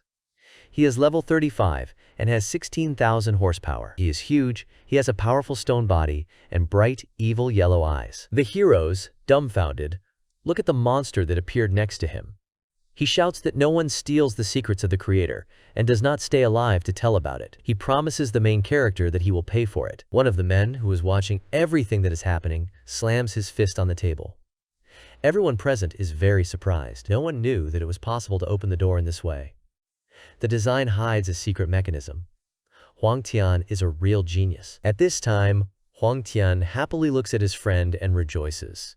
Lao Mo replies that this is his friend's fight, and he'll just give him a little encouragement. This is an opportunity to check Huang Tian's current level. He tells his friend not to be lazy. At the same moment, the blonde guy abruptly throws off his seat and attacks the monster holding a huge hammer in his hand. At the same time, he shouts at Lao Mom that he will do as he says.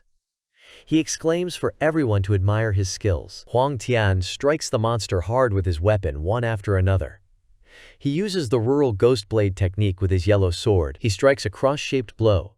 The monster gets a lot of critical hits and reduces its HP. Hitting a monster takes Huang Tian 457, 902, 903, and 455 horsepower per hit. The monster can't fight back. The hero does a backflip and uses the rural ghost blade technique. He also uses blade ripples in his fighting technique. The men in suits exclaim that this is as expected from the most talented blade master in their school. Everyone confirms this. One of those present says that if his students had at least half of Huang Tian's skills, he would be happy. The main character screams that he was a second too late with the second blow of the ghost blade. His combination could have been better. He says not to end with the ripple impact and add the minor mountain-splitting impact. This will prolong the stun. The men in the audience are outraged that Lao Mo is giving advice to their genius of the blade. Someone says it's a bad idea to finish with a kick of the extracted ball, and that the ripple of the blade is perfect. It is noted that it is easy for the hero to speak, because he does not fight at all. Huang Tian stands thoughtfully and thinks about his friend's words. A monster's beam of impact streaks past him. The main character shouts at him not to be distracted. The monster is actively attacking. The blonde guy gets a hard punch in the stomach, which sends him flying. The hero took off a significant amount of HP. Lao Mo uses a Tidal Talisman Soul Strike, which causes the monster to be covered in blue flames. Huang Tian freezes in surprise, holding the sword in his hand. He hears his friends cry that he needs to beat the monster now. Huang Tian's face becomes full of determination and courage to strike. He strikes one after the other, robbing the monster of 430, 452, 818 horsepower. He uses the rural ghost blade technique, and then a cross-shaped strike.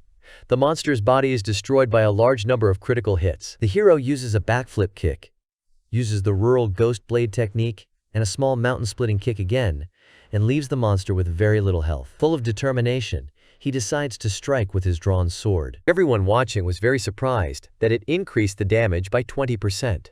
There are speculations about what might be in the Chen family.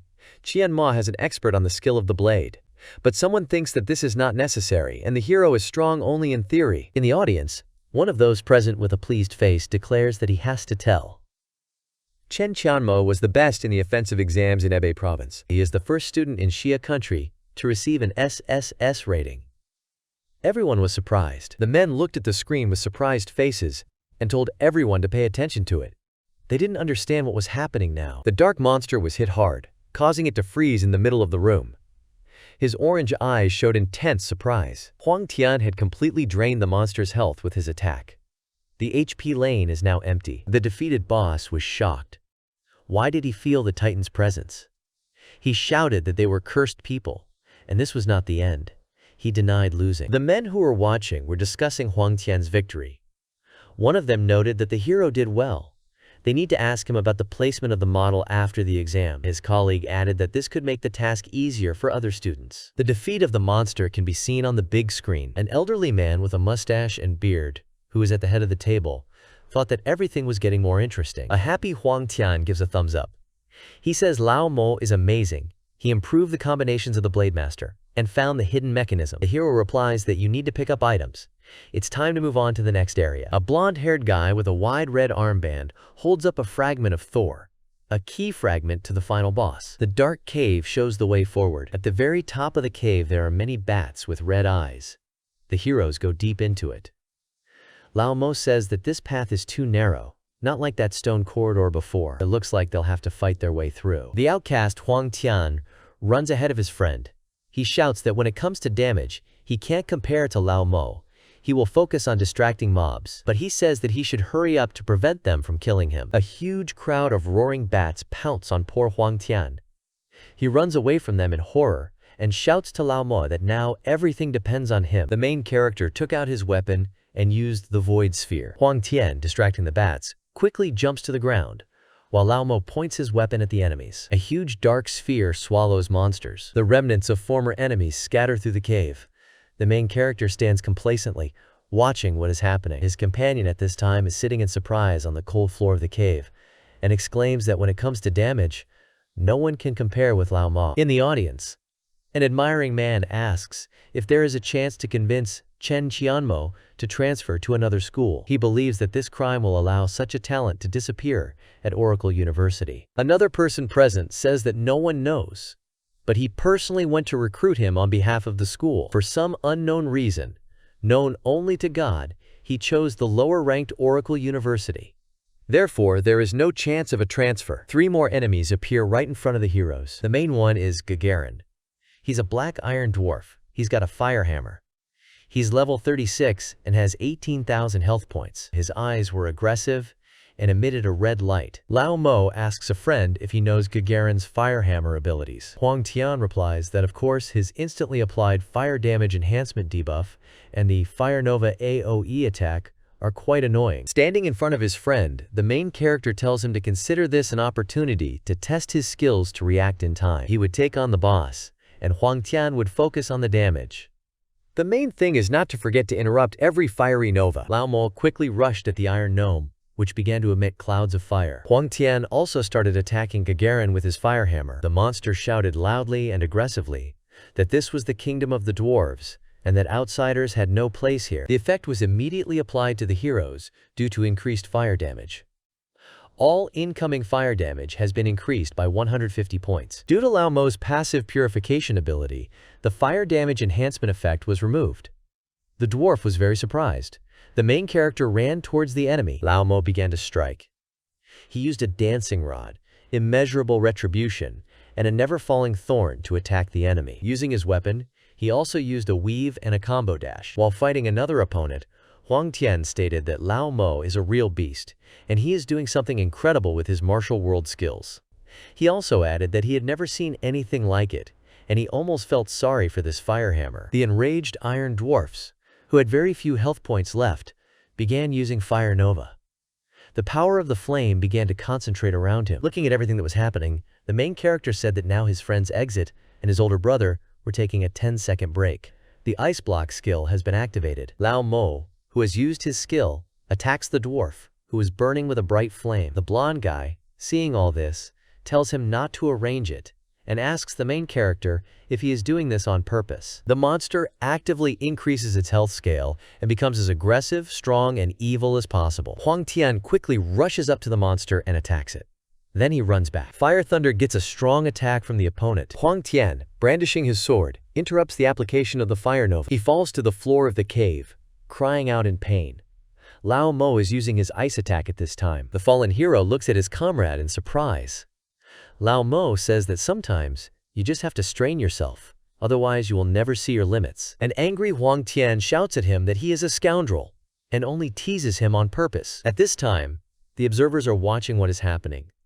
They are surprised that he is mentoring Huang Tian and consider it madness. They say that this guy's talent is strong, and it would be a crime if they couldn't get him into their school. 2 defeated monsters were lying on the floor of the cave. The main character looks at Huang Tian fighting the Fire Nova. The blonde guy jumps back. He's focused. Lao Mo suggests that he learns an even cooler technique. A tired friend says that he is simultaneously fighting with the boss and talking, which is why he is completely distracted. He says that the main character is tempting him and asks him to stop teasing. Standing in front of the dwarf, Lao Mo says that the instant debuff is actually easy to track, and if his reaction is fast enough, he can dodge. He recommends paying attention to the moment when the opponent raises his hand. Huang Tian listens intently to his friend. An enraged, fiery iron gnome aggressively looks at his comrades with his red eyes. The blonde guy finds himself facing a series of fiery attacks. Swinging his weapons, the dwarf casts a fire damage enhancement effect on Huang Tian. 5 layers of this effect are applied to the hero, and incoming fire damage increases by 750 units. A tired friend says that he saw that before he raised his hand, the enemy slightly pulled his right hand back. Lao Mo, standing behind his friend, says that he did well. He advises that the moment he pulls her away, use a ripple kick to counteract the debuff. This is an opportunity that lasts about 0.1 seconds. The evil dwarf raises his hand above his head and swings a hammer. The characters note that he's doing it again. Huang Tian runs towards the attacking opponent and bypasses all his fiery blows. He uses a ripple slash with his weapon against the monster. The hero was unable to execute the strike correctly, which is why 6 layers of fire damage enhancement were applied to him, and all incoming damage was increased by 900 units. Lao Mo shouts at him not to get distracted and continue training. Huang Tian attacks again, but makes the attacks at the wrong time. Sometimes sooner, sometimes later than necessary. The tired hero continues to try to hit the enemy, but he fails. His friend yells at him that he's hitting too early. He needs to not be nervous and remember this feeling. Huang Tian is stubbornly trying to win. He is exhausted. He hears himself being told to act a little slower next time. The men in the audience are very unhappy.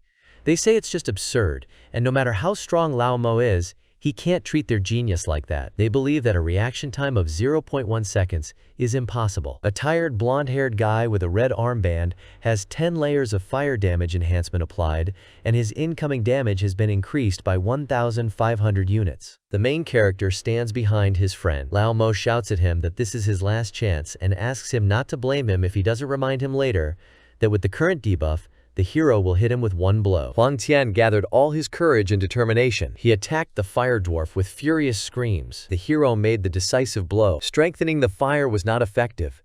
Now he was looking at his victory with joy. Lao Mo stands behind his friend, and the unhappy one tells him that there is nothing to be happy about, because he could only after several attempts. He promises that he will save him only after he has successfully completed 10 times in a row. Huang Tian is very surprised. The main character looks at his friend. He thinks it's rare to get such an opportunity to train. One by one, using ripple strikes, the blonde-haired guy reflects the amplification effect from the fire. Lao Mo decides that it's his turn to attack and uses an explosion of blinding signs. He points his weapon at the fire hammer hero. A strong wave of energy engulfs the enemy in front. The defeated monster falls to the ground. The heroes start walking towards him. Lao Mo picks up the artifact and asks Huang Tian how he feels. He replies that he is stronger now than he thought before, and although he is no match for his friend, he can easily defeat an enemy of his own level. The watching men are talking loudly and admiring Huang Tian. He's outdone himself. They think they have to do everything possible to keep Lao Mo from them, otherwise he will definitely become an enemy of their university and the Xia country in the future. The heroes stand in front of the closed doors leading to the final boss, the Azhad room. They have fragments in their hands that open these doors. They simultaneously insert the keys into the required cells. The gates open with a loud scream. Lao Mo looks ahead of the opened room. In front of him is the main boss with a bunch of monsters. He asks Huang Tian if he knows the strategy for fighting the final boss. The surprised hero looks at his friend and tells him that he knows that the most difficult thing is to deal with small monsters during the battle. They come closer to the enemy together.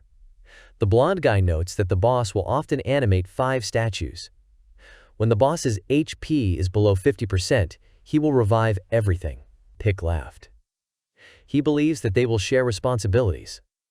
Someone kills monsters, and someone kills the boss. Satisfied, Lao Mo informs him that he has a better plan. Huang Tian is very surprised by this information. When he hears his brother's plan, he exclaims in amazement.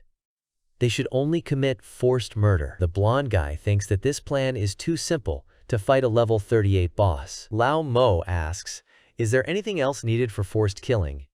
As long as they can kill him fast enough and control the damage rhythm, this boss is easy to deal with. Huang Tian thought hard. He considers all the information he has received. You need to win fast, control the rhythm of damage, 50% HP, and wake up. There are many things to consider, but, looking at each other, the blonde-haired friend gathers his resolve. He understands what his companion means. He thinks it's very brave, but you can try. The main character begins to attack. He uses a variety of techniques, such as Sword, Soul, Burning Spirit, and the Blessing of an Elf. The men are conferring. They believe that their knowledge is increasing. One of those present understands that a person who knows how to do everything can sometimes be useful. Someone replies that Cheng Qianmo surprised everyone because he had come so far. At this time, like-minded monsters appear behind the heroes. Huang Tian is very surprised. A focused Lao Mo says he will focus on applying vulnerability debuffs to the boss. His companion should focus on dealing damage. You need to watch and dodge his AoE attacks. The monster was attacked by an electric light, a noise explosion, and a piercing bullet. The main boss was hit by a combo of punches and attacks. Azhada became angry, asking about who dared to anger him. He's a level 38 elite boss with 22,000 horsepower. With each stack, the damage received increases by 20% for 8 seconds, and the physical damage increases by 15% for 15 seconds. The animated statues began to move towards the heroes. Lao Mo shouted to his summoned allies to detain them. At this time, the main character is preparing for battle. He notes that the most important factor in this battle is one word: the vulnerability of debuffs. They need to apply as many of them as possible to get a sufficient burst of damage. A rumble reverberates through the dark room. A powerful monster with huge spread wings appeared in the middle of the cave and stared at the heroes. His health bar was almost full. The heroes look at the enemy in surprise.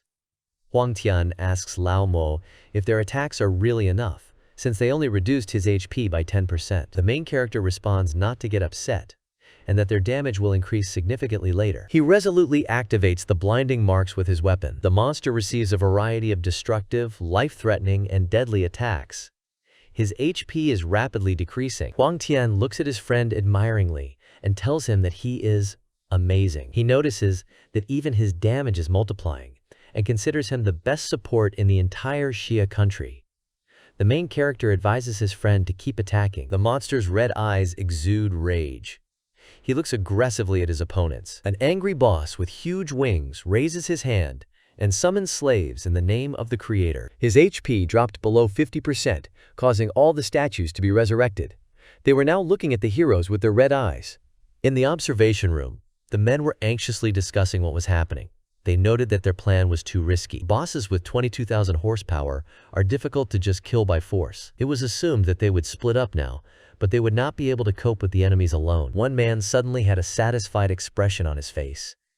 He thought about continuing to pretend, and it seemed like it was time for him to come back. The main character focuses on the opponents and gathers all his strength to attack. The main boss is hit with destructive, life-threatening, and deadly attacks that take away several thousand HP from him.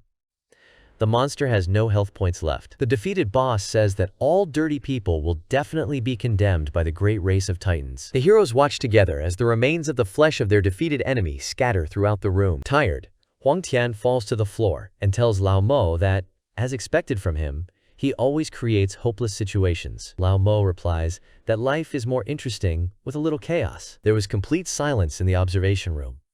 No one could say a word. The old chairman with the bushy beard looks at the victory of the heroes with satisfaction. He says that Oracle University will soon rise in the hierarchy. The old chairman looks at the other two men sitting next to him. He tells them that since the outcome of the passage has already been decided, the two of them can sort it out between themselves. One of the men falls to his knees with a wild scream. On his knees, he looks at the director and loudly tells him that he was wrong. He agrees that this is his mistake. He did not expect that Cheng Qianmo's disciple would be so strong. He is ready to be demoted in rank, with a salary suspension for a year. The old director narrowed his eyes and asked him what he thought about the incident in the arena 2 hours ago. The guy on his knees has sweat dripping off his face. The rest of the audience is discussing what the director said. The guilty man is surprised by how his previous conflict with the main character quickly reached the director. The man bows at the feet of the chairman and justifies himself by saying that he was blinded by the care of his child, who was born late. He says that he has elderly parents who need to be supported and asks for leniency. The others present began to loudly condemn him. They say he abused his power. Tournaments in the arena are always fair. If his son loses the bet, then he has to pay. The director tells him to submit his resignation tomorrow. He believes that this is the last act of mercy he can offer. The doors to the office open, behind which two men are standing. The elderly chairman asks them to take him away. They quickly grab the frightened man by the arms and lead him out of the room. He is terrified and begs for mercy. A voice is heard throughout the cave, notifying Huang Tian of the successful completion of his second awakening mission. He has now been successfully promoted to the Holy Sword. He received a reward of 5 billion experience points and 1 platinum treasure chest. The voice also congratulates Cheng Qianmo for breaking the record of the secret area. He gets a reward. Lao Mo has a hidden caster class feature activated. His platinum chest has been upgraded. He himself has been upgraded to level 27. A happy Huang Tian happily looks at his reward. Looking at his friend, he asks if these rewards are too generous. Not only did he receive a platinum treasure chest, but he also upgraded to level 31. The hero thinks it's incredible. The enthusiastic Lao Mo thinks that the experience for the secret area of the second awakening is huge, and he has increased by 2 levels. He talks about how it looks like he can include the Didi assistant service, in his schedule. The status bar shows the current level and characteristics of Cheng Qianmo's character. The main character distributes all 12 new stats points to strength. He believes that this wave of improvements will push his combat power past 28,000, and he will be just one step away from 30,000. He opens a diamond treasure chest. Excellent equipment appears in Lao Mo's hands. Poison shoulder pads. The spiked armor allows you to actively use the Poison Queen capture skill and releases a huge net in front of the character. Captured targets will be immobilized for 5 seconds. The hero's face can't hide his joy. He thinks that this is actually the second subject for the Second Awakening class, and also with an AoE control skill. He's imagining his next fights. He thinks it would be ideal if this skill could be coordinated with other weapons. He will need to gather all the monsters together, use the net, and then follow up with an AoE attack to eliminate them all at once. Huang Tian holds his reward in his hands. He tells Lao Mo that he will get rich this time, because he has received another high-level item. The blonde guy offers to show him his reward and let him envy. After seeing Comrade Huang Tian's award, he cannot contain his emotions. He says his luck is amazing, and this is the equipment for the Second Awakening. He notes that he completed the Second Awakening himself, but he doesn't have any. It's annoying. The hero happily says that he has reached level 31 and seems to have officially graduated from Blue Sky University. He asks Lao Mo what his future plans are. He plans to find shelter with him. Smiling, the main character looks at his friend and tells him that he will tell this information as soon as he finishes his Second Awakening. Students walk around the courtyard of the university and discuss what happened. They admire the fact that Huang Tian completed the Second Awakening exam yesterday with a record score. They also say that the director even personally summoned the heroes today. Meanwhile, they were already sitting in the director's office on a large sofa. Sitting in front of the heroes, a middle-aged man informed student Cheng Qianmo that it hadn't been long since their last meeting, and he looked like a completely different person. He notes that he has become even stronger. Lao Mo immediately notices that the purpose of calling him today is to convince him to transfer to their university. The man agrees with his statement. He believes that he is aware of the power of the University of the Blue Sky. Earlier, at the entrance exam, he also tried to personally recruit him, but failed. Fei is sitting next to the man. He goes on to say that the director has agreed to accept any conditions he can offer if Lao Mo joins their university. He promises to discuss everything about Oracle University. The main character quickly and clearly replies that he has to refuse. The man sitting in front of him is shocked by this news. Lao Mo resolutely says that since he chose Oracle University back then, he will never change his mind. He assumes that everyone knows about their relationship with Huang Tian. He warns that there is nothing to worry about. It ensures that there is no conflict between universities. His friend is sitting next to him and is looking at what is happening in surprise. The director chuckles. He was struck by such a confident answer. He decides that he will not insist, but Lomo says he has a plan that could be beneficial to both of them. Everyone in the room is very surprised and looks at the hero. A lot of students are standing in the examination hall. They discuss that Cheng Qianmo will become their teacher and stay for 10 days to help them. Someone says that there is a 100% guarantee of successful completion. Many people don't believe it. Lao Mo has his own office. There is still a discussion that Senior Lu Kui will be the first, and then they will all be able to find out the result. The main character is working on paperwork. At this time, the berserker Liu Kui enters his office and introduces himself. He says he got the space cicada spirit that was requested yesterday and asks when they can start the exam. Lao Mo was very happy to see the spirit that was exuding a strong light. He thinks it would be rude to refuse. The hero quickly gets up from the table and tells Liu Kui that since there is no one here, we can start right now. The surprised student did not expect such an offer. He asks if you need to prepare something like elixirs and the like. Lao Mo's face shows seriousness. He is surprised that the student does not believe in him. He says that if he doesn't believe him, then he can take his item back. Puzzled, Liu Kui quickly replies to the teacher that that's not the point, and he was afraid it would be too difficult. He says abruptly that since the teacher agrees right now, he has nothing to desire. He points to the door and offers to escort Lao Mo out. A lot of guys are standing in the courtyard in front of the teacher and the student. They're laughing at the fact that Liu Kui failed 6 months ago. They say that his talent is bad, and even the experts are not helping. Cheng Qianmo will have a difficult task, and they are wondering if he can handle it. The main character looks at his frustrated student and advises him to relax and not worry about the opinions of others. He tells him that he needs to believe in himself and in his vision. Frustrated, Liu Kui tells teacher Chen that he is really unlucky, and the map he has just chosen is Demon Mountain. Its difficulty is slightly higher than that of Uldaman. He really asks the teacher to support him and help him pass the card. Lao Mo turns around and looks at the student with a smile.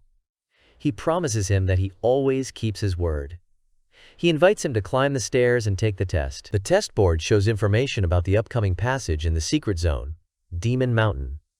Progress has already been made by 80%. The rest of the students are looking at the scoreboard in surprise and actively discussing the fight.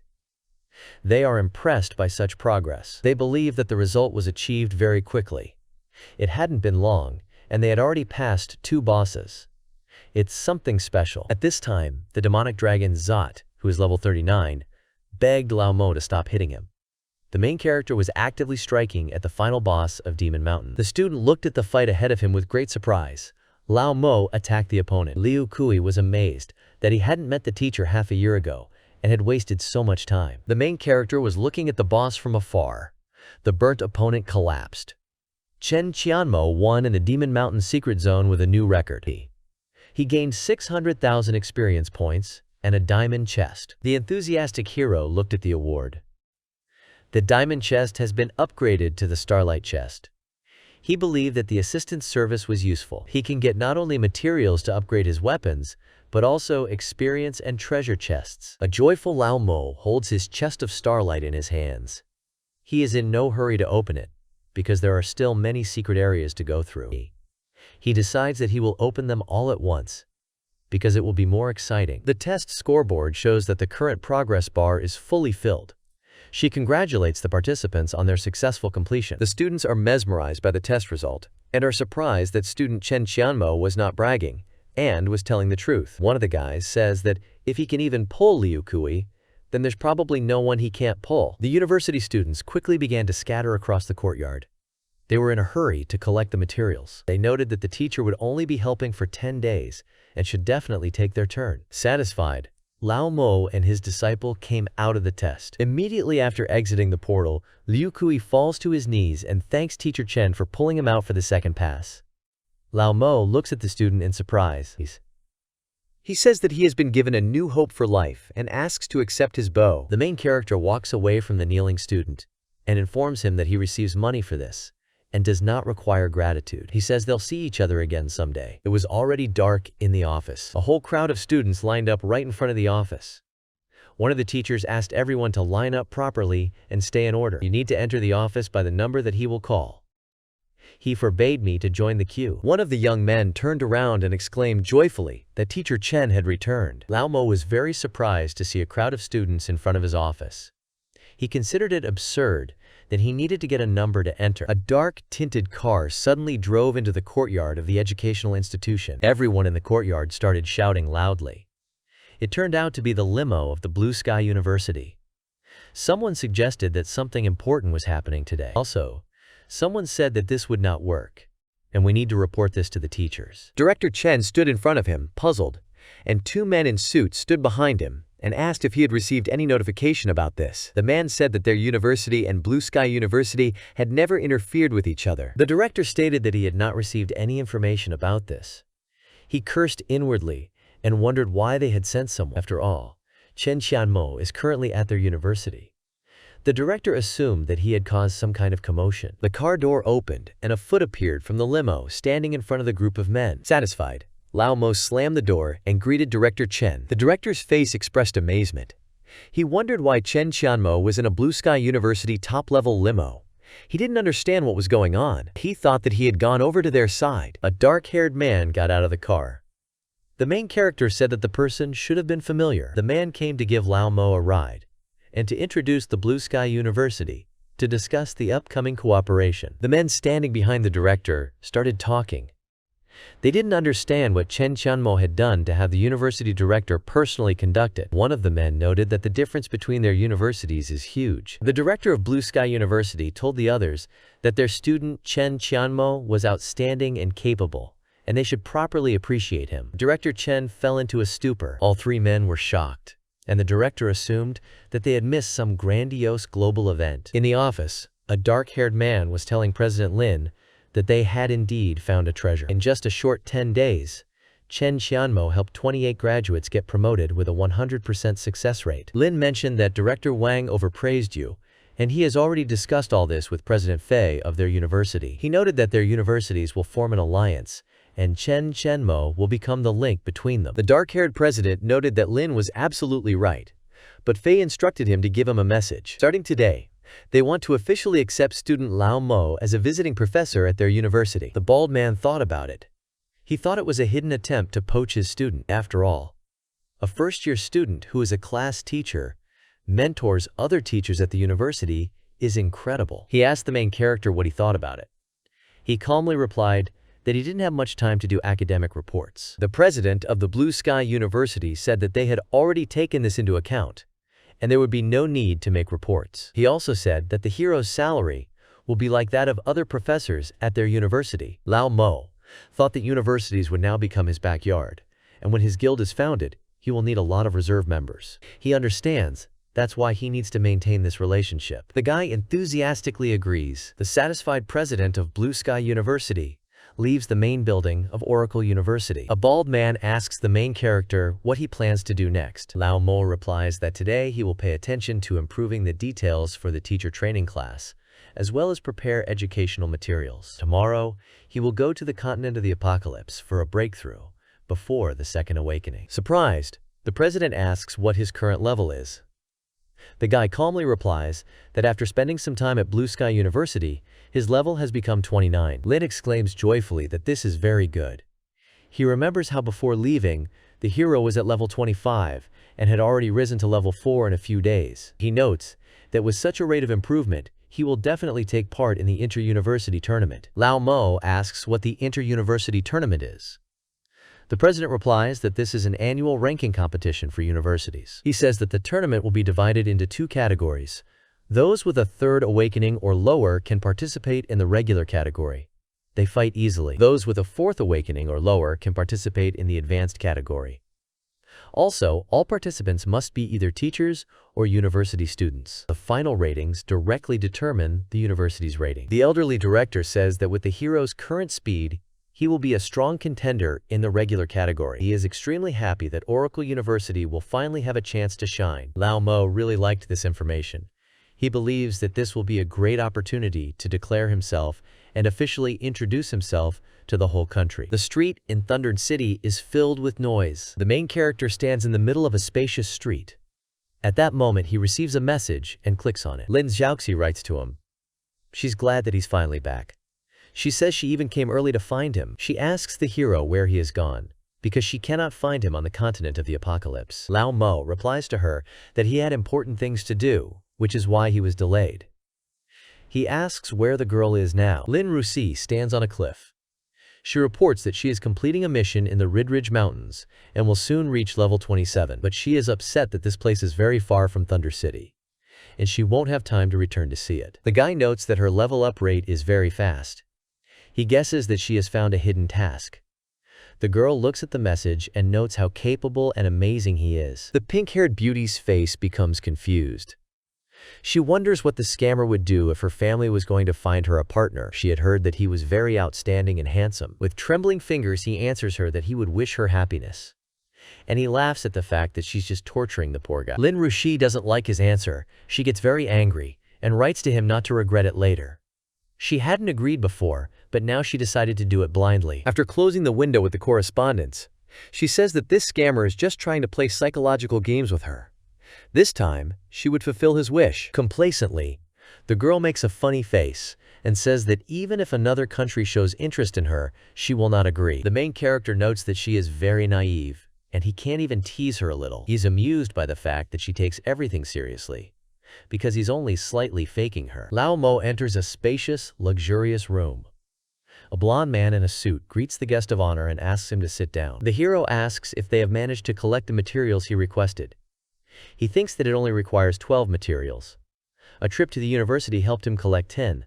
Right now, he only lacks the most difficult items to collect. The man holds out the box and calmly replies to him that he can be sure that he will not neglect any task assigned to him by his master. He managed to collect 4 of the requested items. On the red cloth lies a spring of frost, a strange demonic mushroom, a bloody jade, as well as the holy flame of the moon shadow. Cheng Qianmo looks at the artifacts in surprise.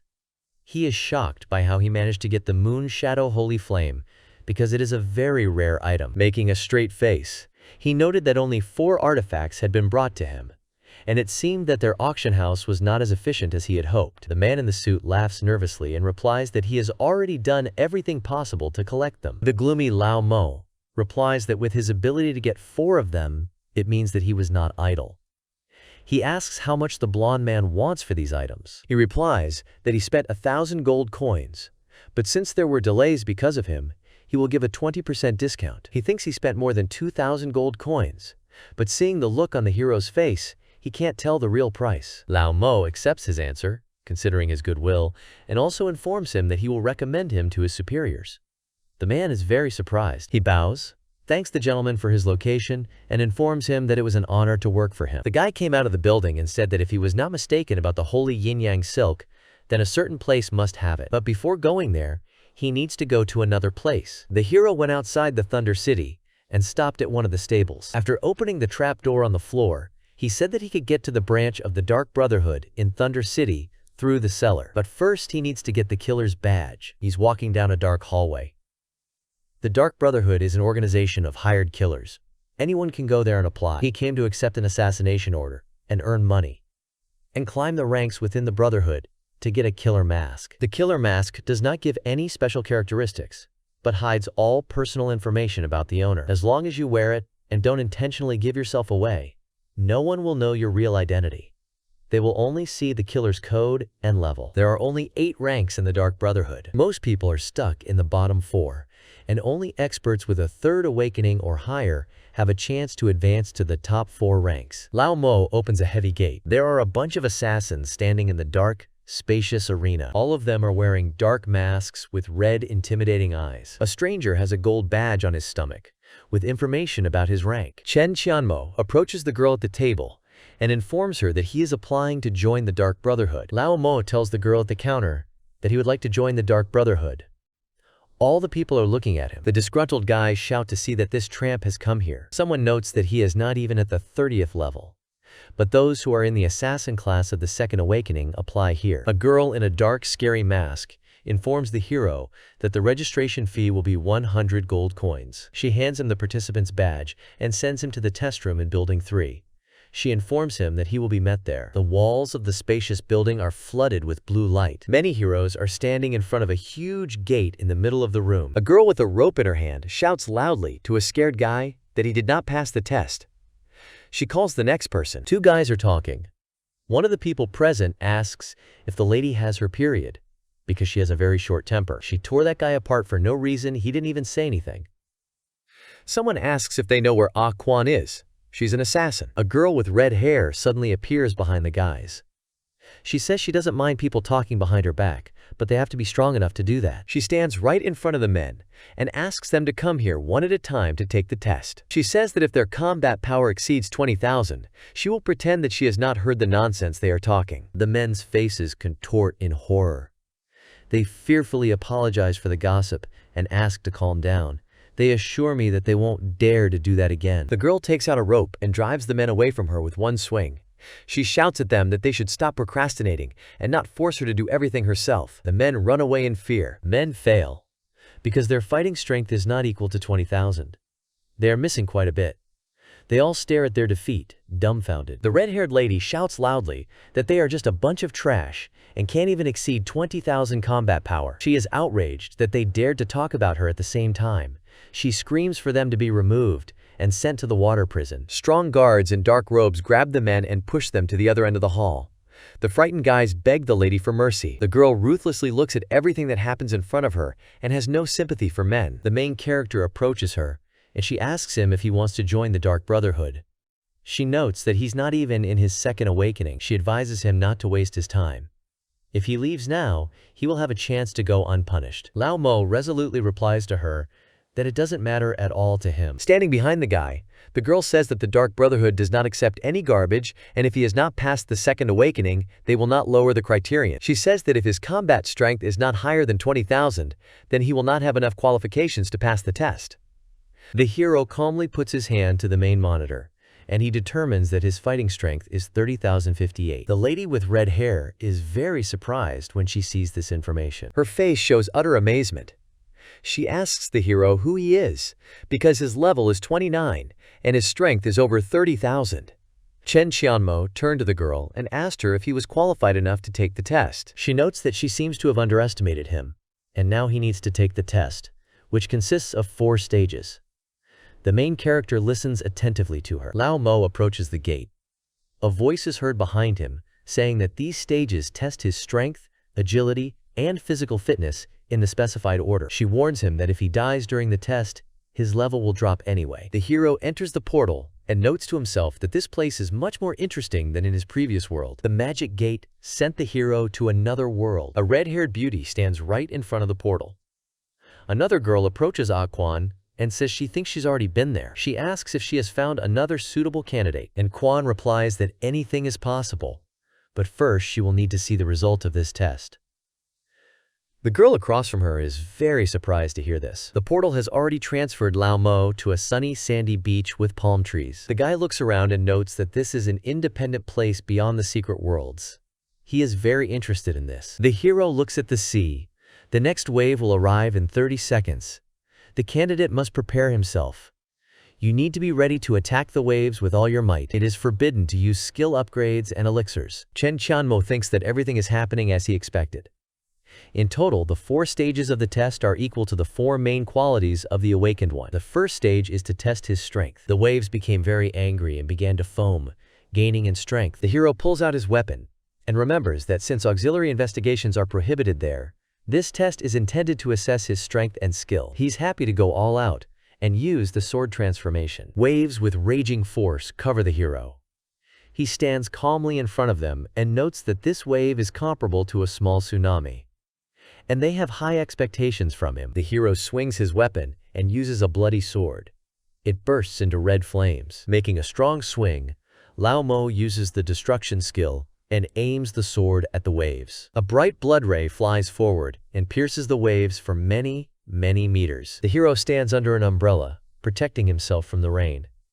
He cut through a 1,000-meter wave with a single blow. They congratulate him on passing the first stage and give him a 5+ rating. 2 gates appear in front of the guy. The gate on the left leads directly to the next stage of the dexterity test, and the gate on the right leads to the recreation room, where you can recover to its original state. He boldly decides to go all the stages at once and enters the left portal, because passing the stages without interruption will improve his final score. The girls standing in front of the gate notice that they are glowing red. One of them notices that, judging by the color, the hero's score is 5+. She doesn't believe how this can be. A red-haired beauty asks Feng Ying what her grade was when she took the test.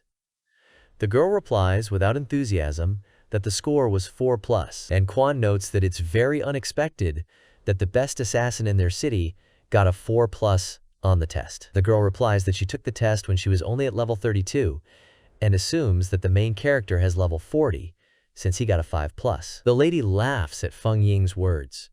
She doesn't understand why her colleague is laughing, because she didn't say anything strange. Focusing her gaze, Quan remembers that when she took the test, she got a 5 with a minus. The strength stage is too light for a melee class. She hopes that he will continue in the same spirit. If he gets 2 A's, then he's the one she's been looking for. Lao Mo is already going through the agility stage at the peak of the snowy mountain. Everything is covered with snowdrifts and ice. He is informed that the test will begin in 30 seconds, and an avalanche will begin in 40 seconds.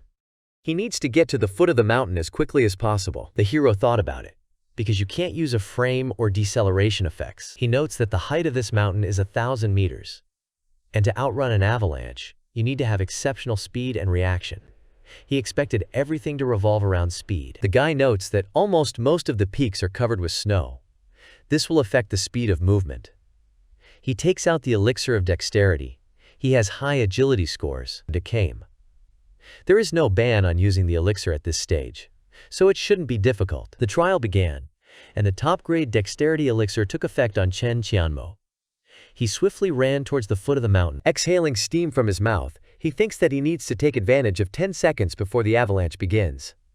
During this time, he needs to run as much as possible. He notices that a huge avalanche is already rolling down behind him. Lao Mo makes a quick swing with his weapon. He stops the avalanche in front of him with an ice wall that easily holds back the snow. He freezes for a moment, but remembers that the ice wall can last a maximum of 2 seconds, and he needs to increase his speed. At the same moment, he bounces off a snowdrift and continues running.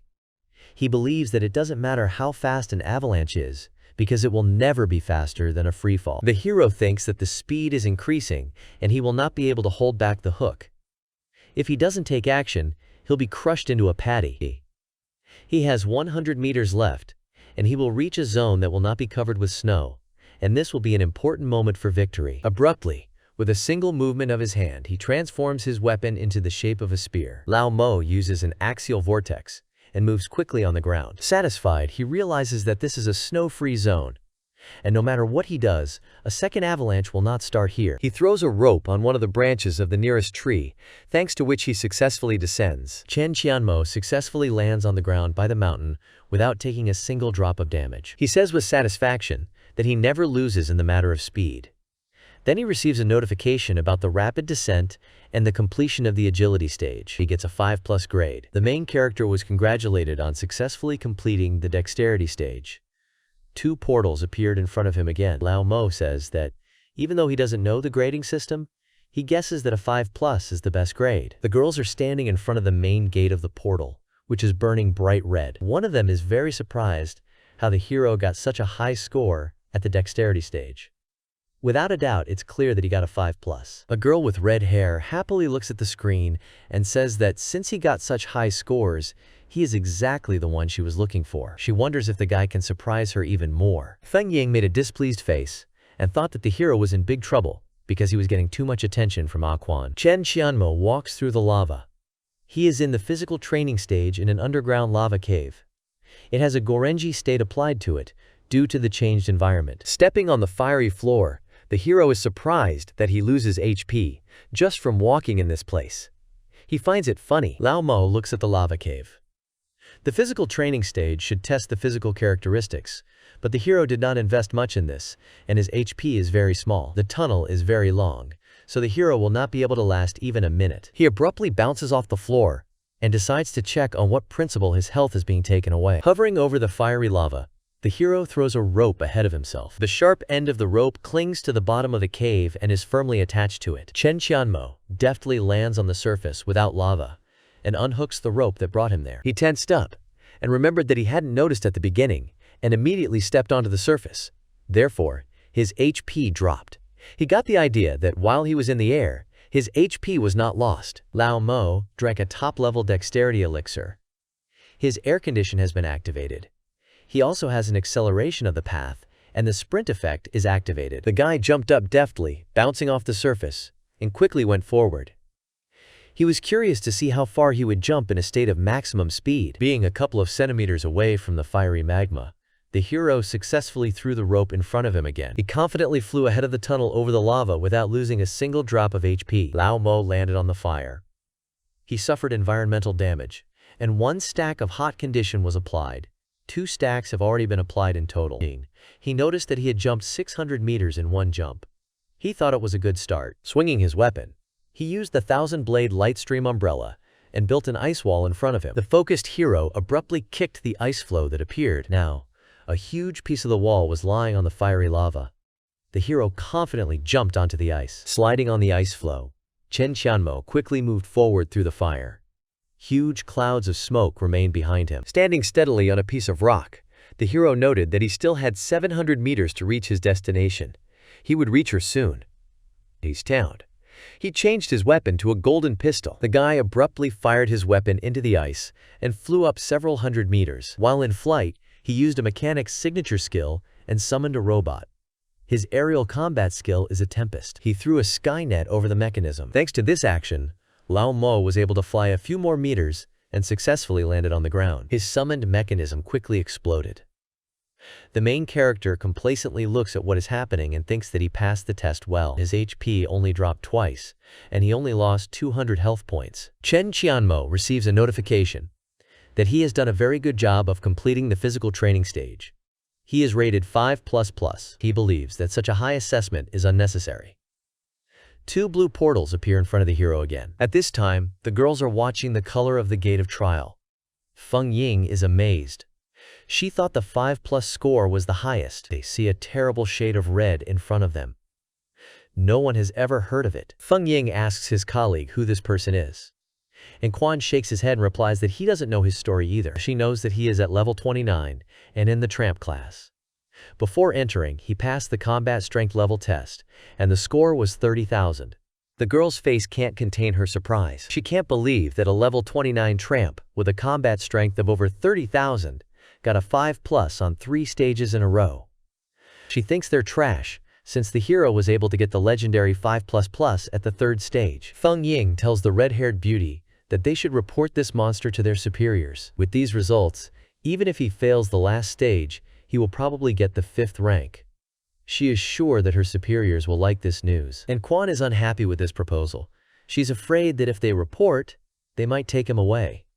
She waited for 6 months and finally found a top-quality product. She thinks she can't miss it. Feng Ying shouts loudly at his colleague that only those who have awakened below level 35 are allowed in this place, and he is not the only candidate. And if their superiors accuse them later, then the girl herself knows what the consequences will be. She quickly comes to terms with this and agrees with Ah Quan. The girl walks away from the gate and says she's going to pretend she wasn't here today. At this time, the main character is standing in front of a large number of bookshelves. He assumes from its appearance that this place is a library, and judging by the previous rules, this stage should test either spirit or wisdom. There are rules stating that the hero needs to enter the library maze.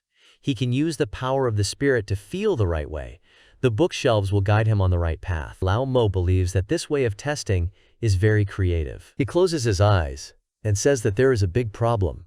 First, he will try to feel it. The hero stands in the middle of a maze of a huge library with a bunch of books. Suddenly, a couple of books on some shelves lit up.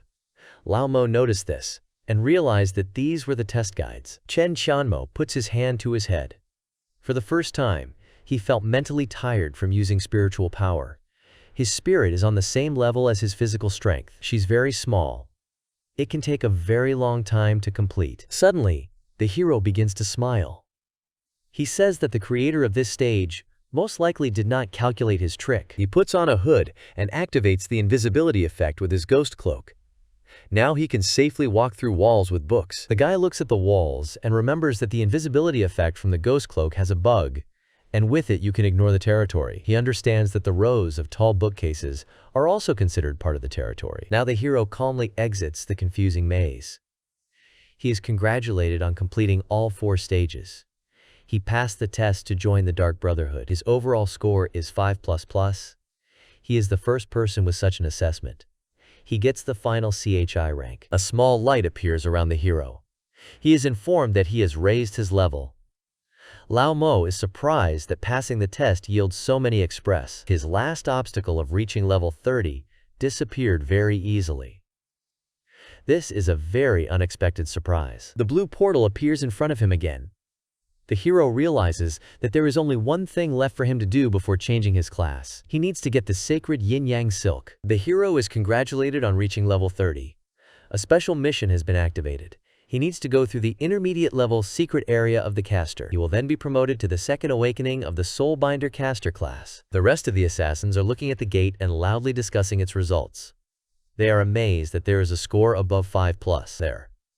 They're wondering who this guy is, since he's so strong and only at level 29. And Quan is loudly shouting to people in dark raincoats and with scary masks that candidates who have not yet started taking the test should be locked up. The disgruntled crowd shouted that they had done nothing, and there was no reason to lock them up. Many people justify themselves by saying that they came here to take the test, and you can't do that to them. The girl makes a sad face.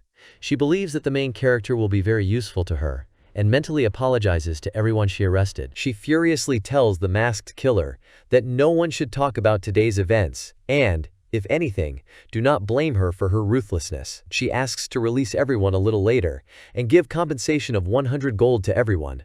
The girl will cover all expenses. Satisfied, the main character exits the challenge portal. Ah Quan meets him and congratulates him on receiving the first 5++ grade In the history of the Dark Brotherhood, Lao Mo laughs and tells the lady that she is too kind, and he is just lucky. He notes that the girl has suddenly changed, because she used to be very violent, but suddenly she behaves differently. The girl immediately draws attention to the guy's gold token.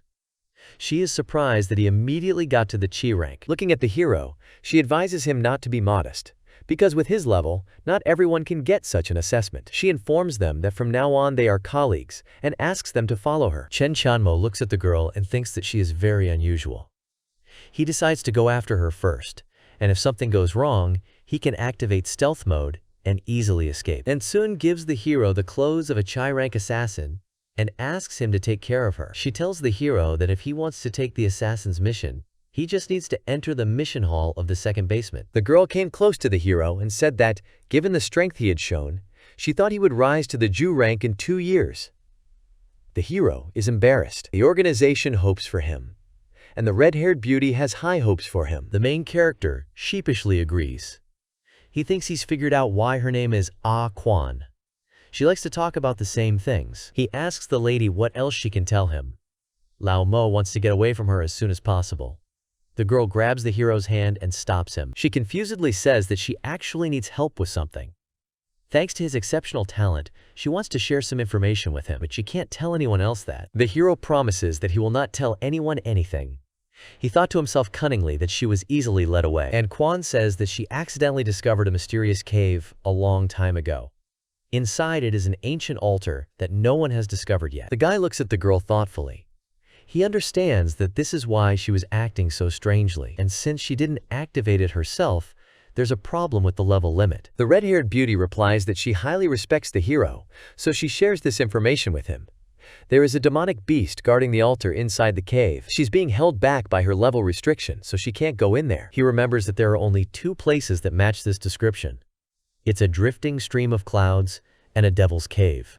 He realizes that everything is obvious, and she has found the altar, which is located behind a waterfall in a drifting stream of clouds. The hero believes that the woman is terrible because the altar can only be activated by 1 person, and the recharge period will be 3 months. He guesses that the girl is trying to take this altar for herself. He decides to be unfair to her. Lao Mo turns to the girl and says that he has heard that the altar can be activated by several people at once. The limit is only at level 35, so the demonic monster shouldn't be too strong. He agrees to try it. The girl reports that the hero justified her high respect for him. She doesn't want to waste time, and grabs the guy by the hand and drags him forward. There is a great hollow cave. The heroes quickly found themselves on the spot, in a drifting stream of clouds. They see a bright, fiery seal in front of them. The girl reports that there is an ancient altar behind this waterfall. She will guard him, and the hero will need to go in and complete the task.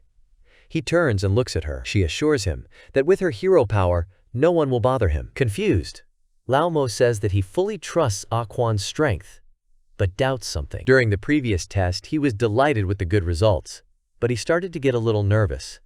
He asks if the girl is sure that the demonic beast is not too strong. The hero worries that he can't handle it. The red-haired beauty puts her hand on her companion's shoulder and assures him not to worry, as she cannot enter and does not know what level the monster is, but judging by the level of the seal, it should not be too high. The girl puts her hand behind her back. She says that the hero will take her rescue tool with him because it can be useful. She holds out an azure pearl in her hand. Activating it will temporarily increase health by 3,000.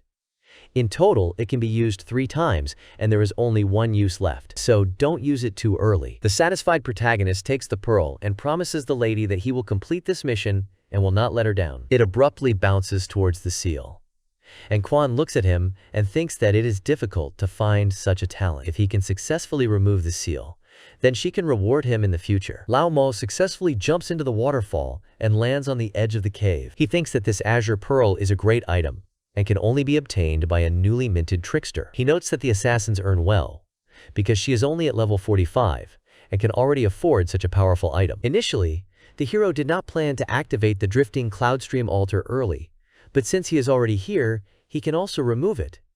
He holds a leper mask in his hands. By wearing it, he can get the appearance of the dwarf race for 30 minutes. Cheng Qianmo donned the artifact and transformed into a fat dwarf in green clothes. It's amazing for him to use this mask in such a place. He looks deep into the cave and remembers that the demonic beast guarding this ancient altar must be on the 40th level. With his strength at the moment, it would be difficult to face him head-on, but the seal would also be gone. He can't let Ah Quan take advantage of this moment and activate the altar. A huge predator's paw flies towards him. A large stone rat with red eyes looks aggressively at the dwarf. The main character freezes in front of her. The monster leans towards the main character's face. He greets her and informs her that he is a leopard dwarf from the creation of the Apocalypse continent. He won't hurt her. Lao Mo calmly asks the enemy how he got stuck here without food. The big rat turns its head harmlessly.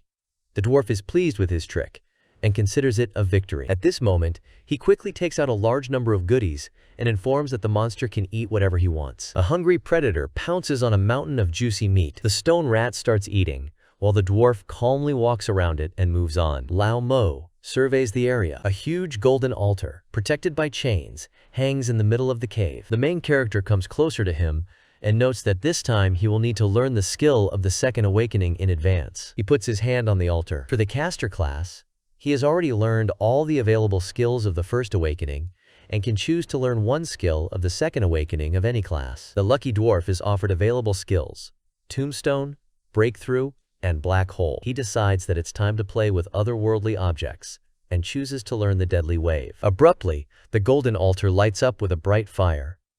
The acquired skill helps to emit waves of deadly energy and inflict continuous damage. Satisfied, the main character decides that when his system collapses, he will need to transform this skill into a passive one, because it uses 50 MP per second, and with his current spirit level, he will not be able to withstand it.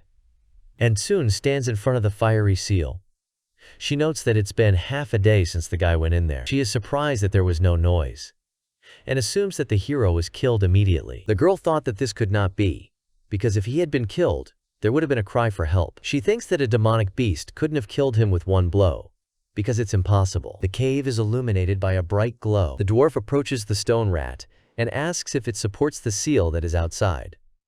The monster is quietly eating meat at this time. The hero says that while he was walking, he realized that the altar no longer has power. He asks if the rat knows how it happened. The enraged opponent turns around and shouts loudly. The stone rat quickly goes to the altar. Lao Mo is grinning. A strong scream comes from the stone gate, and Sun turns his head, mesmerized, and assumes that a struggle has begun. She exhales and says that the hero was too careful and started acting after half a day. She likes to be careful, because this way there will be more chances of success. The frustrated monster lies on the floor of the cave. The main character sits next to her and says that since the altar has already gone out, it will take several months before it gains enough energy. He offers to go to the rat with him. He will feed her. The altar protector is surprised by this suggestion. The dwarf continues to tell that there is an awakened level 45 man at the entrance and tried to kill him. He assumes that even if they fight together against her, they won't make it. The rat and the dwarf were upset and thought about it. The main character abruptly approaches the monster and says that he has a plan to leave this place safely. He whispers his plan. The main character, in the form of a fat dwarf, runs away from an angry monster and asks not to eat it. He also begs not to pursue him. And Sun is watching everything from afar. She notes that it's shameful not to deal with a demonic beast of only level 40. The seal was suddenly lifted. The girl was surprised by this. She quickly takes off and runs to the cave entrance. The hero notices that the girl has disappeared from sight behind the waterfall. He stops in front of the stone rat and says that they have worked well together. He informs me that this bad woman has already entered and it's time to reactivate the seal. Sun looks at the altar in the cave in surprise. She indignantly asks, who did this and dared to steal her altar? The girl is angry. She says she spent 6 months preparing for this altar, and in the end, someone else got it first. She wonders if it could be Cheng Qianmo. But she thinks it's not him, because he's not in the cave and a rat has killed him. Frowning, she wondered where the dwarf had come from in the cave. She assumes that he came in with someone else, which means that he was the one who activated the altar. She sighs sadly and tries to let go of the situation. She says it's not fate. Since the seal was gone, she would still come back to try her luck in 3 months. Sun puts his hand to the cave entrance. Suddenly, a fire seal is activated at the entrance, and the girl flies to the floor in surprise. Lying on the floor of the cave, she looks at the seal that has appeared.